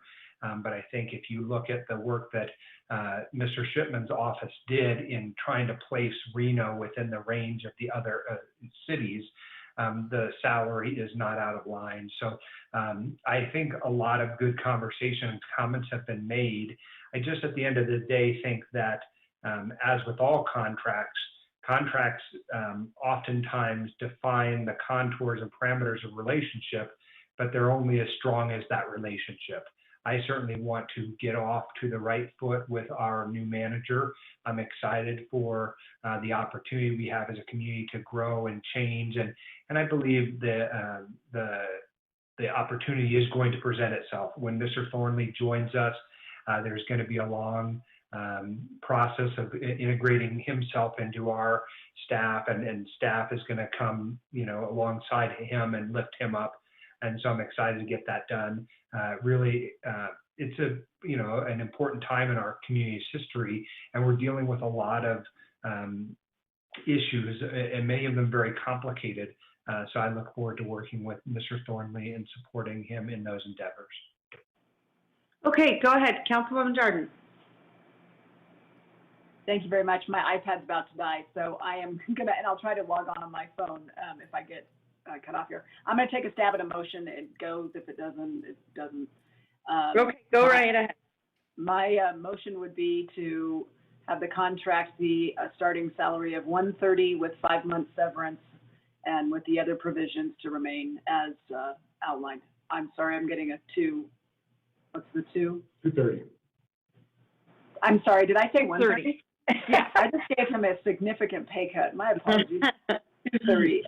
To starting salary of 230 and 5 months severance, and the other provisions as described. Okay, I have a motion and a second. Anyone discussion? Councilwoman Breckus. Yeah, I didn't support his appointment because I don't think he was the most qualified person that we need to lead the organization at this time. But I had hoped to come here today supporting a contract. But I think the way that he has, you know, I haven't had any conversations with him through this whole process, which I find unusual. But I think the way that he, you know, brokered with our attorney some expanded authorities, I think fortifies my decision from last week, to be honest with you. I appreciate the council saying a 230. I would have preferred a 225. I think that would be more fair in terms of the equity issue of, you know, the woman who just departed. But with the contract, as it's been etched, I cannot in any way support. I think that the council has really gone astray. But if you're going to have a more expanded management and contract, I would have put in some provisions on him, like, you know, equal service to all members of the council, conflicts of interest and transparency, disclosures, following the same ethics we follow. I would have put some other things in if we had been, if I knew the contract was coming the way it came, but I didn't get it till after close of business yesterday. And, you know, I think, you know, if the council wants to move forward, which I don't see a need because he's not starting until October 12th. I don't see a problem in delaying this another week, but I'm not supporting the motion. Thank you. Okay, and Councilwoman Breckus, I would just ask you, please reach out to Mr. Thornley. It would be good for you to start building a relationship so that you can, you know, get to know each other. I don't think any of us do, but I think we can all do our part by initiating communication and, you know, friendly, you know, friendly onboarding, I guess. Okay, go ahead, Councilwoman Dewar. Yeah, first of all, I want to go on record. I completely support the hiring of Mr. Thornley. I voted for it. I support it. I like most of Councilwoman Darden's motion, and I would like to support it. But I haven't got any answers from our attorneys. They're the ones who have been in direct contact with Mr. Thornley. Can you please, I can't vote for a contract that restricts my speech. So I really need to understand what this means. If you could. So, yeah, so what that was being offered for is more of setting the expectations. It is not meant in any way to limit council members' speech or, you know, on any type of issue. But it is there to reflect that, look, you know, the city manager has his lane in this instance, and the council has its lane in this instance. They do overlap. They have to work together cooperatively. But when, you know, the challenge is when city council is doing what city managers do, or city managers doing what council does, that tends to create some, you know, confusion, and that creates some potentially bad feelings over time. So the whole point here is to kind of say, here's what I'm kind of expecting what this relationship's going to look like. I wouldn't characterize it as, you know, don't speak to employees, don't, you know, tell your liaison what you need to do. That it was not in any way offered in that regard. It was more offered in terms of an observation about how can we better everybody and have everybody's expectations aligned so there isn't, you know, communication. So first of all, you're a very good wordsmith, and I would encourage you to figure out a better way to write this so that we get at what you're trying to get at. Okay. Number two, it is really, you can't legislate relationships. You can't say how people must behave. I mean, you're nodding emphatically. You can't say you must be best friends or you must go out for beers or whatever it is. He has to develop the rapport and relationship with us. That is his job. And if he does that, this isn't going to happen. And I think putting it in a contract sets us up for really not a good first step. You know, it's not how we go to happy business together. So that is, I'm really struggling with it, and I would love to just delete it. I don't know whether Councilwoman Darden would do that or if we could wordsmith it, get at your issue. And number two, and I'm fine if the council believes that you want to give our manager unfettered discretion to rearrange the organization, and we've had this conversation for 6 years. I have a different view. I get it. But number two is also really important for me because I'll just tell you, when our city manager, our acting city manager came in, he wrote a memo. He said every communication with an employee has to go through him. Well, I stopped talking to my liaison. I'm like, we got a specific memo. I'm like, what am I supposed to do? I really think this is an overstep, number two as well. Like, we are either grown-ups and adults, and if we're overstepping, our manager's going to have that conversation with us. And I am very uncomfortable with those two provisions in here. The rest of it, you know, Councilwoman Darden addressed severance. I don't know if that also addressed extra days, you know, just a question. It's on item 7A, it says that instead of 45, like Sabre got 60. These are not that important to me, but the ones I've mentioned are really important to me because it really complicates my life at the city, you know. So the others I can, you know, work with. Can you address that, Mr. Shipman? Can you help me here, or Ms. Jordan? Well, I'll just tell you from my motion, I'm not in favor of removing that language. I do think that language for setting the appropriate tone from both sides of the table is incredibly important. And just like we feel it doesn't need to be in there, maybe he feels it does. And clearly there's there's some expectations that want to be clarified in writing so that everybody's clear. I don't have a problem with it, and frankly, I'm actually supportive of the language in it. Would you? My motion is as stands. Okay, thank you. On ICMA, does it already require disclosure? I don't know those requirements and transparency. I mean, I think those are important things to put in. I mean, I disclosed today that I'm a member of a board, and I stepped away. You know, I was very clear on it. You know, are those just embedded in ICMA? Is that covered already, really? I don't know if I can answer that question. Say it again. Are things like disclosure of conflicts of interest, transparency, and, you know, there's extra scrutiny on the manager, just like there's extra scrutiny on us. You know, you don't want to engage in behavior that makes the agency look bad. You know, whatever it is, aren't those embedded in ICMA already, or are they? Yeah, a lot of that is embedded in ICMA. A lot of that also is embedded in things like, you know, NRS 281A.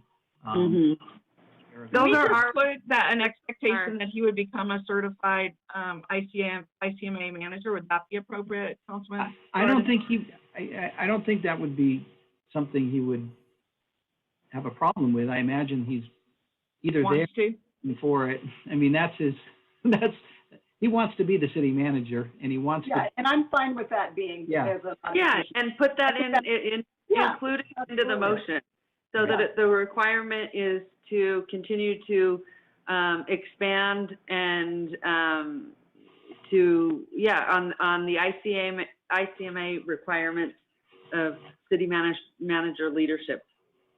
That's what we did with the police chief, you know, when he became the chief and he didn't quite meet the qualifications he wanted. Okay. So Councilwoman, you want to add that, and then Councilwoman Jordan, it's included?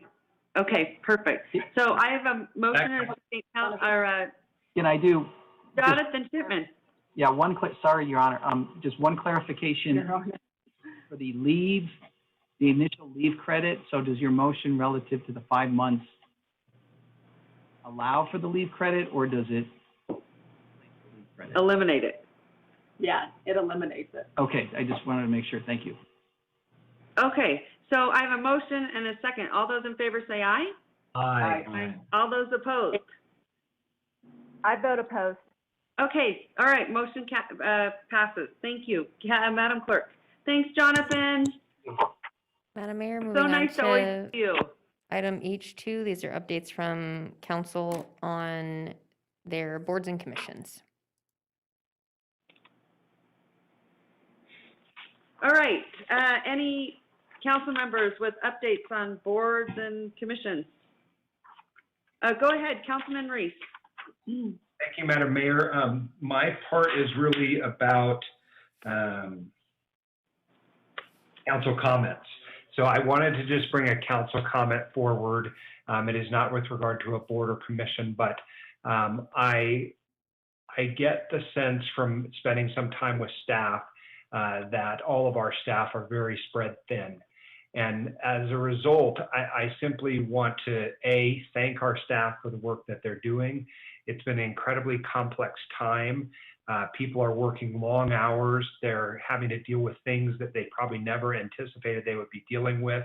And several of our staff are, I just think, being worked to the bone. And so in that regard, I want us to acknowledge them.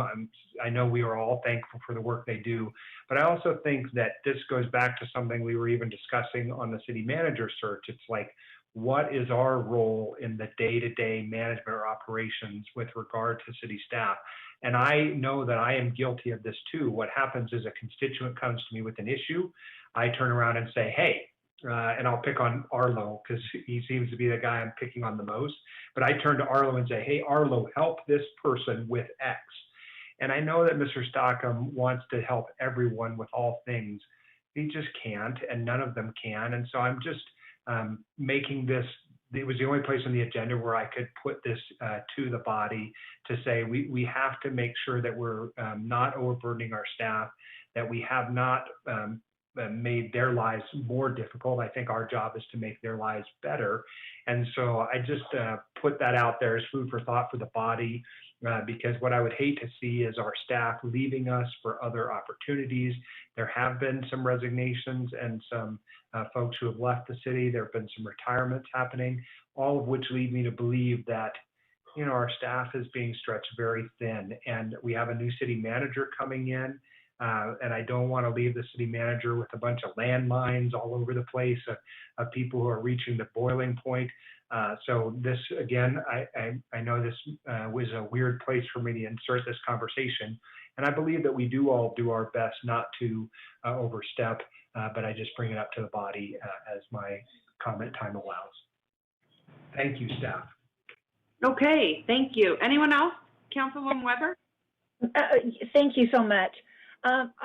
Under the conversation that Council Vice Mayor Reese just talked about, isn't there some way that we could, as council, do something in appreciation for all of our employees during this time? I mean, could it be something that we could initiate as council?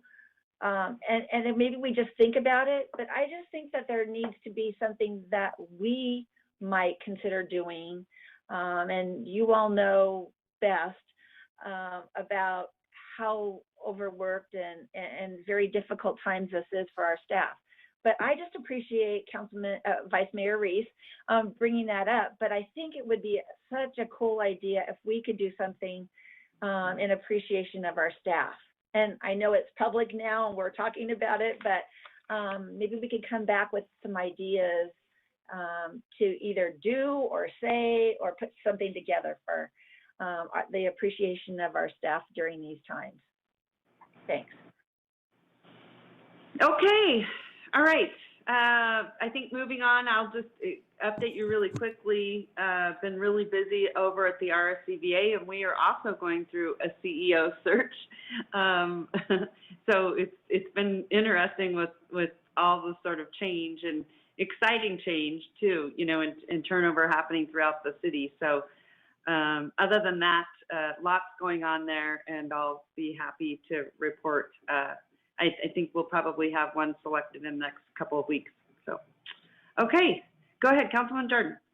Thank you. I think we'd be remiss if we didn't send out love and support to the Smith family and condolences to Mayor Smith.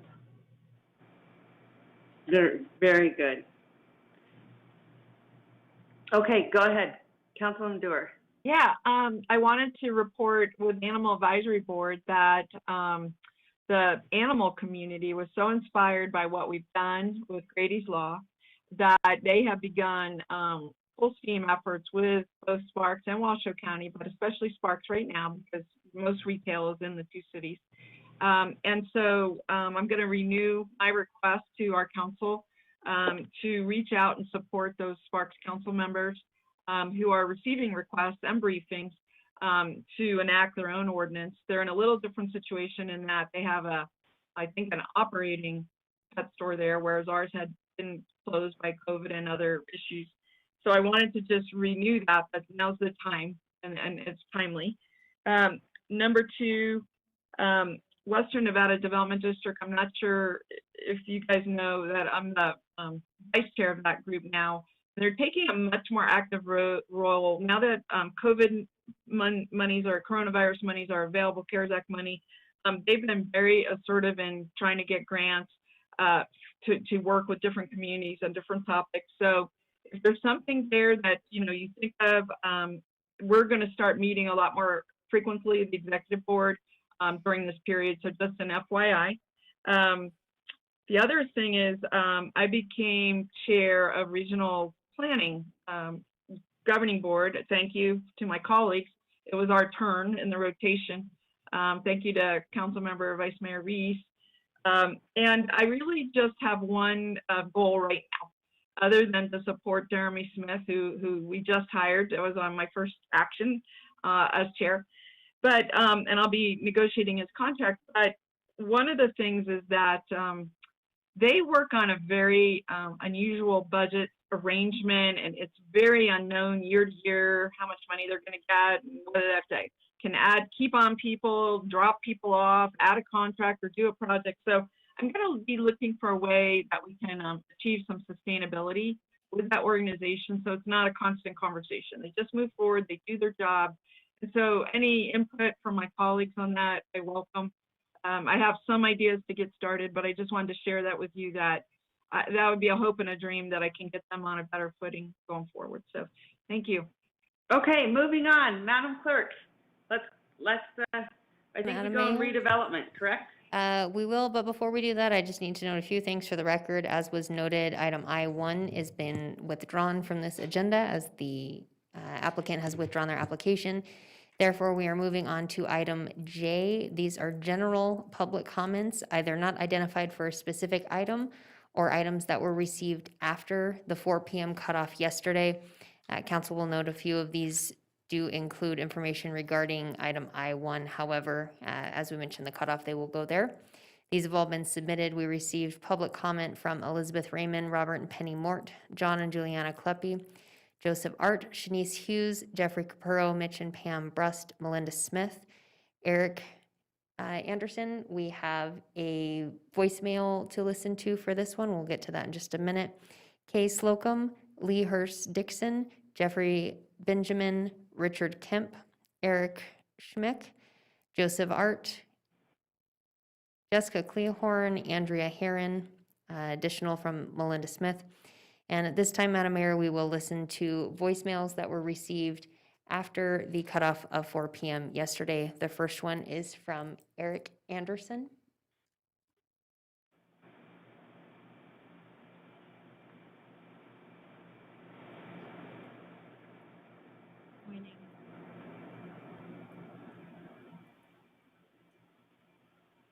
Madam Clerk. Yes, Madam Mayor. You know what I would love, and I don't know if it's possible, and maybe it's in my email. I really would love for Eric to come and give a presentation to the council on Heartbeat to Heartbeat. I think they just did such an amazing job. Did you guys all get to listen to it? I was so proud. Oh my goodness. It just was amazing. It was absolutely amazing. But I'd love for him to come and speak to council. I wonder if we could, So, I don't know if Madam Mayor, your setup is excellent. So Eric Anderson left a voicemail discussing this, and then he also forwarded along the video. So what I would recommend is that we listen to his public comment, and then if council would like to watch the Heartbeat to Heartbeat video, we do have that queued up, and that's available at the pleasure of the body if you would like to watch that directly after his comments. I think that would be amazing. Okay, so we will first listen to public comments from Eric Henry Anderson, and then we will transition to the YouTube video submitted. Okay. Good morning, City Council, and thanks for listening to my message. First, I want to thank Mayor Sheevy, the city, Art Town, and the Phil for trusting me to spearhead this project, and for Oliver X at Art Town for taking such initiative to get this out to our community and to the world. It's truly been the honor of a lifetime to serve my amazing city in creating Heartbeat to Heartbeat, Eye to Eye from Reno with Love. When Alexis, Megan, Beth, and Tim approached me about the City Song project, I was all at once excited about the potential of what could be created and terrified of all the ways it could fall short. Thankfully, the amazing cast of artists all brought such an incredible intensity and enthusiasm to the table, it seemed bound to succeed from the outset. My first actions were to hire the best sound engineer and best videographer in town, Tom Gordon and Brian Evans, respectively.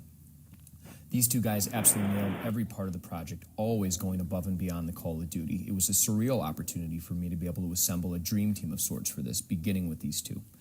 I then began brainstorming a list of artists to approach for participation. This process was admittedly anxiety-inducing, as the personnel and budget limitations of the project would necessarily exclude some incredibly deserving people.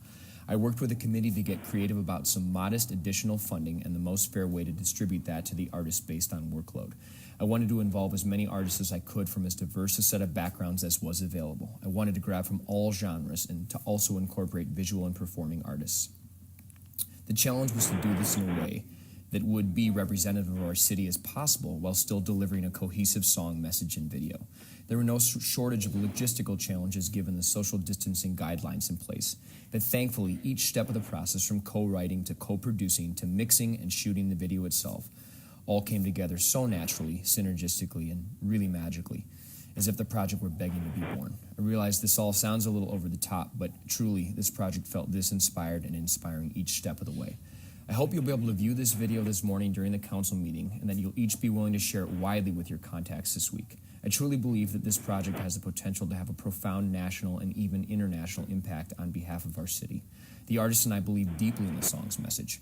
Heartbeat is about seeking truth, about embracing our common humanity, celebrating our differences, exploring our blind spots, and ultimately rejoicing in love. The hope is that it will bring us all together in the midst of so much chaos, that it may remind us that we have more in common than not, and that if we do lose sight of this, we have so much to lose. I want to challenge you each to contribute to the From Reno with Love Artist Fund at arttown.org, which was created in conjunction with this project to assist Reno's performing artists who are not able to work as a result of the pandemic. COVID has surely thrown us all off balance in unique ways, but our artist community have been particularly affected, and I hope we can rise to the occasion here and not leave them behind. Thanks again so much for trusting me to spearhead this project. I sincerely hope Heartbeat to Heartbeat, Eye to Eye from Reno with Love will be a calling card for our city we can all be proud of for years to come.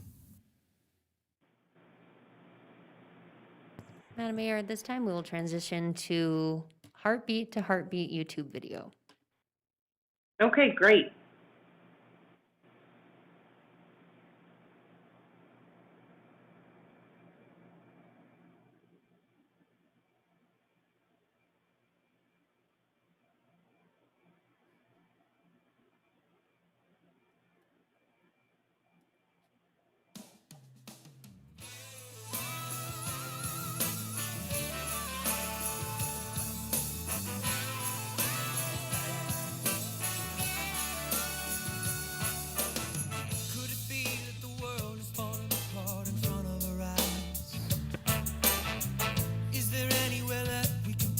The truth.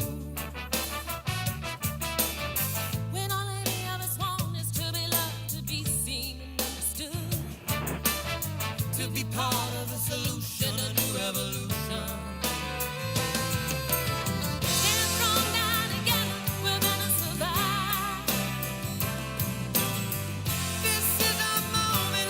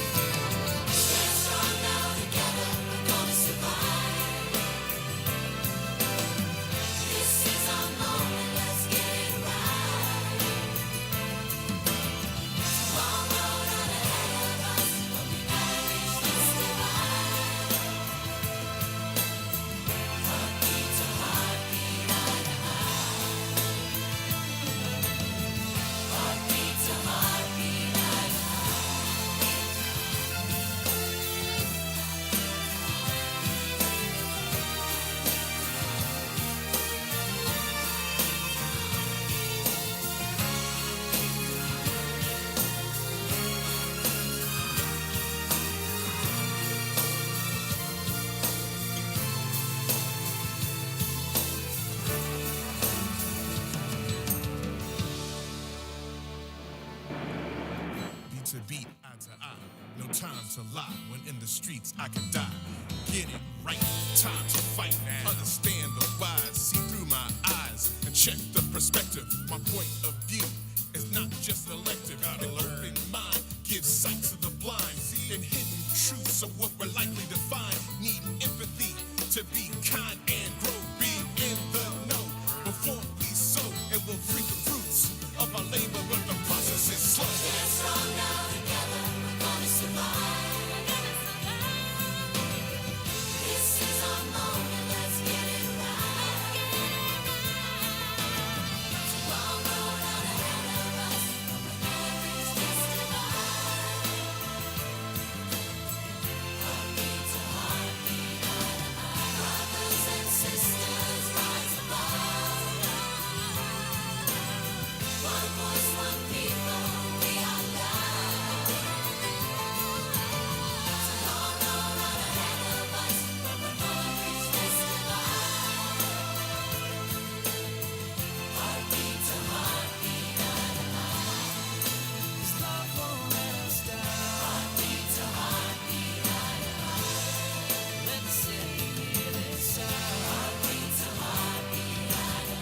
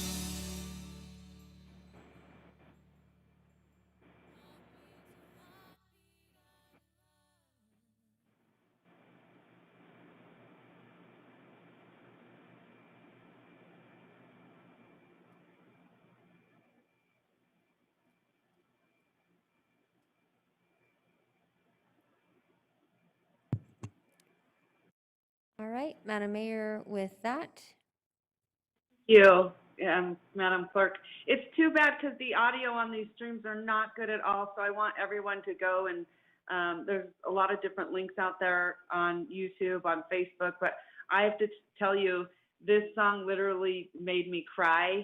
I've reached out to several of the artists. I'm trying to reach out to all of them. And what was amazing is they said doing something like this is really hard to put together, but they said it was almost like magic. It seemed like seamless.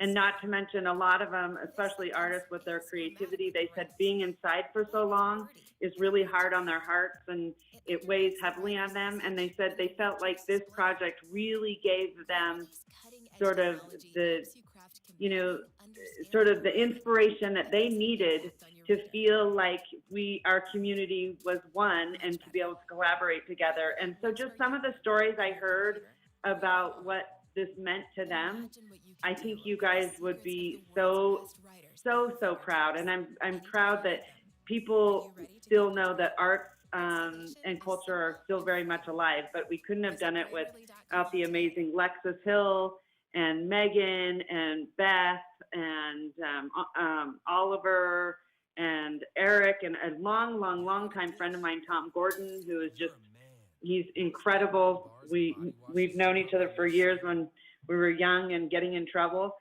And then just Brian putting it all together. You guys, it's just amazing. But I wish you could hear the stories of what it meant to them to produce this project. It was so inspiring. And I will say, because you guys all know I'm very competitive, I looked at a couple of the other cities, and ours by far, hands down, is killing it. It's killing it. I honestly think, and I've been sending it to everyone I can think of. So anyway, thanks you guys for all the entire council for being so supportive of arts and culture, and I'm grateful that you guys all know that we have to continue to invest in it, and also our artists are struggling more than so many people by this pandemic. So if you can, do whatever you can to donate to the Artist Fund. They really need it because a lot of them are not working. So thank you. super grateful. And thank you, Eric. I don't know if you're listening, but mwah, mwah, mwah. You're amazing. Okay, go ahead, Madam Clerk. Madam Mayor, transitioning to our additional voicemails. The next one is from Annette, no last name, followed by Chris Ingren. My name is Nanette Pink Eaton. I am calling in regard to item number I-1, appeal, case number SPR 20-00012, Lake Ridge Active Adult Multifamily. I am adamantly opposed to Reno Land Incorporated going forward with their plan for a 350 apartment project here. The property located between the Karen, Plumas, and Lakeside area has a traffic issue that is horrific already. Adding additional 350 units coupled with rancheros housing will gridlock this area, and that is inexcusable and unacceptable. This Reno Land Incorporated will not only overtax our existing infrastructure, but they won't be held accountable for the monetization or the monetarily responsibility for the necessary upgrades that need to be put in place to make it a smooth traffic area. Further, I believe that any council member who received campaign contributions from Reno Land Incorporated should disclose it and should recuse themselves from this vote. Namely, Naomi Jordan, who received $5,000 from Reno Land Incorporated, and Oscar Delgado, who received $5,000 from Reno Land Incorporated. Both Jordan and Delgado should recuse themselves from this vote and abstain from comment on this issue because it is clearly a conflict of issue. Going to a lower phase of multifamily is acceptable because it has a lower density with commensurate parking to include possibly even bicycling options. But as it stands, it should not go forward. The hearing officer decision was excellent, and I think we should stand with what is there. I appreciate the opportunity to voice my opinion, and I hope you take heed. Thank you kindly. Madam Mayor, next public All right, comment. great. Next, Madam Clerk. And honestly, I'm having a really hard time hearing. I'm sure the rest of the council is too. The audio is so poor for some reason. I don't know if there's any way that you can adjust it. We are trying to work on it on our end, Madam Mayor. The challenge is when we get it loud enough to go through what is effectively 3 systems to get it out to council on Zoom, it reverbs in chambers and then it just echoes. Okay. So we Okay. are trying our Go options ahead. here. Thank you. Madam Mayor, one thing I've done is just, I've turned up my volume almost as high as it will go. So during this period, so then down during a regular, so that's all I can figure out. Yeah, and some of you, your earbuds or headphones sometimes helps too. So just putting it out there because it's very, very hard to hear these public comments. Go ahead. Good morning,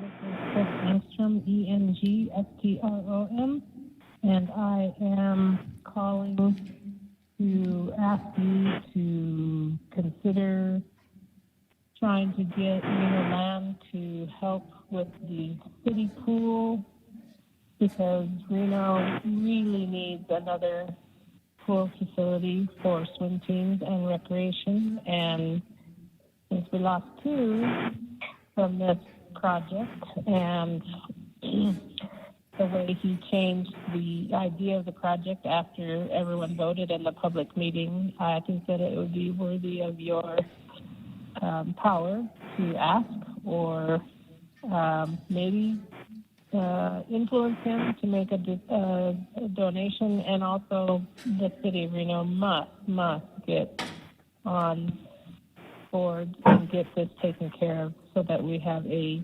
competitive pool in the city of Reno year-round. Thank you. Madam Mayor, we have one further voicemail received for general public comment to be played at this time.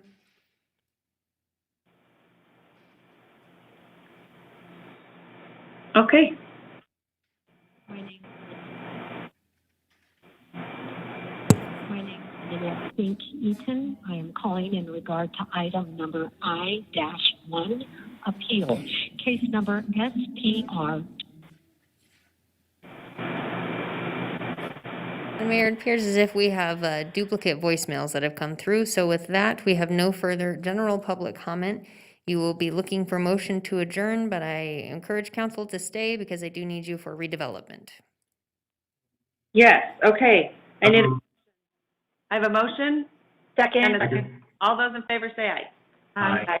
All those opposed. Motion carries unanimously. Okay, take it away, Madam Clerk. Let's go into redevelopment. Thank you, Madam Mayor. Roll call for the redevelopment agency. Breckus? Present but on mute. Dewar? Here. Delgado? Here. Weber? Here. Jordan? Here. Reese? Here. Sheevy? Here. Here. Madam Mayor, you do have a quorum of the redevelopment agency. It should be noted we have no general public comment for redevelopment. You'll now be looking for approval of your agenda. All right, thank you. I have a motion and a second. All those in favor say aye. Aye. All opposed. Great, motion carries unanimously. All right, take us into item L4, Madam Clerk. Madam Mayor, L4 related to item B5, which was on your consent agenda from council. This has already been partner item approved, so you would just be looking for a motion to approve on this. All right, I have a motion. Second. I have a second. All those in favor say aye. Aye. Aye. All those opposed. Motion carries unanimously. Good job. Okay, next. Already Madam did Clerk. updates on boards and commissions. No general public comment for redevelopment. Looking for a motion to adjourn redevelopment agency. So All right, I have a motion. I have a simultaneous motion in stereo from Councilman Reese and Councilman Breckus. So I have a motion and second. All those in favor say aye. Aye. Motion carries unanimously. All right, good job, everyone. Thank you so much for being here. Nice to see you, and I do miss you all, especially I really miss all the great staff that we get to work with at the City of Reno. It's been way too long. Hard to believe that we're in several months now, but it's good seeing you guys. And